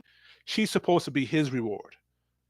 But now what y'all saying is that the good responsible dude is supposed to reward the woman who wasn't being responsible with a good dude. You know what that's going to create? And take this. You're also rewarding that man who was solid, who was responsible, with a bad woman. That like y'all don't see the bullshit in that. You're rewarding a bad man who bust his ass and worked all the way in his life to get where he's at with a bad woman. And then you're rewarding a bad woman with a good dude. But the good woman, she can't get the reward of that same good responsible dude. And that good responsible dude, his reward should be that good responsible woman. But they can't get to each other because you're training black men to deal with low level bad women. That doesn't make any sense. If we keep saying that the woman is the reflection of a man, right? And now we're telling this black man who's a good dude that he should be with a bad woman. That goes against that talking point. He's picking the chick that's not the reflection of him or his works. A man that has worked good to till and create himself should get good rewards and get good results, not get bad results by dealing with a bad woman. We would never tell a good woman to deal with a dude that got 6 kids and be stepmama to that kid. We would never say that. I don't have an issue with a man being a stepdaddy. I don't have an issue with a woman being a black man be choosing to be a stepdaddy. I have no issue with that. But the truth of it is, and two things can be true at the same time. At the same time, as I don't have an issue with a man being a stepdaddy if that's what you want to do, at the same time, we have to address that situation. A good, responsible dude is rewarding a woman for bad behavior, and that we're rewarding that good, responsible dude with a bad chick or chick that made mistakes, and then not a good woman who did what she was supposed to do. That takes away her good reward of a good man. How the fuck is that fair? Again, you take away the value from the good men in the black community.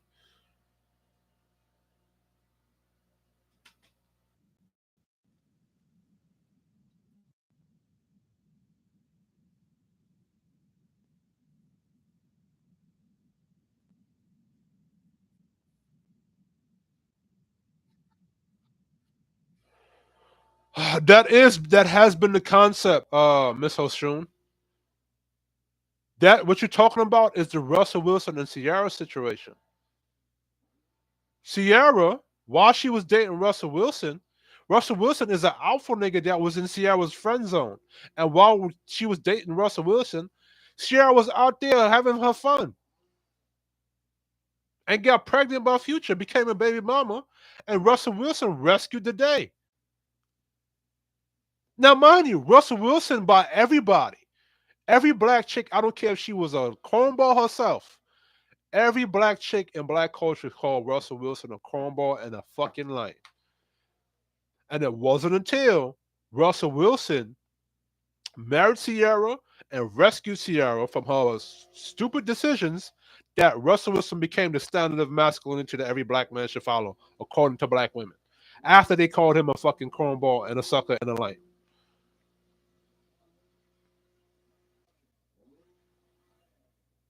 Let me show you a stat, right? Um, this is black fertility, black women and fertility. And before Marcus White's probably tries to discredit it, Marcus White and any of you other pro-black ass niggas, y'all like to talk about how the white man are black demographics that's showing you black. To show y'all niggas is not pulling it out the ass, this is coming from the National Center of Health and Statistics. So this is not just doing this shit randomly, right? Black woman fertility. 41% of black mothers live with their child, father, the first child is born, married, or cohabited. So that's 41% compared to all women, right? This is black women from ages 15 to 49, right? So what's going on here? Black men's fertility. 46% of black men aged 15 to 49 have had a biological child. 66% of black fathers live with their child's mother when their first child is born, married or cohabitate. Black men are more likely to have only one child or four or more children compared to all men, right? So, 7% of black men are having four or more children. 3% of another 7% right here is having three or more children. 50% of black men are having two. 70% of folks over there want black men to help them increase their population, right? Black women versus black men, right? 39% of black women have no kids. Look at this, 17%. As it goes into two or more, 21% two or more, 13% three or more, 10% four or more. Right? Twice as many kids. Right? Look at this. This is a higher percentage than black men. Black men are more likely to have no kids. Black women are more likely to have two or more kids. There are over 300,000 more black women than men. Despite this, there are more than 550,000 married black men than black women. Black men are twice likely to marry outside their race than black women. Also, according to the report, there are 1 million more black women with children than black men. 46% of black men aged 15 to 49 had a child, compared to 61% of black women by their 40s. These figures were closer with black men at 81% and black women at 87%. Black women were more than twice as likely to become mothers before the age of 25, and black men were twice as likely to become fathers after the age of 25. This led to a higher likelihood of young black mothers with children from men in older age brackets and supports the statistic that black men were more likely to live with their mother of their firstborn child. This difference influenced family dynamics and also explains why mothers who had their first child at a young age were more likely than all women to have a child with different partner than when they get older. So black women are having children at a higher rate than black men. Now, what this is not telling you, if you're from black culture and you're from the hood like I'm from East New York, right? You have a lot of income people, low income women getting pregnant by low income men. This is that seven. This right here is that 7% and that 13% that are having three or more. This right here. So it's not most of black men getting. It's 7% of black men having 3 to 4 or more kids. This right here is the low income housing, and from what I have seen, this right here is drawing from this 7%. This 7% is getting pregnant. This right here, and even this right here, this 17, 21, 13, and 10% is most likely getting pregnant from the 7%. Like that, there's a brother I think out in Memphis that had a whole bunch of kids by I think he fathered about 76 kids, but by a bunch of women, my nigga. And that's in Memphis. I know what Brooklyn looked like. I know what Queens looked like. Harlem looked like. The Bronx looked like. And a lot of you brothers that come from black culture, you know what it looked like because you've seen it. So, um,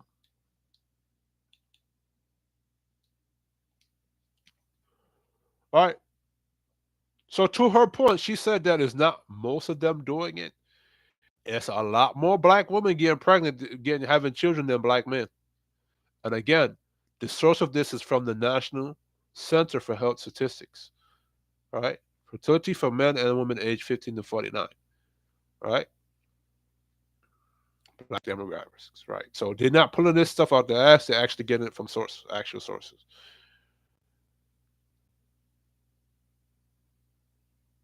All right.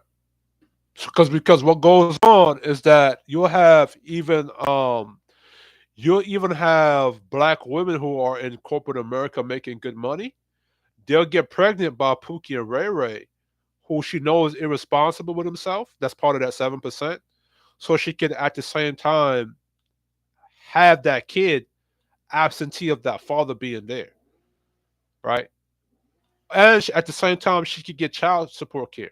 No, not what do you say, child support. Child care. Right? So she could get child care. She could get because there are things that women can get because they get pregnant or they have a child, even if they don't live in low income housing.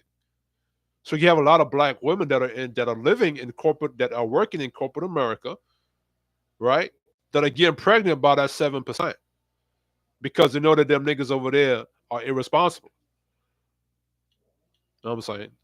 Because those women, even if they were to try to deal with a brother that's making 50 to 60K, right? She knows she has to work and actually prove to him that she could get that. Now I'm not talking saying this is all black women, but I've seen a lot of black women do this, even in the corporate American era or the middle class or the working class black women.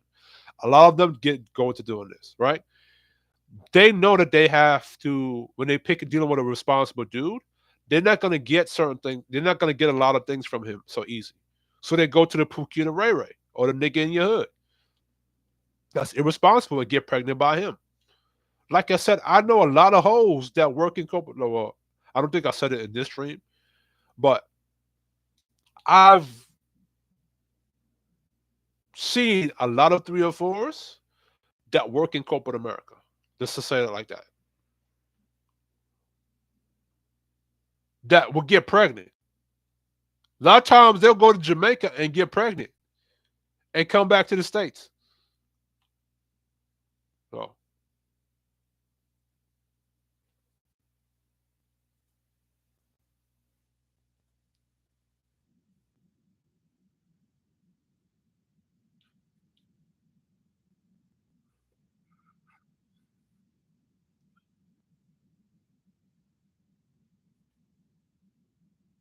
maybe it's because a lot of men are experiencing it. That's why they're saying it. If you're a brother like me and you're growing up in the hood and you're seeing that, then you can't say it's something for us, relative to us. That's what we're seeing, and we're trying to avoid it. You know what I'm saying? Even white men are seeing that. Men outside of the black community, non-black men, they're seeing it within their own communities, and they're saying something about it, right?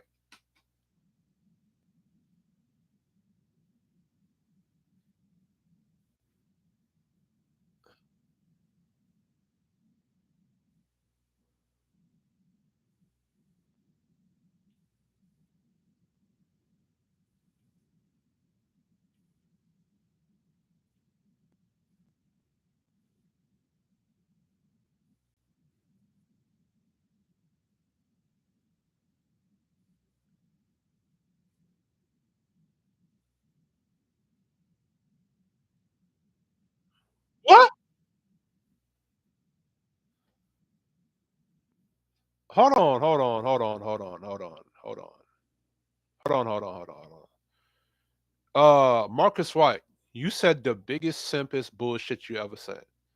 I heard you say. Let's replay what you said. Because you didn't tell the dude to go pick a chick that he didn't know. Just you didn't say to go pick you didn't talk about a chick that he didn't know or he never met before in his life that had a kid.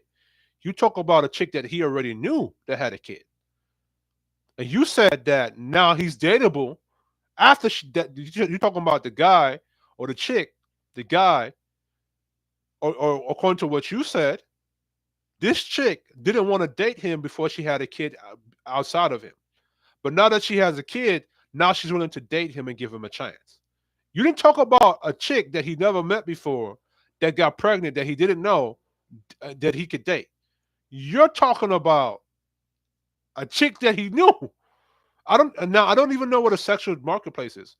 But you're saying that this chick that he was dating that he knew, that sounds like a Voice Watkins situation. That exactly sounds like Voice Watkins situation. Mr. Voice Watkins situation was that this chick he knew in high school didn't fuck with him. This same said chick was going out there being 3 or 4 and she got pregnant. And now, after she got pregnant, she settled down with Voice Watkins. That sounds like the situation you just described. Marcus Wright, this is why I call you a simp. You're teaching dudes to reward bad women, the misbehaving women. When Miss O'Hearn asks you a question, how do you tell men to differentiate between the bad single mother who was fucking up her life and got pregnant and differentiate from the good single mother who was honest with her intentions?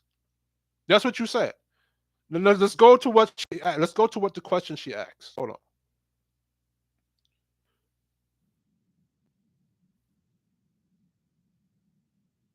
That's what he asked. That's what she asked.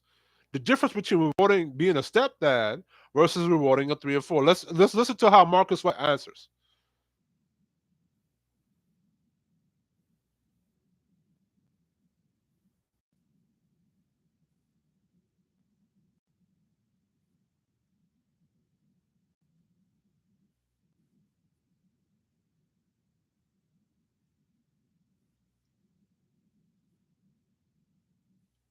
Marcus White, the lady above you asked you how to differentiate between the chick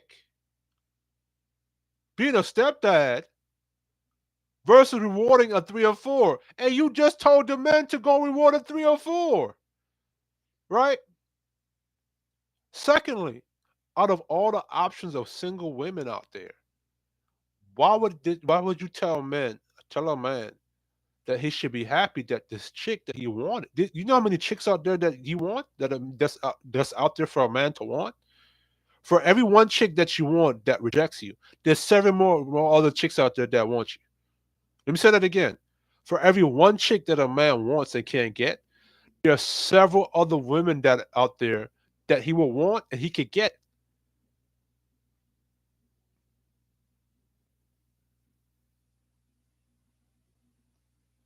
Again, how a lot of these men talk,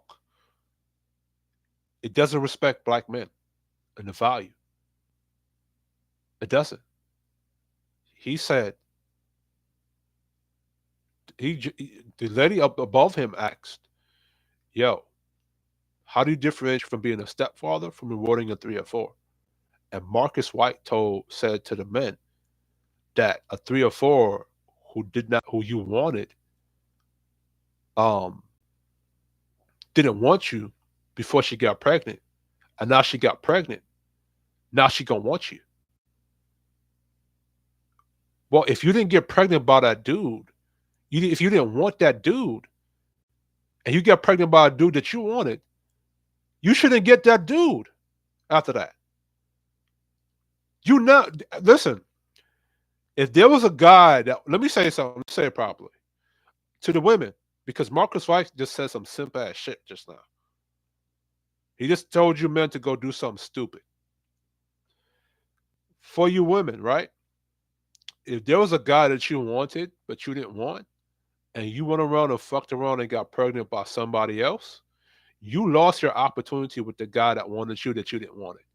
For you dudes, if the chick that you wanted did not want you, move the fuck on and find a chick that you want that wants you back.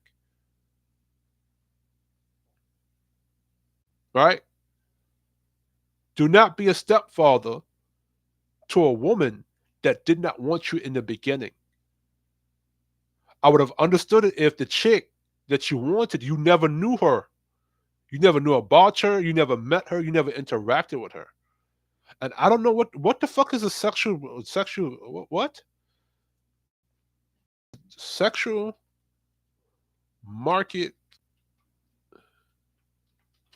value place. I heard of it before. I never really looked into it.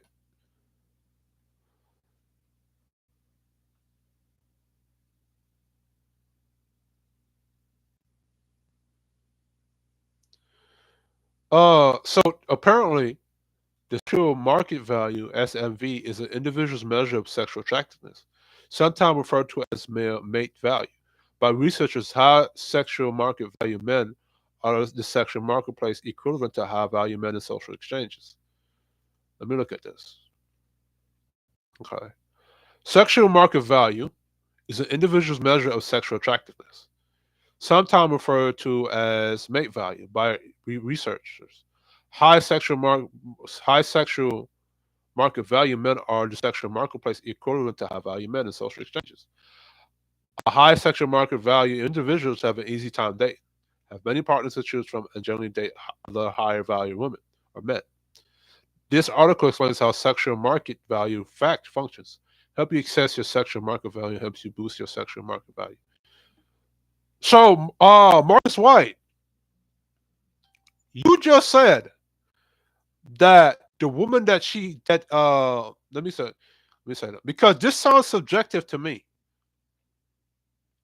right? This may be an objective um analysis, but this sounds subjective. This is subjective because whereas 10 chicks, well, 10 chicks today might find you sexually attractive highly, tomorrow 10 other women are not going to find you sexually attractive. Remember, sexual attraction with women are very subjective with them. In general, they have to be sexually attracted to you to find you valuable. But each woman's sexual attractive is still very subjective, right? Some women find uh and secondly to add on to that, sexual attraction is something that just happens. It just happens. There's no measure on it, right? You get into a room with a woman or she gets into a room with you, it just spontaneously happens. She could have high sexual value for you and then don't have or she could get she like for me, well, one chick with me, she could be very sexually attracted to me. But to another guy, like say for example, I'm 5'10", I have a muscular build. One chick might find me highly sexually valuable, but a next chick might not find me as so sexually attractive. Now another guy, he could be 5'5", dad bod, big belly, fat nigga. But the chick who was not sexually attractive to me highly, she might find him highly sexually attractive. So all of this shit is just subjective. And what Marcus White just said basically said is that a lot of you black dudes, you're not highly sexually attracted to the chick that you wanted. And after she got pregnant now by a nigga who she was fucking around being a 3 or 4 with, now she finds you highly sexually attractive because of the kid? Because she's looking for a nigga to save her fucked up situation? Nah, brother. Marcus White, Nah, disagreeable, right? I'm gonna say this this way. Black men or black men that doing this to answer the lady above Marcus White's question, um, you have to understand that sexual market value thing, that's very subjective, right? And you can easily find a chick who you want, who you find sexually attractive, wants you back, who finds you highly sexually attractive, and wants to be in a relationship with you. But that chick that who you wanted that did not want you back found somebody else highly sexually attractive, got pregnant by that dude, and now wants you. Don't do it. You're the biggest simp ever if you do that. Now, I understand if you found a chick who you did not know, you never met before, and then you decided to be a stepfather. But don't do that with a chick who you wanted but did not want you back. That's ridiculous what Marcus White said. And listen how to the panel reacts to it.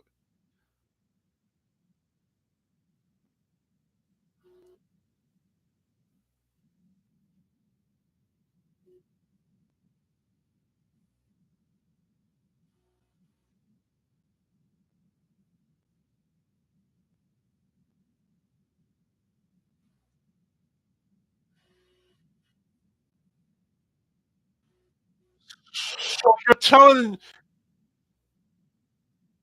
so you this is what Marcus White is saying.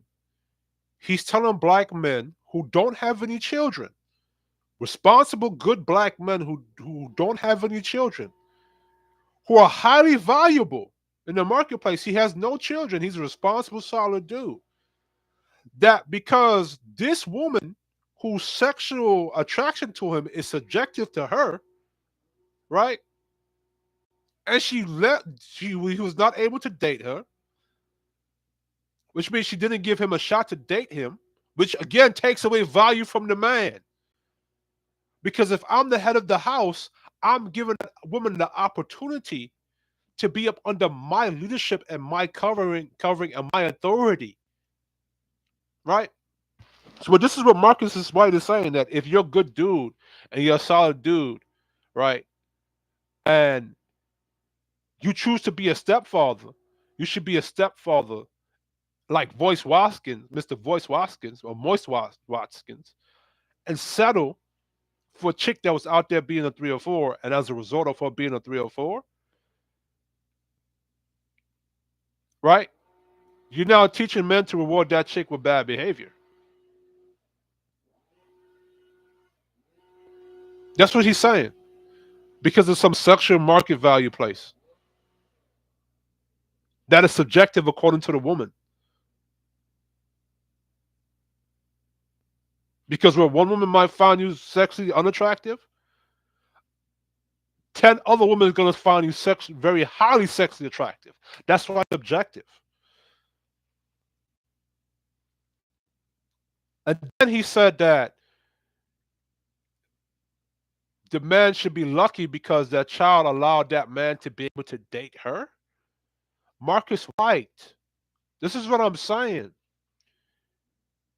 If that man chooses to be a stepfather to that child, and to be a husband to that single mother, right?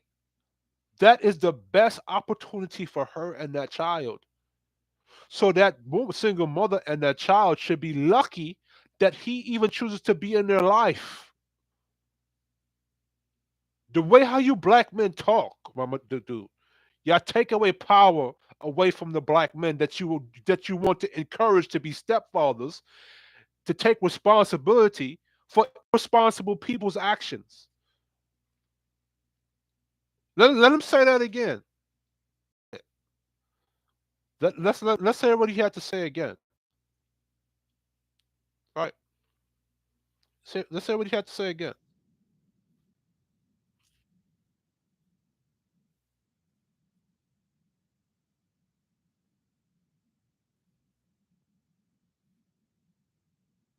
Are you fucking kidding me?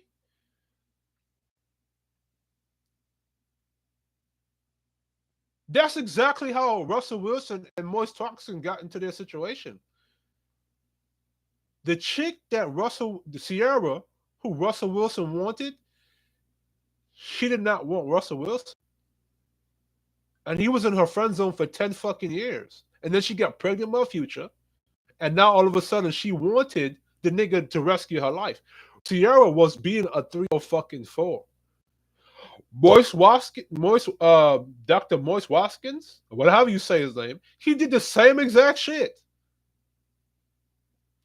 So black men, he's telling you dudes who want to be stepfathers that y'all are weak like Dr. Moise Watkins and Russell Wilson. That's what he's telling y'all. That's what he's telling y'all. To go follow Russell Wilson and Dr. Moise Watkins.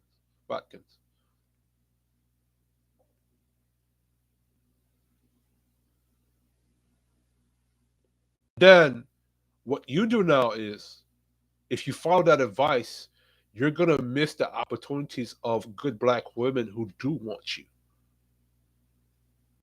Marcus White just told you to be a stepfather to a woman that didn't want you in the beginning, went out there, became a 3 or 4, and now she wants you. Not because she actually likes you or loves you or respects you, but because so you can save her life from her being irresponsible.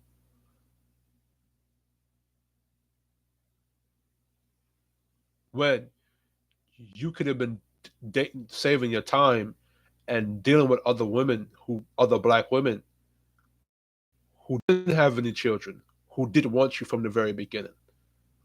See, the situation that Moise Watkins was in and Russell Wilson was in. Russell Wilson was not Sierra's first choice, and Moise Watkins was not his wife's first choice.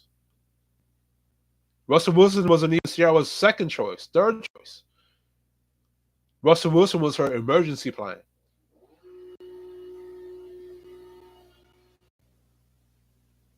This is what I'm talking about.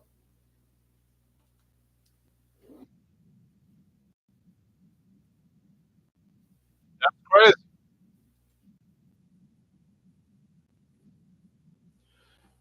Oh, look how everybody's laughing. True, I respect you, brother, but you don't know what you're laughing at, bro. You don't know what Marcus White just said.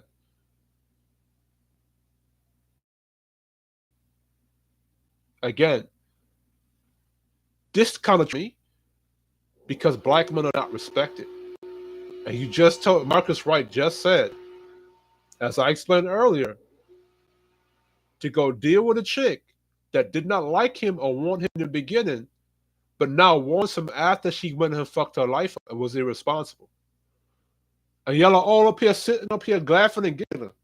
Giggling. Just giggling. Like this shit is funny. Like he said something profound. Marcus Wright just told a bunch of dudes to go repeat Sierra or repeat Russell Wilson or Moise Watkins. That's what y'all just said.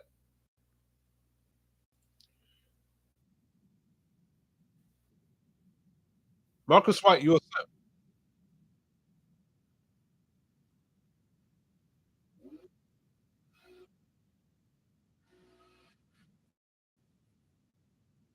no, no. You cannot call black men the head of the house and tell him he can't fucking complain in his house. What are you? So you what are you talking about? That a black man can't get the type of woman he wants? Do you know how many women are out here? That's a scarcity mindset, my brother. And this is why I agree with black men getting their passport and finding women of other culture. Because Marcus White just told y'all niggas that A, you're not valuable based upon a sexual marketplace that's subjective. Based upon the type based upon a sexual attraction that you cannot measure. It's something that happens. That's what he told you. He based y'all value based off some shit that's subjective according to the woman. That she can't even control.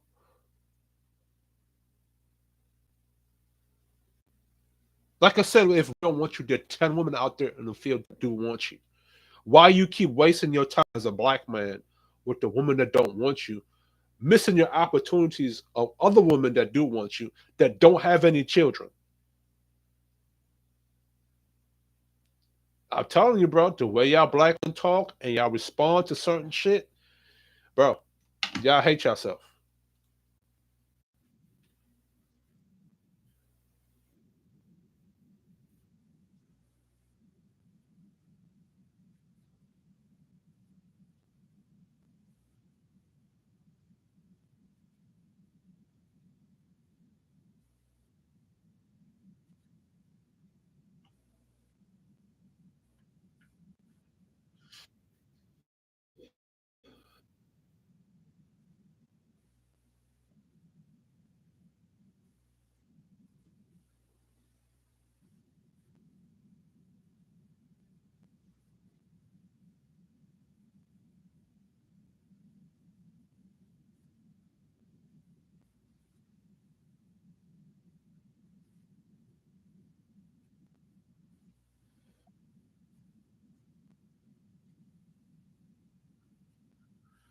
What does balance discipline say?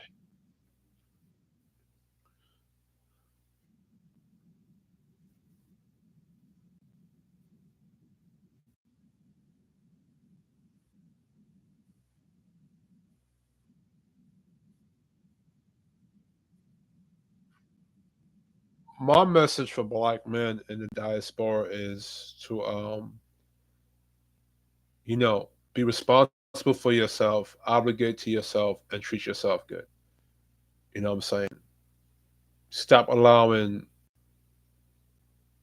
everybody else to dictate who you are and how you're supposed to be as a black man in 2024. Black men, you've been fighting for a community that doesn't value you, have any kind of respect for you. Marcus White just told you that if you can't get the one you want, to be happy that now after she didn't want you in the beginning because of some fucking sexual marketplace value that's subjective according to the type of any woman you're under, and sexual attraction is something you can't measure.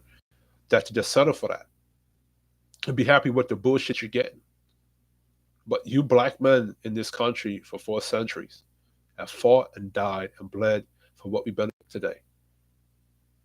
And now that black men have gotten everybody to the safe place they're in today, we're told to that we can't be gratified and we shouldn't ask for the validation or the gratification and just be charitable, according to Marcus White. No, stop trying to fight for a community that ain't fighting for you. Right? A king or a shogun, the inhabitants or a shogun's subordinates are very grateful for that shogun. A kingdom is very grateful to that king because they respect how that king has fought and have been of service to that kingdom and have brought structure to that kingdom. But black men, we're the only group of men on the planet that the same society, the same culture who you fought and died and bled for don't want to respect. So my message to black men is to respect yourself and do what you feel best is the best for you righteously. Now, mind you, I'm not telling you to do anything wicked because I represent the righteous brother, black man doing the righteous shit, right? So do what's best for you in the right way. That in the right way. Don't let anybody tell you what's right for you. You do what's right for you. You operate in the way that you feel best is best for your masculinity and right for your masculinity. I'm saying I still think that every black man should operate from the 3 P's of manhood and masculinity. I think that those foundations of the 3 P's of masculinity, especially the first 2 P's, protection and provision, those things is going to bring out those core foundations of black men, right? And then, be responsible with your last P, which is procreation. I think every black man should operate off of that foundation and then go forge his own path and his own identity. And then if he wants to be part of a community or society or create a group of a conglomerate, I don't know how you say that word, a group of people, he could do that if he wants to. But he first has to be an individual of himself and create his own identity. Right. So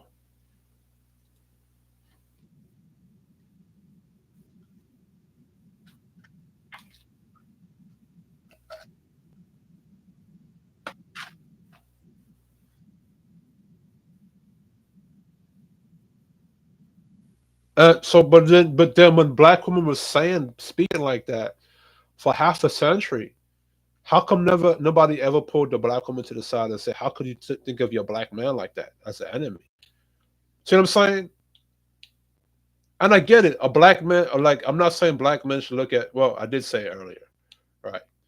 Um, but I said that in the context of um, I said that in the context of as long as you're a black woman, is gonna be using it's gonna become a threat to you, or use the government against you, or use your enemy system against you. You have to at some point take precaution and view her as that, right? As long as you're a black woman that is going to help your enemy destroy you, you have to kind of view her as that, not in a malicious way, not into like a hatred kind of way, but in a way where like I have to take precaution. I have to make sure that this person is a good person. Like, you know what I'm saying? I'm not saying you have to look at her as hate or hate her. What I'm saying, if as long as she's going to use that government against you, oh, you have to take care and be careful with yourself. And no, I'm gonna stand on it. No, I'm gonna stand on it. No, I'm gonna stand on it. What I said, I'm not gonna backtrack. As long as your black woman is gonna use the system against you, your enemy against you might have to view her as an enemy, and she's gonna have to prove to you that she's not an enemy. And I'm not saying this is for all black women. I'm saying in general. As long as she is gonna keep using the government, the system, your enemy against you, she has to prove she's not an enemy. She has to prove to you that she's not an enemy before you get into a relationship with her. With her. And I'm sorry if black women do not want me to look at you that way. All of you collectively have to get up on YouTube. I ain't talking about one or two or three. I'm talking about at least 75 to 80% have to get on YouTube, on these TikTok, on these social media, and apologize to black men for utilizing his enemy or becoming a weapon of his enemy to go against him. I have to hear it. Until then, I gotta view y'all all. I gotta view y'all all as a poison, as a venomous snake that can bite me and take my life. Because literally, that's what it is. And AC Trina's gonna talk about that in a minute. Let's go there. How can you not view a black woman as an enemy if I choose to have sex with you, or if I have sex with you, and even though I was a good dude to you, I would respect you, I loved you, all those other good things, and then now you decide to divorce me, and then take my child and weaponize that against me. How the fuck can I not look at? Am I not supposed to look at you as a threat or an enemy?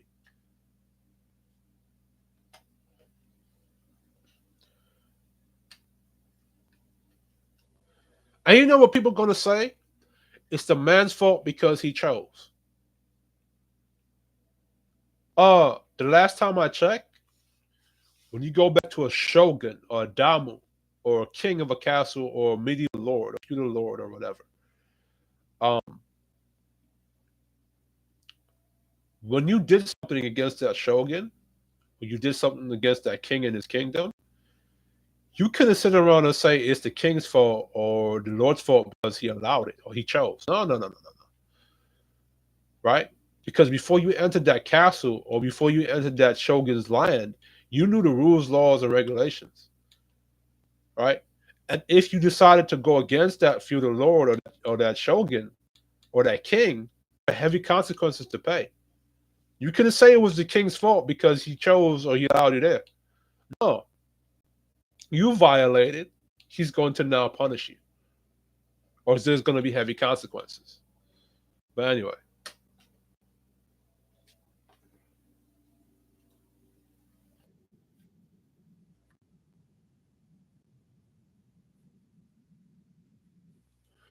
y'all wasn't worrying about that with women. 60 years of feminism.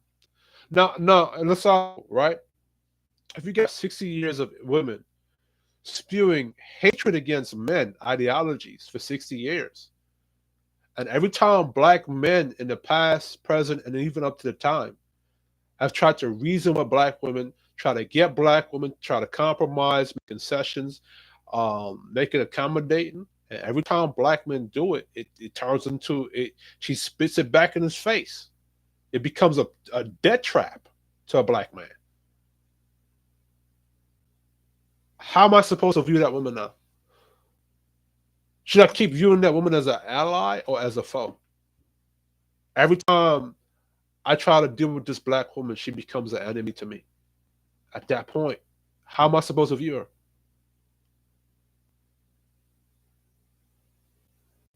Any other culture, they wouldn't tolerate that. But in our culture, we tolerate our black women. AC Chill likes to talk about how other cultures do it. The Asian community would not tolerate their women disrespecting them and becoming an enemy to them. But black culture, we're the only ones that are programmed to treat black women who are clearly announcing themselves as threats and enemies to us as an ally or a foe. And we can't even tell black women, hey, if you don't want us to look at you like that, you have to prove yourself that you're not that. It's just insane. Let's continue.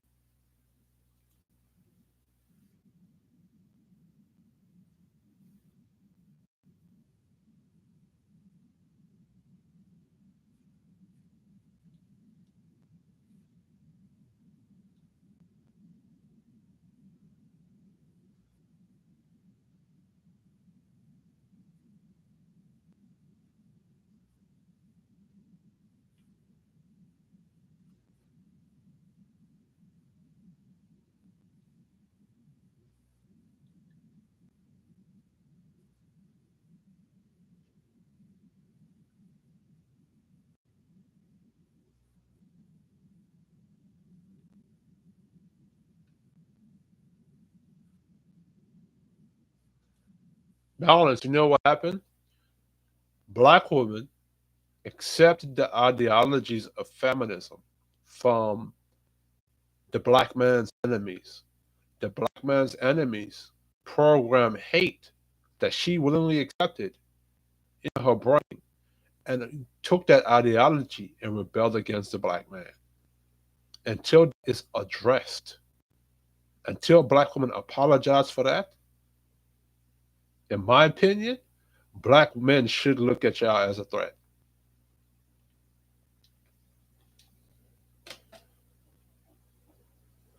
And I'm gonna stand on it.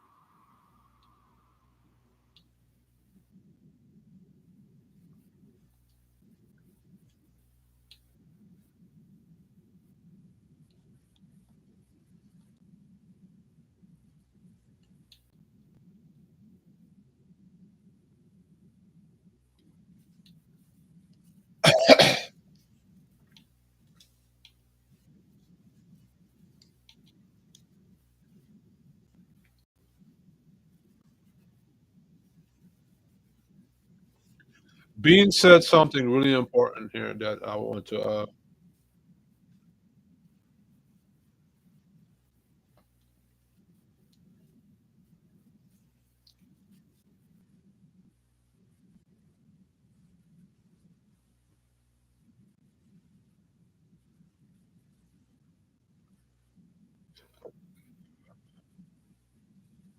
I think now that let me just say something right here because what Beans is talking about when you say who you are, it's like we're searching for an identity, right?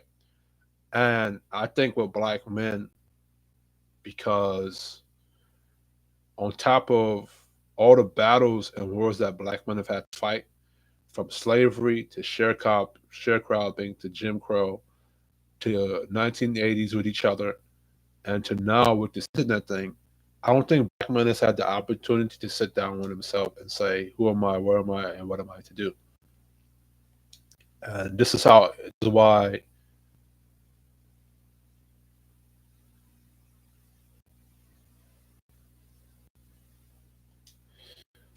who am I? What am I? This is what I want to do. And from Bean's perspective, he's like, you know, what context are we? Like, who are we right now? And you know what I'm saying? This is why AC Trio is like, when I go out and I see other cultures, maybe there's something from another culture I can adapt. You know what I'm saying?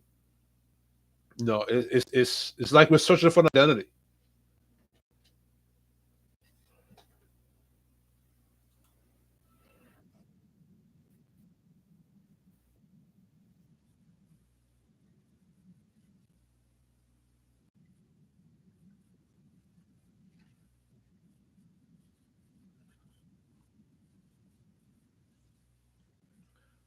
And hey, and that is not who they are. Right? I showed you I showed you black men's fertility, right? 46% of black men aged 15 to 49 have a biological child. 66% of black fathers live with their child's mother when their first child is born, married or cohabitating, right? And we know that stat that says 70%. What the hell? 70%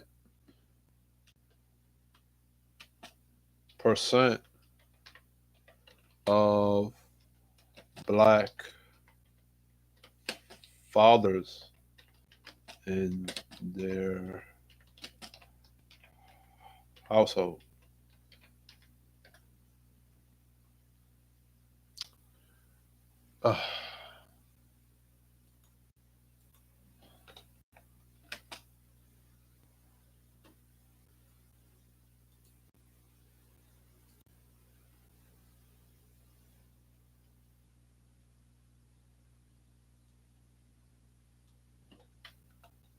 Uh, shit. I don't know why I can't find it.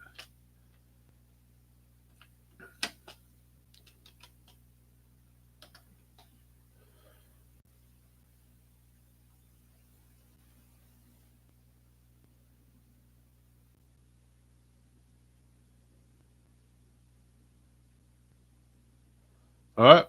Black fathers. 70% of black fathers who live with their children are likely to help with daily tasks like beds. So, let me share this right here. What percentage of black men are fathers? Let's see. Black men of the same age, among ages 10 to 29, 12 white men. Hold on, let me see this. About 1% of white, Asian, and Hispanic men ages 15 to 19 are fathers, compared to with about 3% of black men of the same age. Among men 20 to 29, 21.2% of white men, 24.9% of black men, and 12.4% of Asian men. So this is between 20 and 29, right? Uh, race. So this is it right here. This is between the ages of 20 and 29. 21.9% or 24.9% of black men are fathers, right? But this is the statistic. Let me see this. You see the graph? When do men become dads? So percentage of men who are fathers by age, race, and Hispanic origin.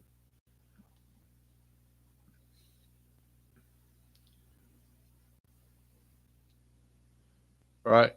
Black men ages, that's this color, 24% of them are fathers. 15 to 19, 3.1% of fathers. 30 and 39, I think that is this one, 62.5% of fathers. Ages 40 and 49, 80. So this has the largest amount of fathers. This has the second largest amount of fathers. This has the lowest amount of fathers right there. Right. So I wonder how you calculate all of this together. Right. And this is fathers. It's not saying niggas that's leaving their kids. This is fathers. When men become that. So, all right. Oh, this right here. My bad. This is the graph right here. Yeah. So let's go back up here.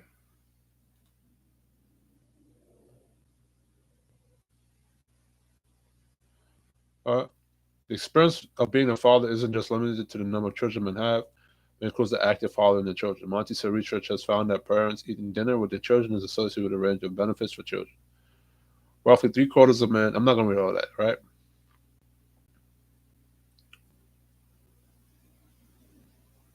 Let's look at other stat. How many percent of women who are mothers?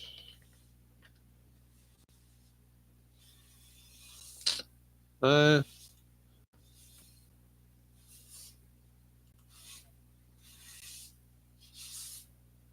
mothers.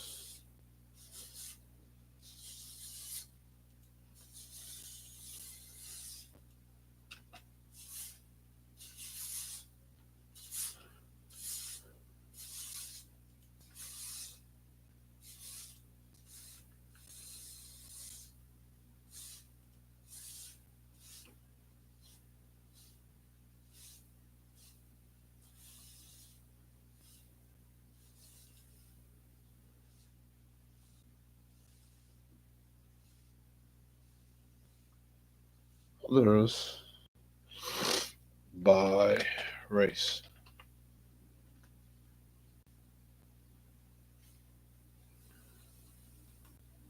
Damn, Hispanic women. Highest fertility rate.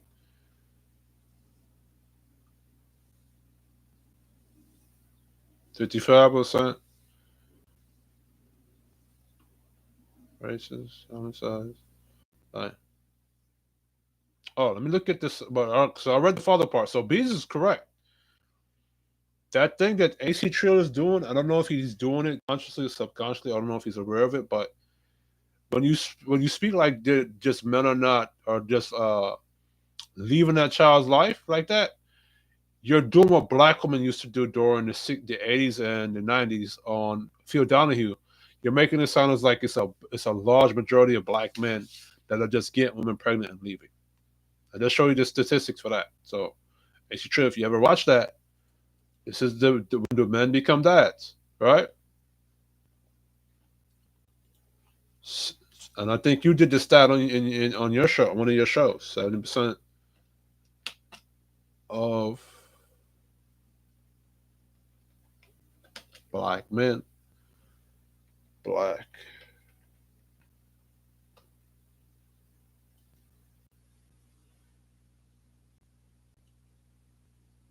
Shit. Hold on. 70.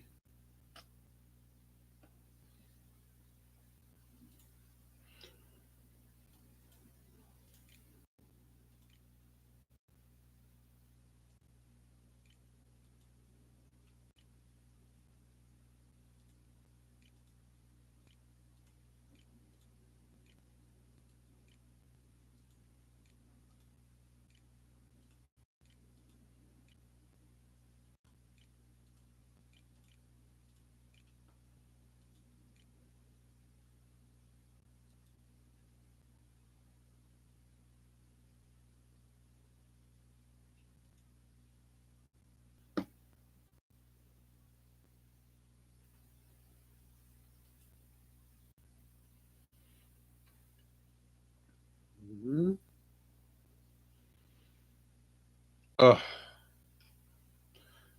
just had it. Oh, here it is. The stereotype is that black fathers shy away from involvement with their families, but by some measure, they're actually more engaged than other American dads. All American fathers care for their children far more than now than they did a couple of generations ago. 8 hours a week compared to less than 3 hours in 1965. But on a study by Center for Disease Control and Prevention showed that 70% of black fathers bathe, dress, and diaper their children every day, or help them use a toilet compared to 60% of white fathers. Black fathers were more involved in these activities than any other group, as Don Thomas says. Right? So every time you say, you know, you talk a point said by one person, and then AC Trill, you say it, right? You're echoing the same sentiment that black women used to echo against black men. That wasn't that wasn't even true. Just letting you know that, brother.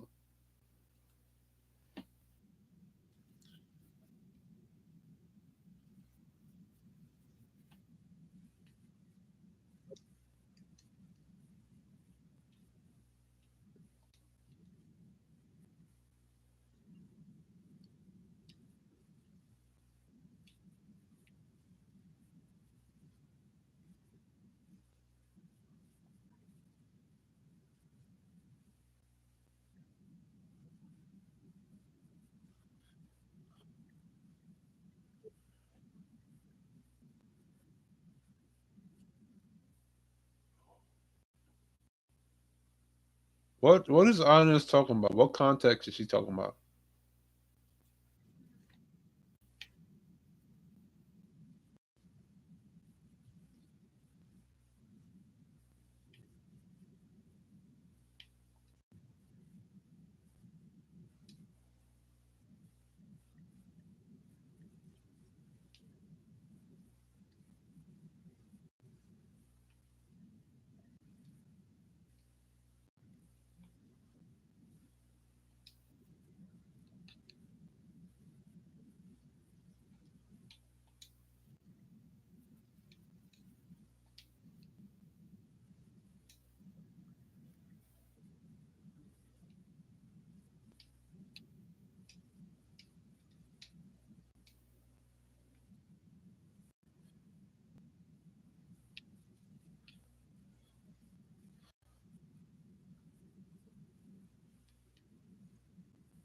Yep,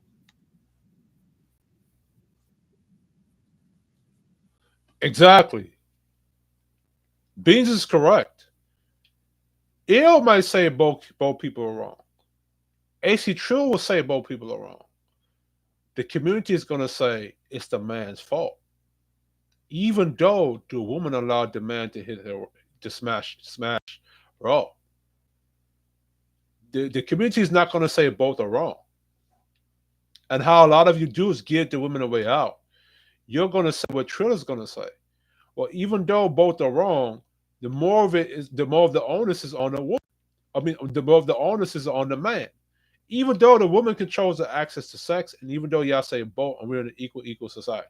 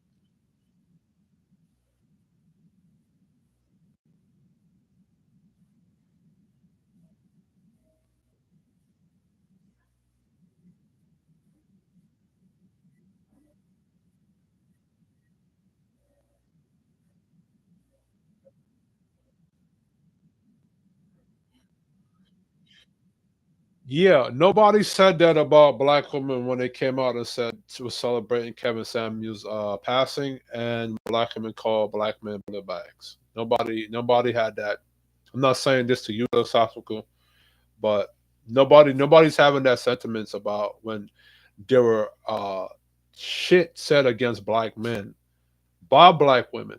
Nobody looked at black women as a terrorist threat or a terrorist organization or a naughty or they were being under scrutiny by Homeland Security. But every time a man say it's under scrutiny and it has to be checked, and you're going to keep doing that, and one day black women are going to do something really atrocious, really bad, really detrimental to black men.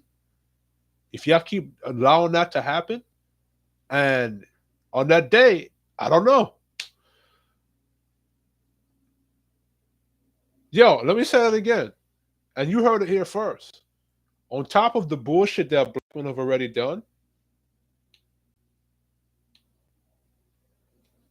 on top of what black women have already done, if we keep allowing black women to we keep taking away accountability from black women and we keep allowing black women to say hateful things against black men and not view it as a threat, not view them as a view it as a problem or hateful as somebody spewing hate, they're really going to say something and do something against black men that they really can't turn away back from. And I wonder what y'all brothers are going to say then. And you know what's going to be said? The black women are going to say it's the black man's fault because they allowed it to happen. Watch.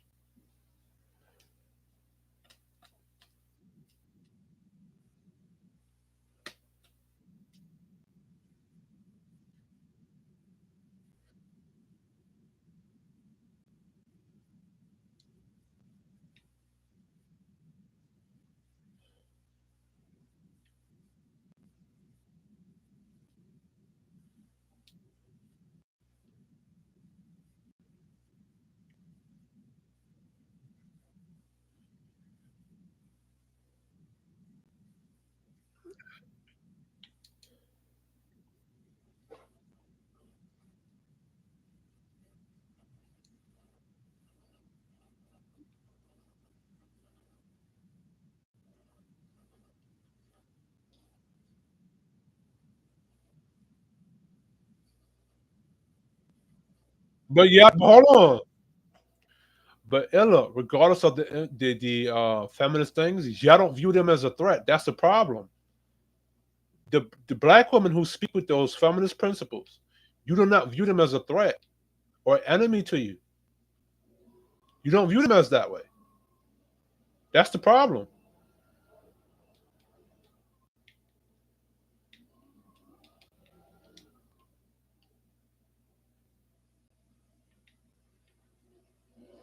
That is the big problem. You're not viewing those feminist people or black women who speak feminism. You do not view them as a problem or a threat to you.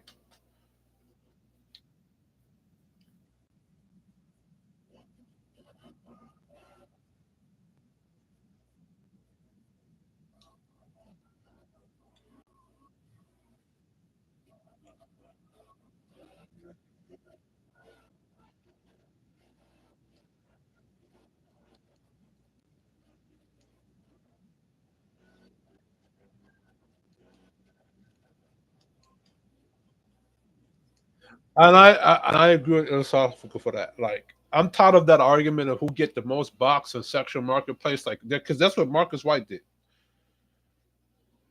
I'm getting tired of that argument.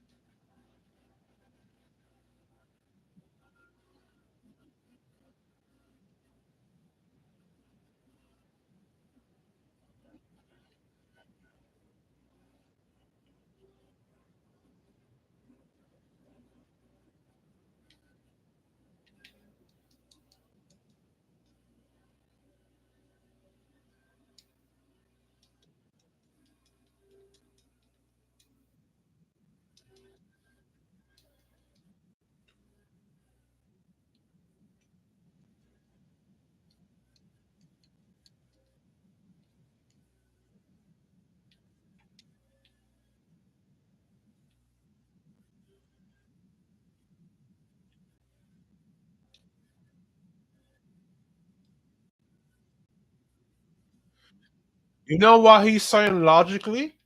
Because logically, if you're gonna make it about pro-choice for the woman, logically you have to make it about pro-choice for the man. A, B, and C. If A, B, and C, if A and B is for the man, you have to make A and B has if A, B, and C is true for the man, A, B, and C has to be true for the woman. It's true for the woman. And remember, logic doesn't have a gender to it. Have a gender is gender neutral.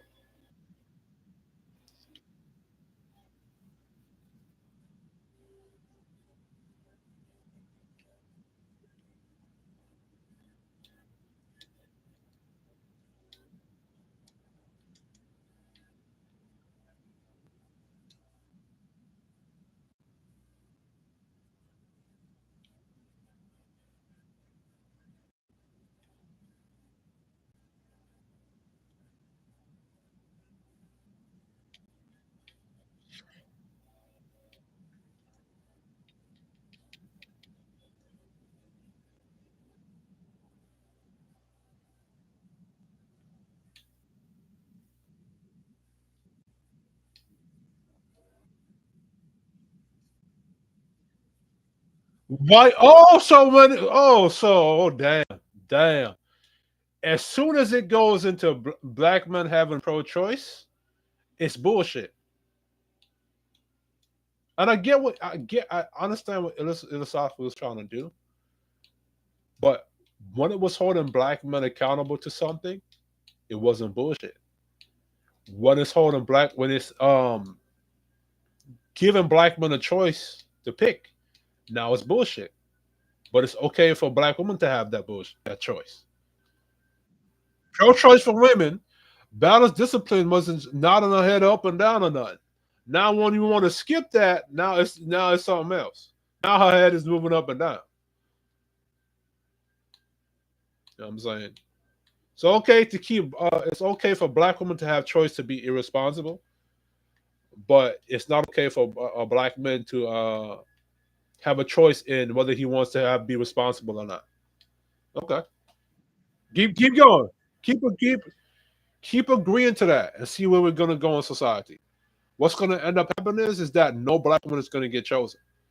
Because if you're telling black women to be accountable and be responsible now, guess what he's not gonna do? He's not gonna pick an irresponsible chick. Go ahead.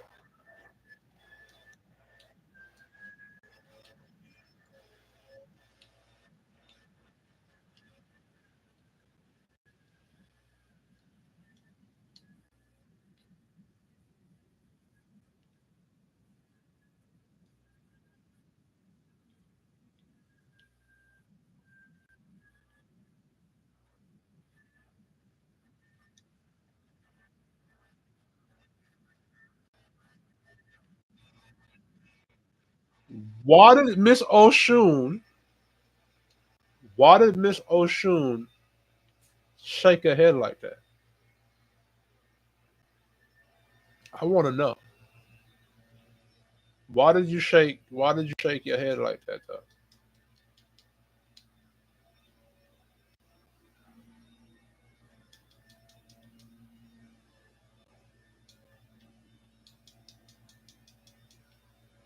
Like that's what I want to know.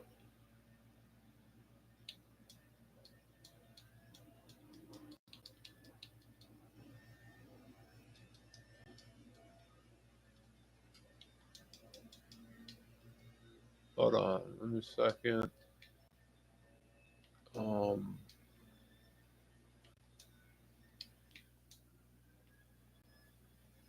sorry. Why did y'all shake your head like?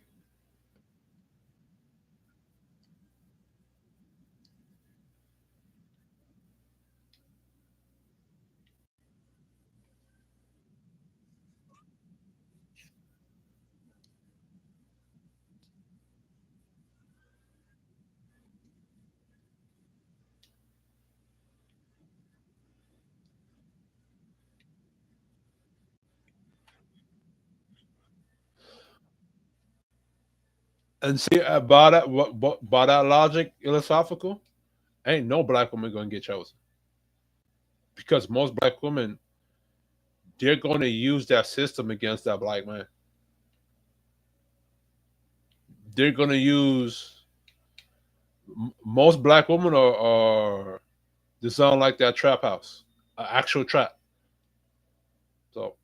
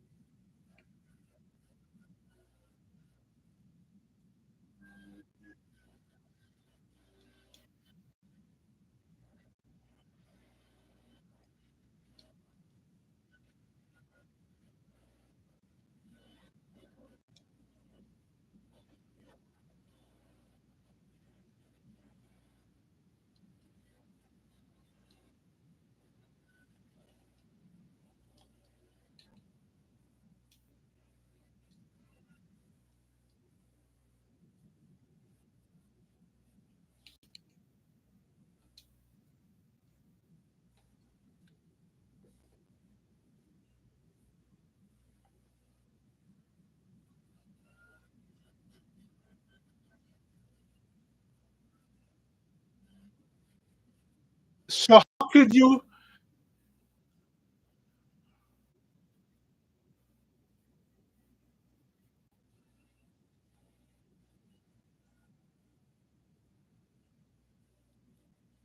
That's why Jesus he's shaking his head.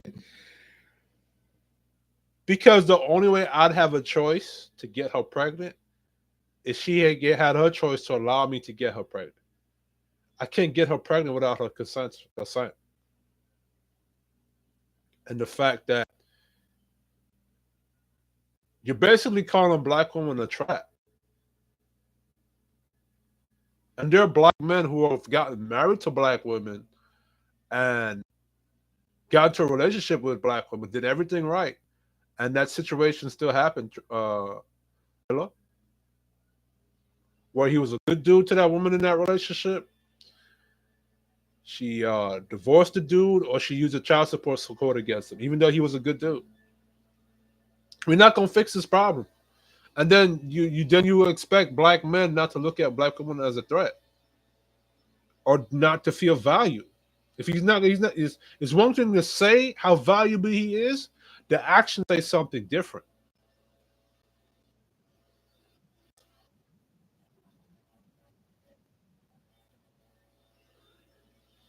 And I agree with Elosophico's point.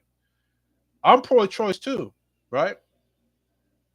The problem that I have with it now is my choice shouldn't be taken away from me now after that woman got pregnant. My pro-choice should stick with me after I got pregnant.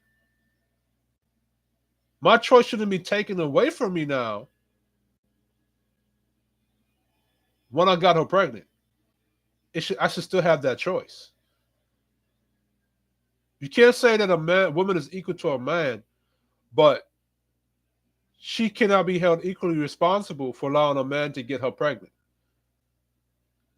And now by you saying you made a choice to get her pregnant, you took away her choice to not allow you to get her pregnant. Just like she took away my choice to walk away from that baby. How could you be pro-choice if somebody else's choice takes away my free will, my choice? Let that sizzle in your spirit. How could you be pro-choice when somebody else's choice takes away my choice?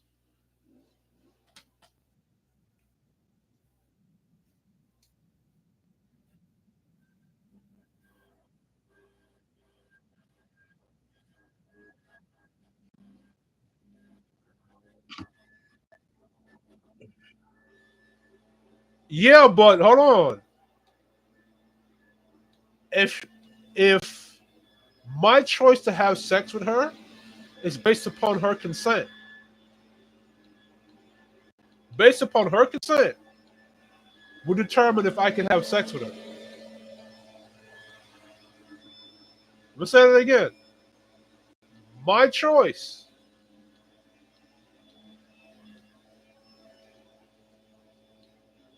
My choice to have sex with that woman is determined by her consent.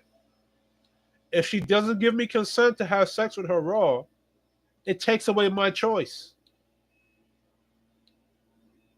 Anything outside of her consent will be classified as what?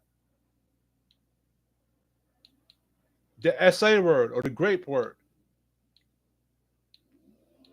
So the fact that the fact that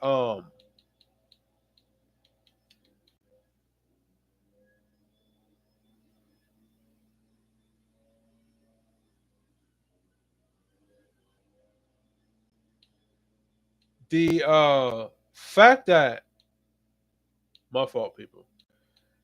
The fact that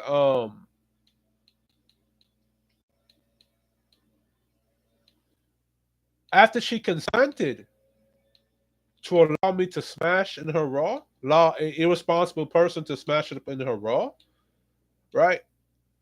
And then that person's choice is not taken by her consent. That's not pro-choice on the man's side, and that's not equality.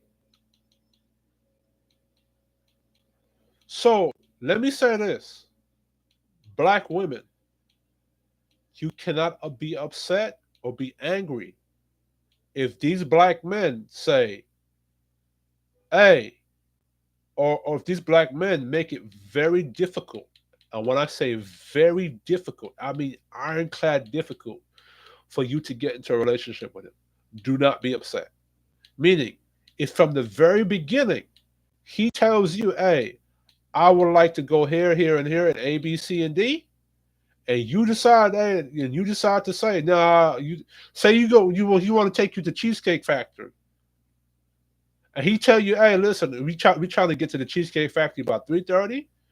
Be ready by 7."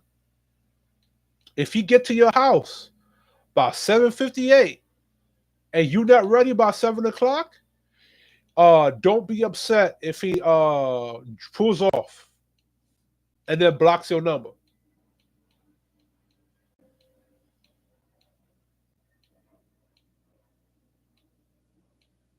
So because rather than we speak to the woman and say to talk to the woman and say, "Yo, you're literally becoming a bear trap or weapon to use against me by the state, by my enemies, and you don't give a shit." Now we go and remove the bear trap or remove the obstacle that keeps entrapping black men. We're gonna keep the obstacle there that keeps entrapping black men and tell black men, which I agree with, to choose better, not to get the wrong woman pregnant. But instead of cleaning up the environment so there's no more bear traps for him to walk into, we're going to leave the bear trap there. We're not going to clean up the environment, right? And if the black man gets this woman pregnant, he has to be responsible. All while telling black men you're cool, talking about how black men is pro-choice.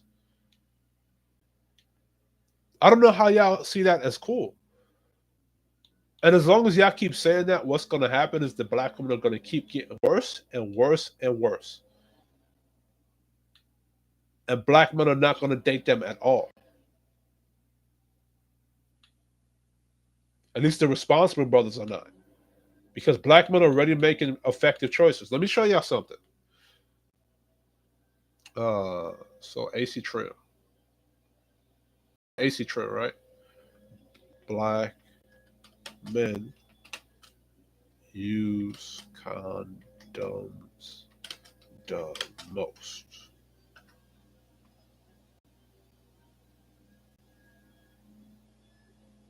According to the CDC, non-Hispanic black men are more likely to use condoms than non-Hispanic white and Hispanic men during sexual intercourse. In 2017, 54% of non-Hispanic black men reported using condoms during their last sexual encounter, compared to 44.2% of non-Hispanic white men. Condom usage also varies by marital status, with 60.8% of never married men, 35.2% of formerly married men, and 33.5% of cohabitating men reported using condoms. However, black men may be more likely to experience issues with condoms, such as them breaking, slipping, or coming off. In a 2014 study, only 31% of black men reported their condoms worked effectively. compared to 43% of white men. Black men were also more likely to report not putting on condoms at the start of sexual encounters. Damn. This was in 2014. So 2014 compared to 2017. So 2017 they stepped up their condom usage, right?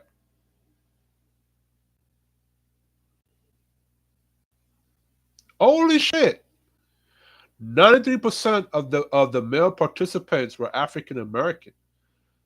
Condom use behaviors were reported by approximately 75% of African male participants. Holy shit! Um, where is that number?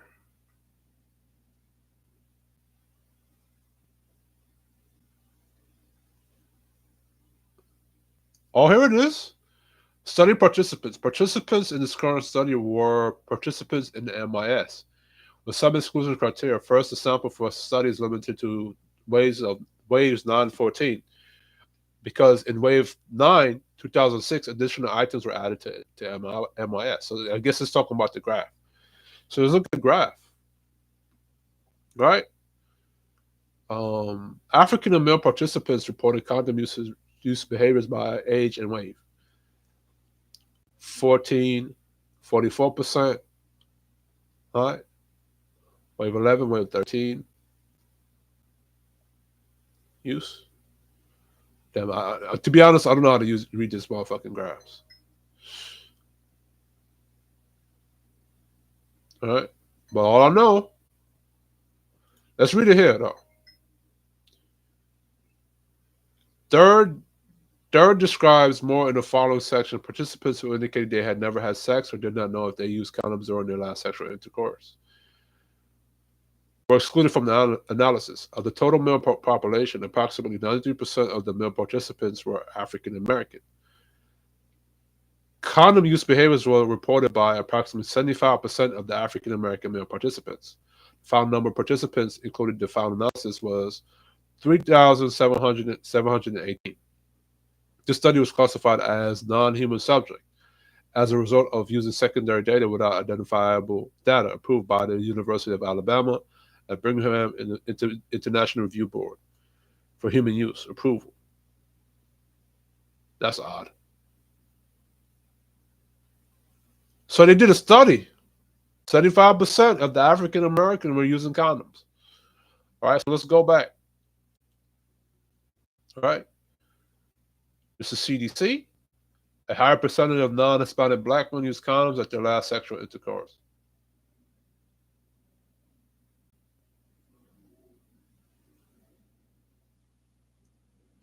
So in 2010,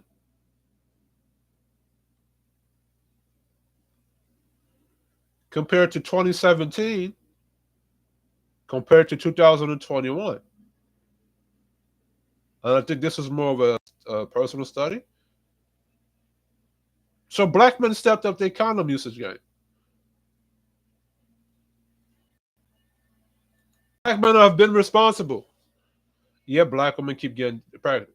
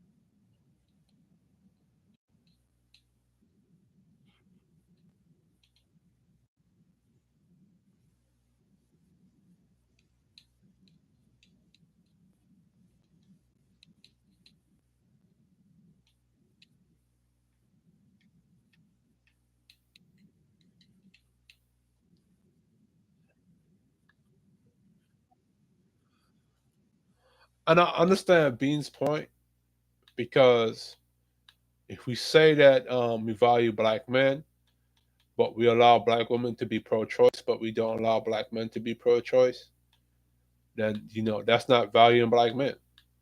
You know what I'm saying? So,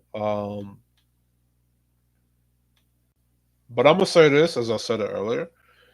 Yo, again, as long as black women are gonna keep proving that they're that bear trap or they're the enemy, they have to prove that they're not the enemy. And black men, I advise that don't get women pregnant until they prove to you that they're wife material, or they can be your wife, or they can respect you and respect your authority. Do not get them pregnant, right? As long as these laws are not going to change and it's still going to put black men's head at the feet, do not get them pregnant. I would tell you not to even smash them. I would tell black men to no sex before marriage. Don't give them no D. And if they walk away from the D, let them.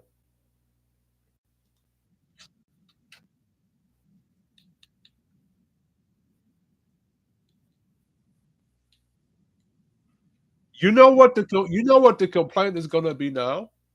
Why black men won't get us pregnant, or why black men won't get married to us, or because Ebony K. Williams just did that, right? Ebony K. Williams did, I think, a in vitro or whatever she did, artificial insemination or something she did. Basically, she didn't go to a black man to get her pregnant. You know why black men didn't do that? Because what has happened in the past before is that there were black men who got, I think there was something where a lesbian couple got pregnant. That lesbian couple put that dude on child support, right? So now one of one of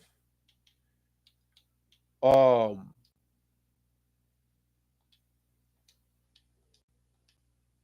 one of MDK Williams' complaint was that there were not a lot of black men that wanted to get her pregnant or wanted to give her seed, and the whole premise was that black women moving on from black men, right? So now that's the complaint now.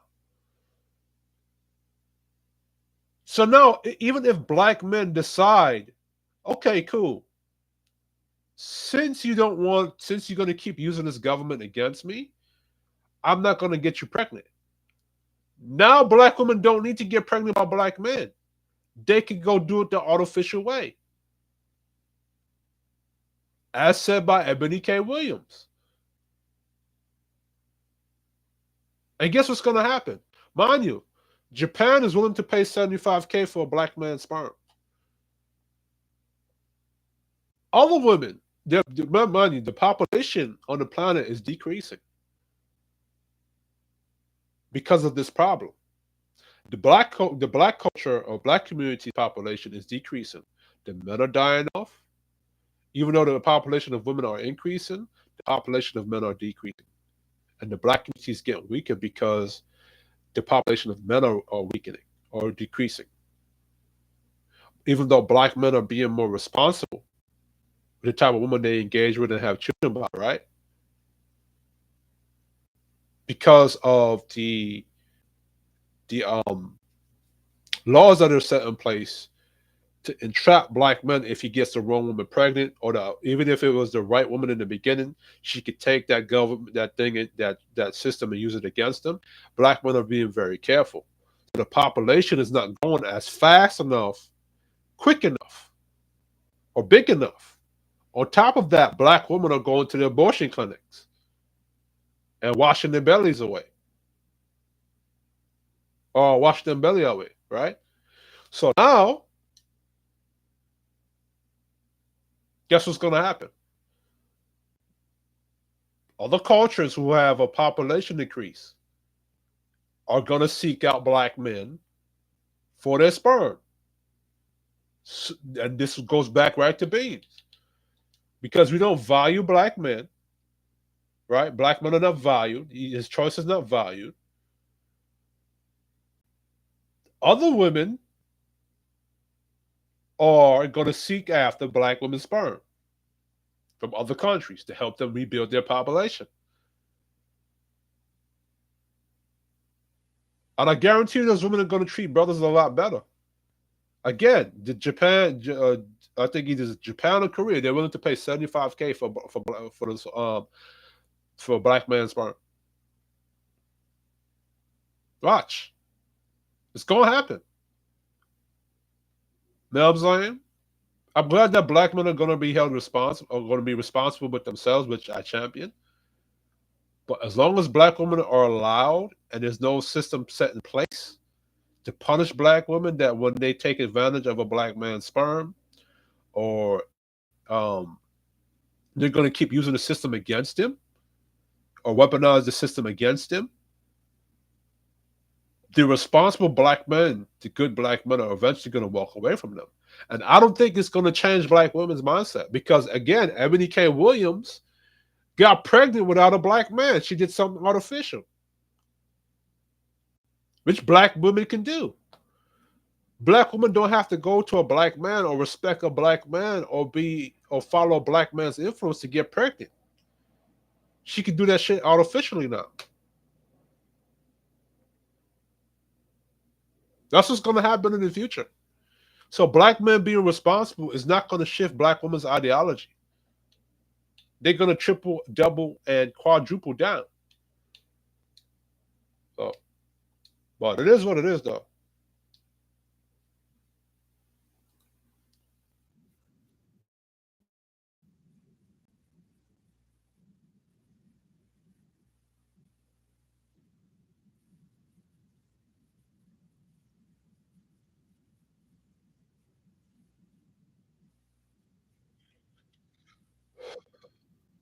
Yeah, but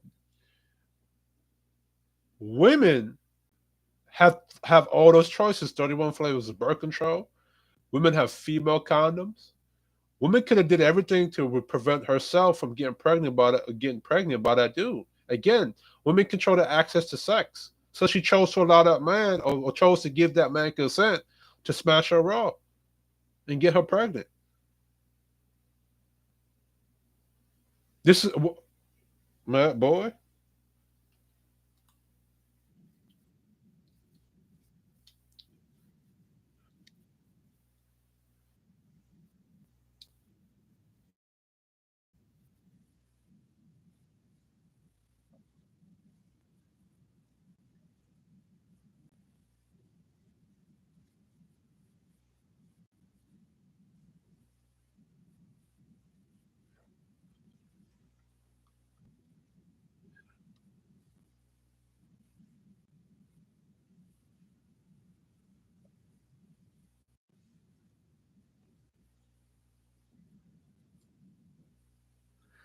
And I agree with Beans. And hold on, but if black women know that, she also knows that consequence.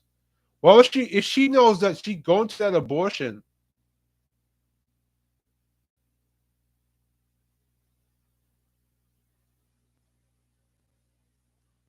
uh-huh. Mercedes trying to ask, we know all the issues, we're trying to find a solution. Why he don't get it? I'm sure he said 100 times how he feel. Tell me how we can change that. Mercedes, black men have been telling you.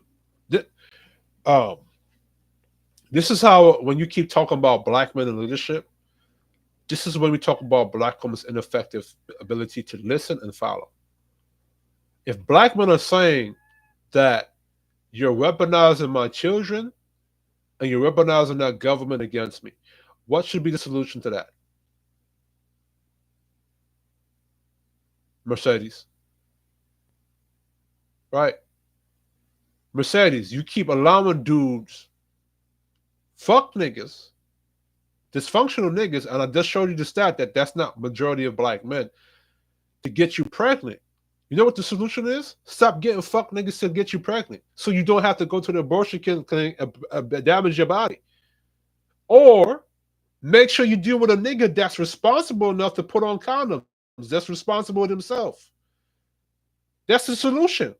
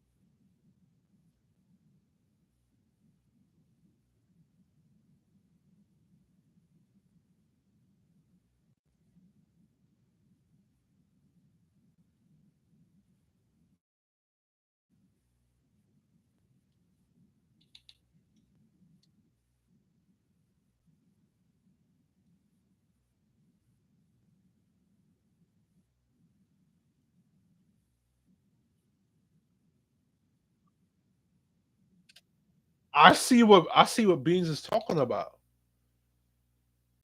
If you're gonna value black women and their black women and their pro-choice, you'd value black men in that same pro-choice logically. He's just using that argument, right? And two, if a black man gets a woman pregnant, and he says to that woman, "I don't want to have a kid," and she decides to have that kid by herself, how is that now on the black man? He told this chick the type of time he was on.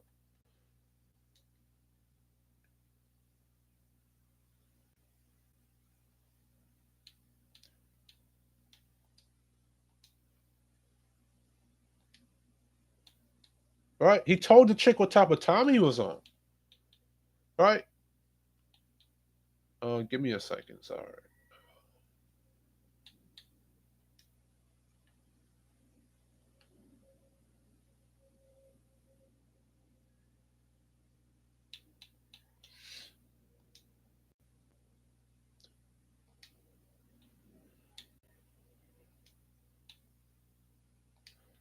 Right?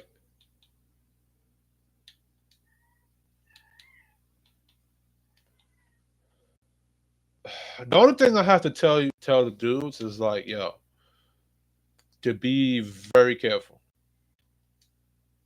Because if black women really valued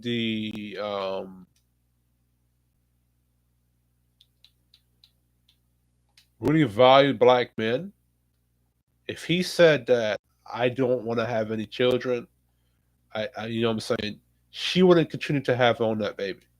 She would not have that baby. You know what I'm saying? Now that's leadership right there, right? If hold on, somebody calling me.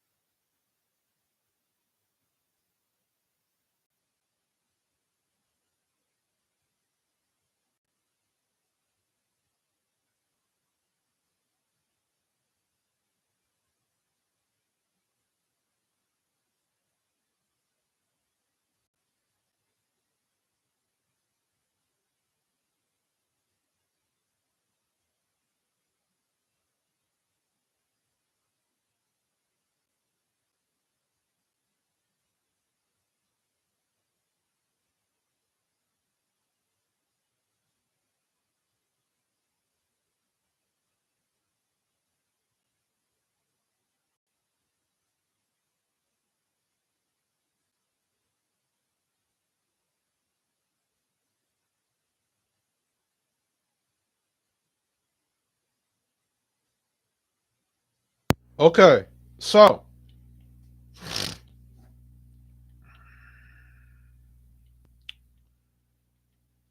that's another thing to talk about black men and their leadership. If I told this woman, or if anybody told this woman, hey, I don't want to be a child and be have a kid. I don't want to have a child, right? And this woman decides to have that child anyway. She's not following that man's leadership. She's not respecting that man's leadership.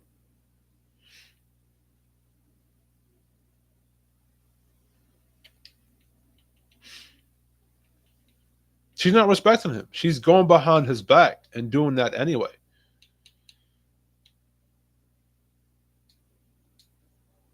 You know what I'm saying? So how could black women claim that, you know what I'm saying, black men are the leaders and black men are this and that when you're not even following his lead to begin with? You're not even following his instructions. You're doing what you want to do. And then now you're taking his sperm,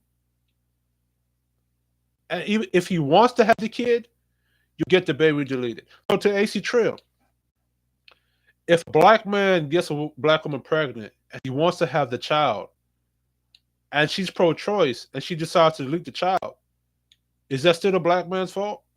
Or is that her fault for not following his instructions? He wanted to be responsible for that kid. She could have had the kid and gave the child to him to be responsible for it if he wanted the kid.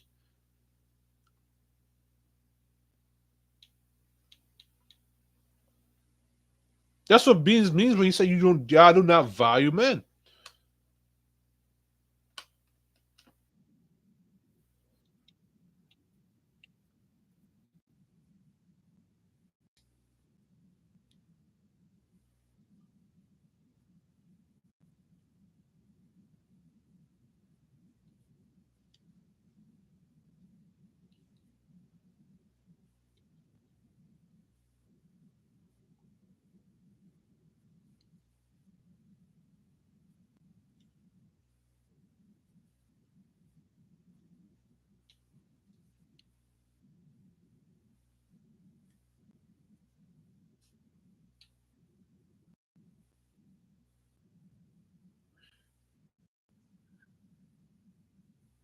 Yeah, but the first half required that man's consent. No, the first section required the woman's consent. That's what y'all not understanding. I get it that the man is the pursuer, but in a civilized society, the woman has to give that man consent. That's the thing.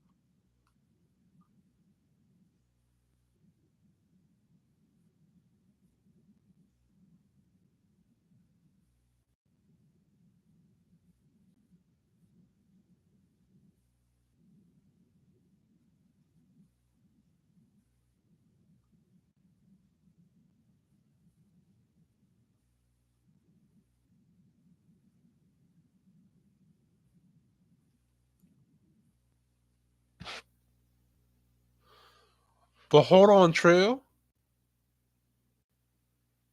The sperm that's in her belly, it's my $200,000. I put $200,000 in her belly.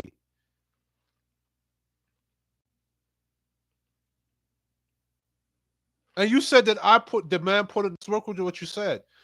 The man put $100 in it. But guess what? The man who put $100 in it, he's gonna be held most responsible, even though she put $200,000 in it. So the actual person who put the $200,000 is the man, because he's the one that's gonna lose out the most over the woman. Second, if the woman knows the risk, why is she not taking the precaution to protect herself or protect the club from getting pregnant? And Mel said, "Why he don't understand that it's his body that the baby is in. It's his body that the baby is in." Okay, Mel. It's my sperm, right? So it goes back to Bean's point. You equated to the man's sperm to $100, so you don't value the man's sperm. That $100 is going to become a human being, a growing life.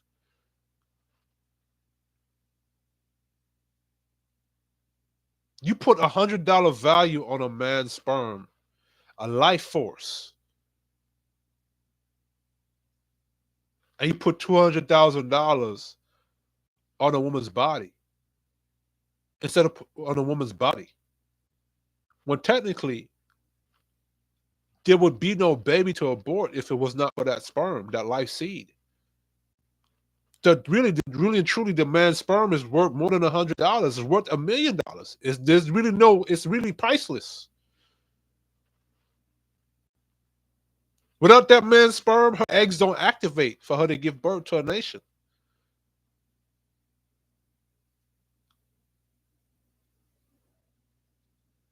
So the person that's actually investing the $200,000 is the man.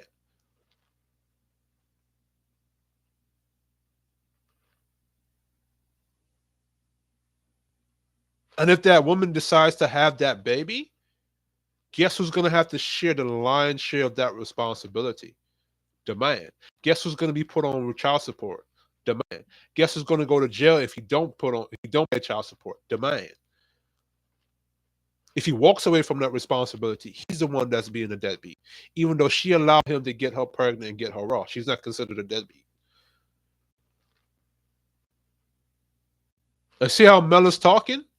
It goes to Bean's point. You do the analogy that AC Trill made and Mel's question, it validates Bean's point that you don't value black men because you made black men's sperm seem as if it's valued to $100. Where if they were both valuable, you would say the man's sperm is $200,000, just like the woman's body's worth $200,000.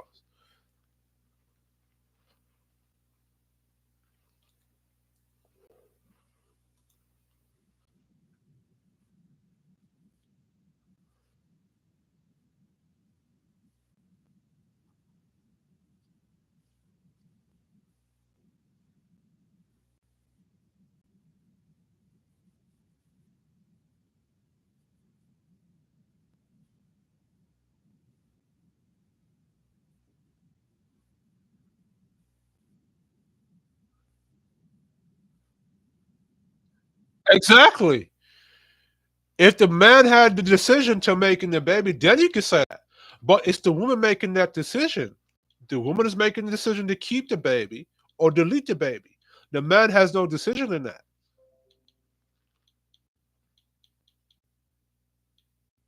It's like it's insane that although the woman has to give consent to that man to have sex with her raw, she gets to be responsible.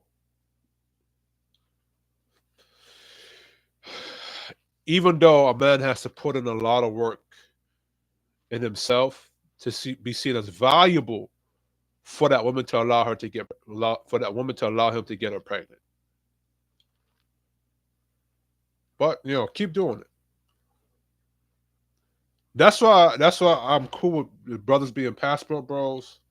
I'm cool with black men dating interracially because maybe black men will find actual value or see the value in himself by going else other places and then stop dealing with black women.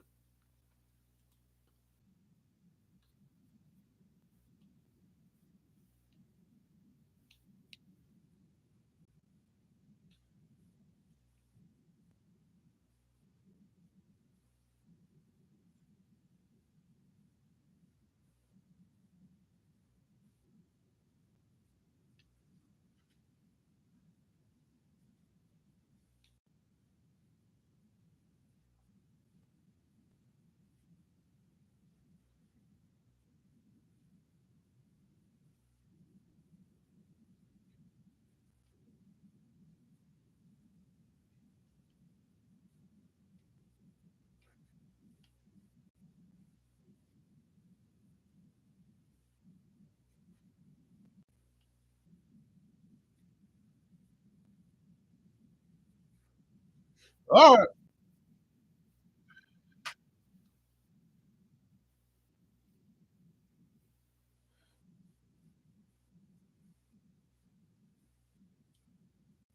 Yeah, we know it's wrong, but there's no solutions to it. So you know what? It's about 5 hours. I did a lot for this stream. I'm gonna stop sharing here and take a break for the day. Yeah, we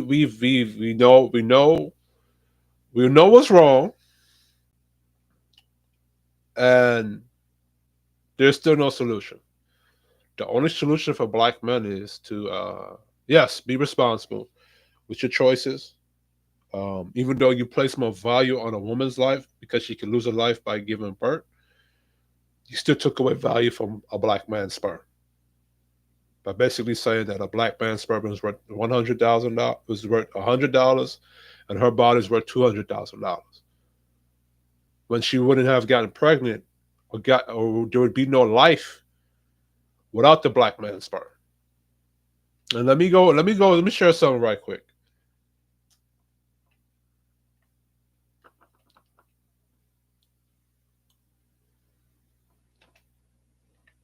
Father dominant genetics. Genetics. This is how we don't value black men in the black community. Hold on. Is the father the dominant gene?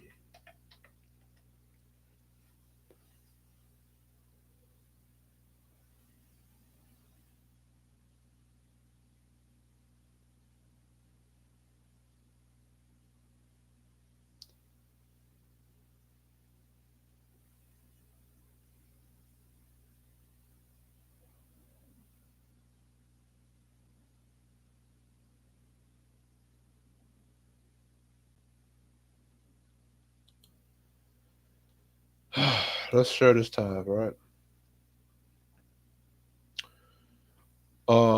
What's on the Y chromosome?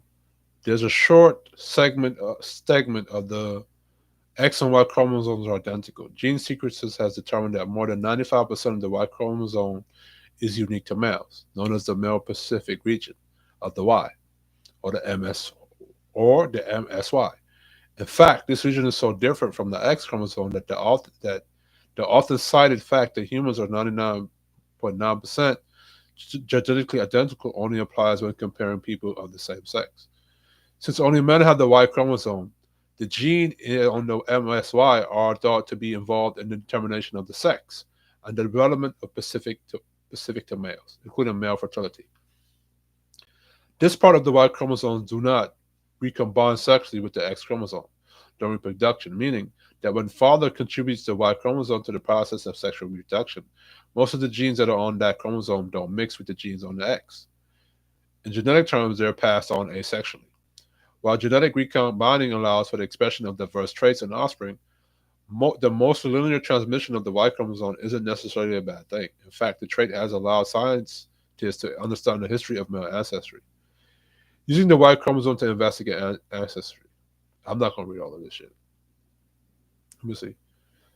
Y chromosome of more than 2,100 men throughout a wide swath of Asia and found features that showed up in about 8% of the men in the region from Pacific Rim. Damn, I'm not gonna read all of this. Hold on. Damn, I am not reading all of this, but you can read this here, right?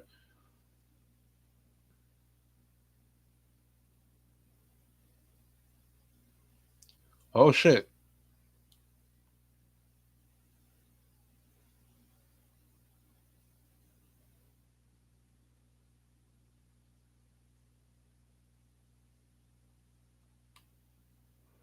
Let me see something.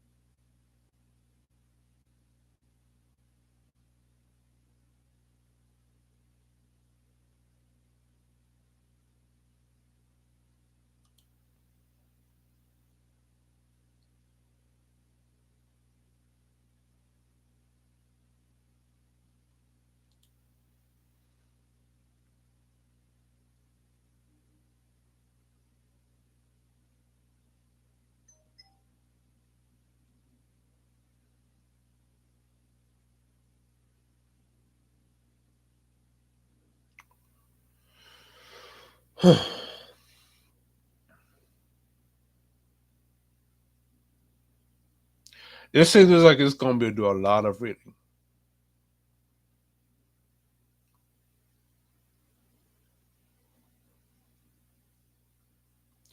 Um, which gene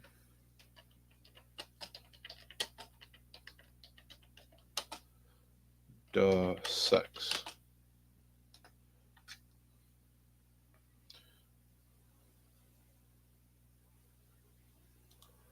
In mammals, the Y chromosome on the male sperm is the primary factor that determines the biological sex of their offspring. Explanation: during reproduction, the sperm and the egg each contribute one sex. Females typically have two chromosomes, while males typically have X and Y. And Y. When a sperm fertilizes an egg, the resulting individual sex is determined by whether the egg receives an X or Y chromosome from the sperm. XX, if the egg receives the X chromosome, the individual's female will form ovaries. XY, if the egg receives Y chromosome, the individual will form testes.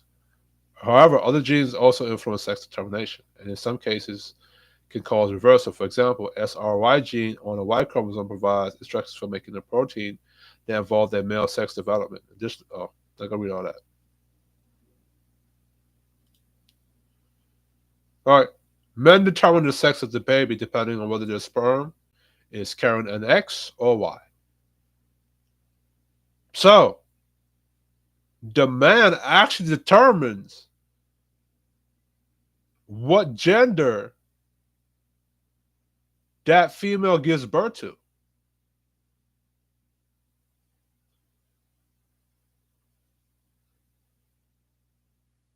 Right? So that's how valuable a man is. If you have no men, there will be no daughter, and there will be no male or female. And AC Trill equated a man's sperm to $100.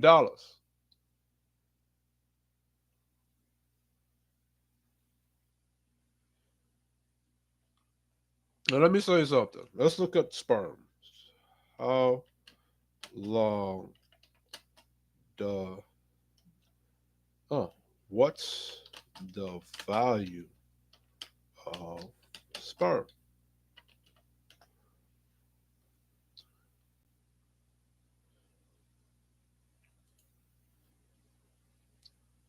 I'm not gonna look at that.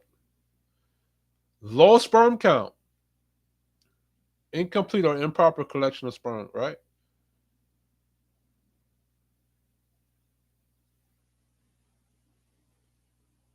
I can't believe I'm looking at that. I'm about to leave.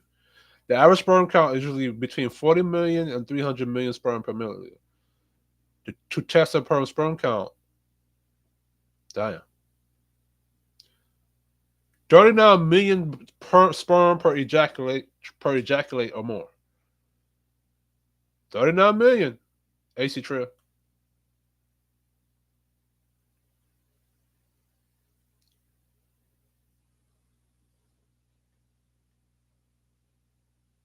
That's how much sperm is valued. All right, let me look at something.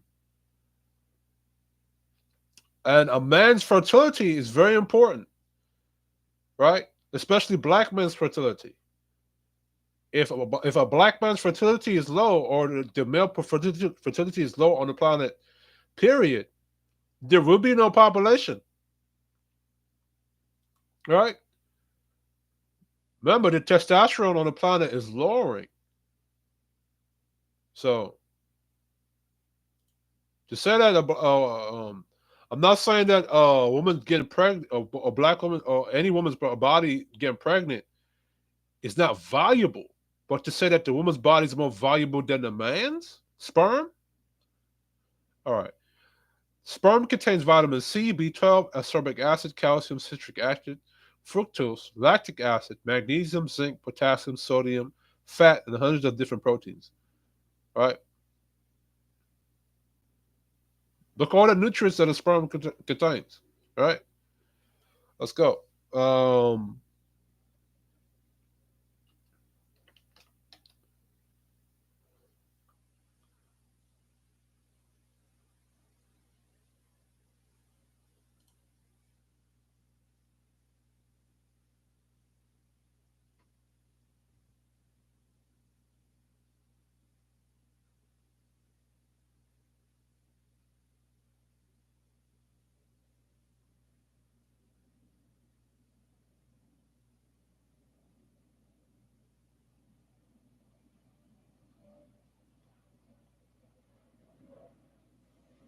All right.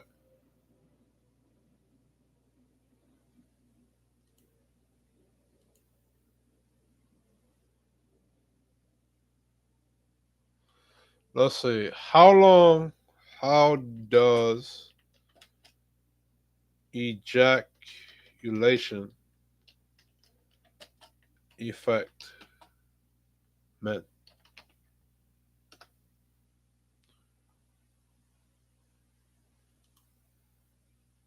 Damn, I didn't know that. What?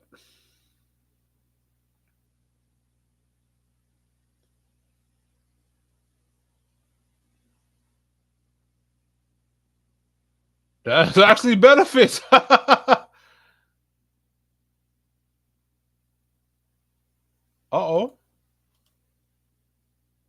All right. Let's see. Negative effects. Negative effects.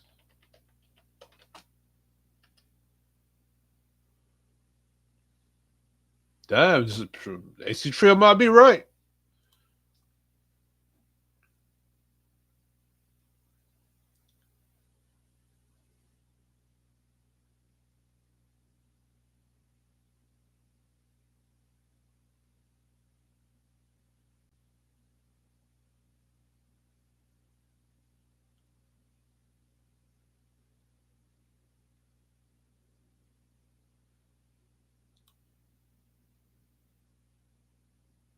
Okay. How long it takes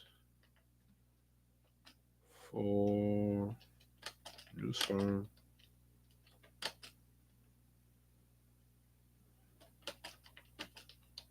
Hey, AC Trio might be right.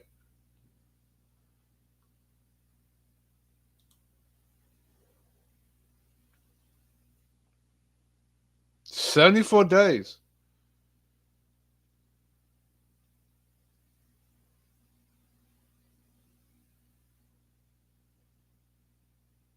74 days.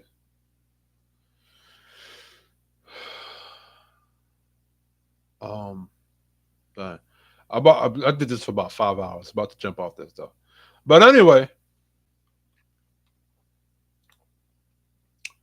the fact that we don't value a man's sperm just as much as you value a woman's body when she gets pregnant, because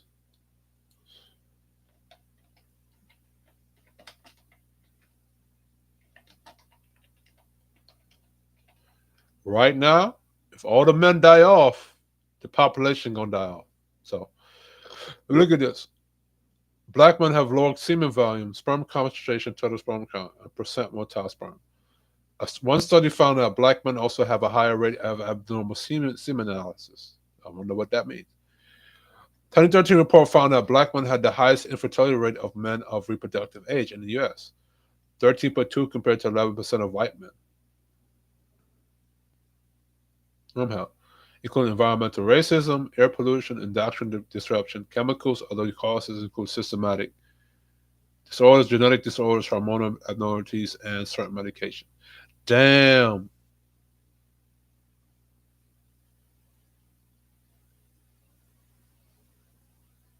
Damn. See, this is what happens when you don't value black men and their sperm. And he don't value himself, which goes back to B's talking point. But anyway, this is Kish Show, the Gamer Nation. Shout out to y'all. Share, like, and support the channel.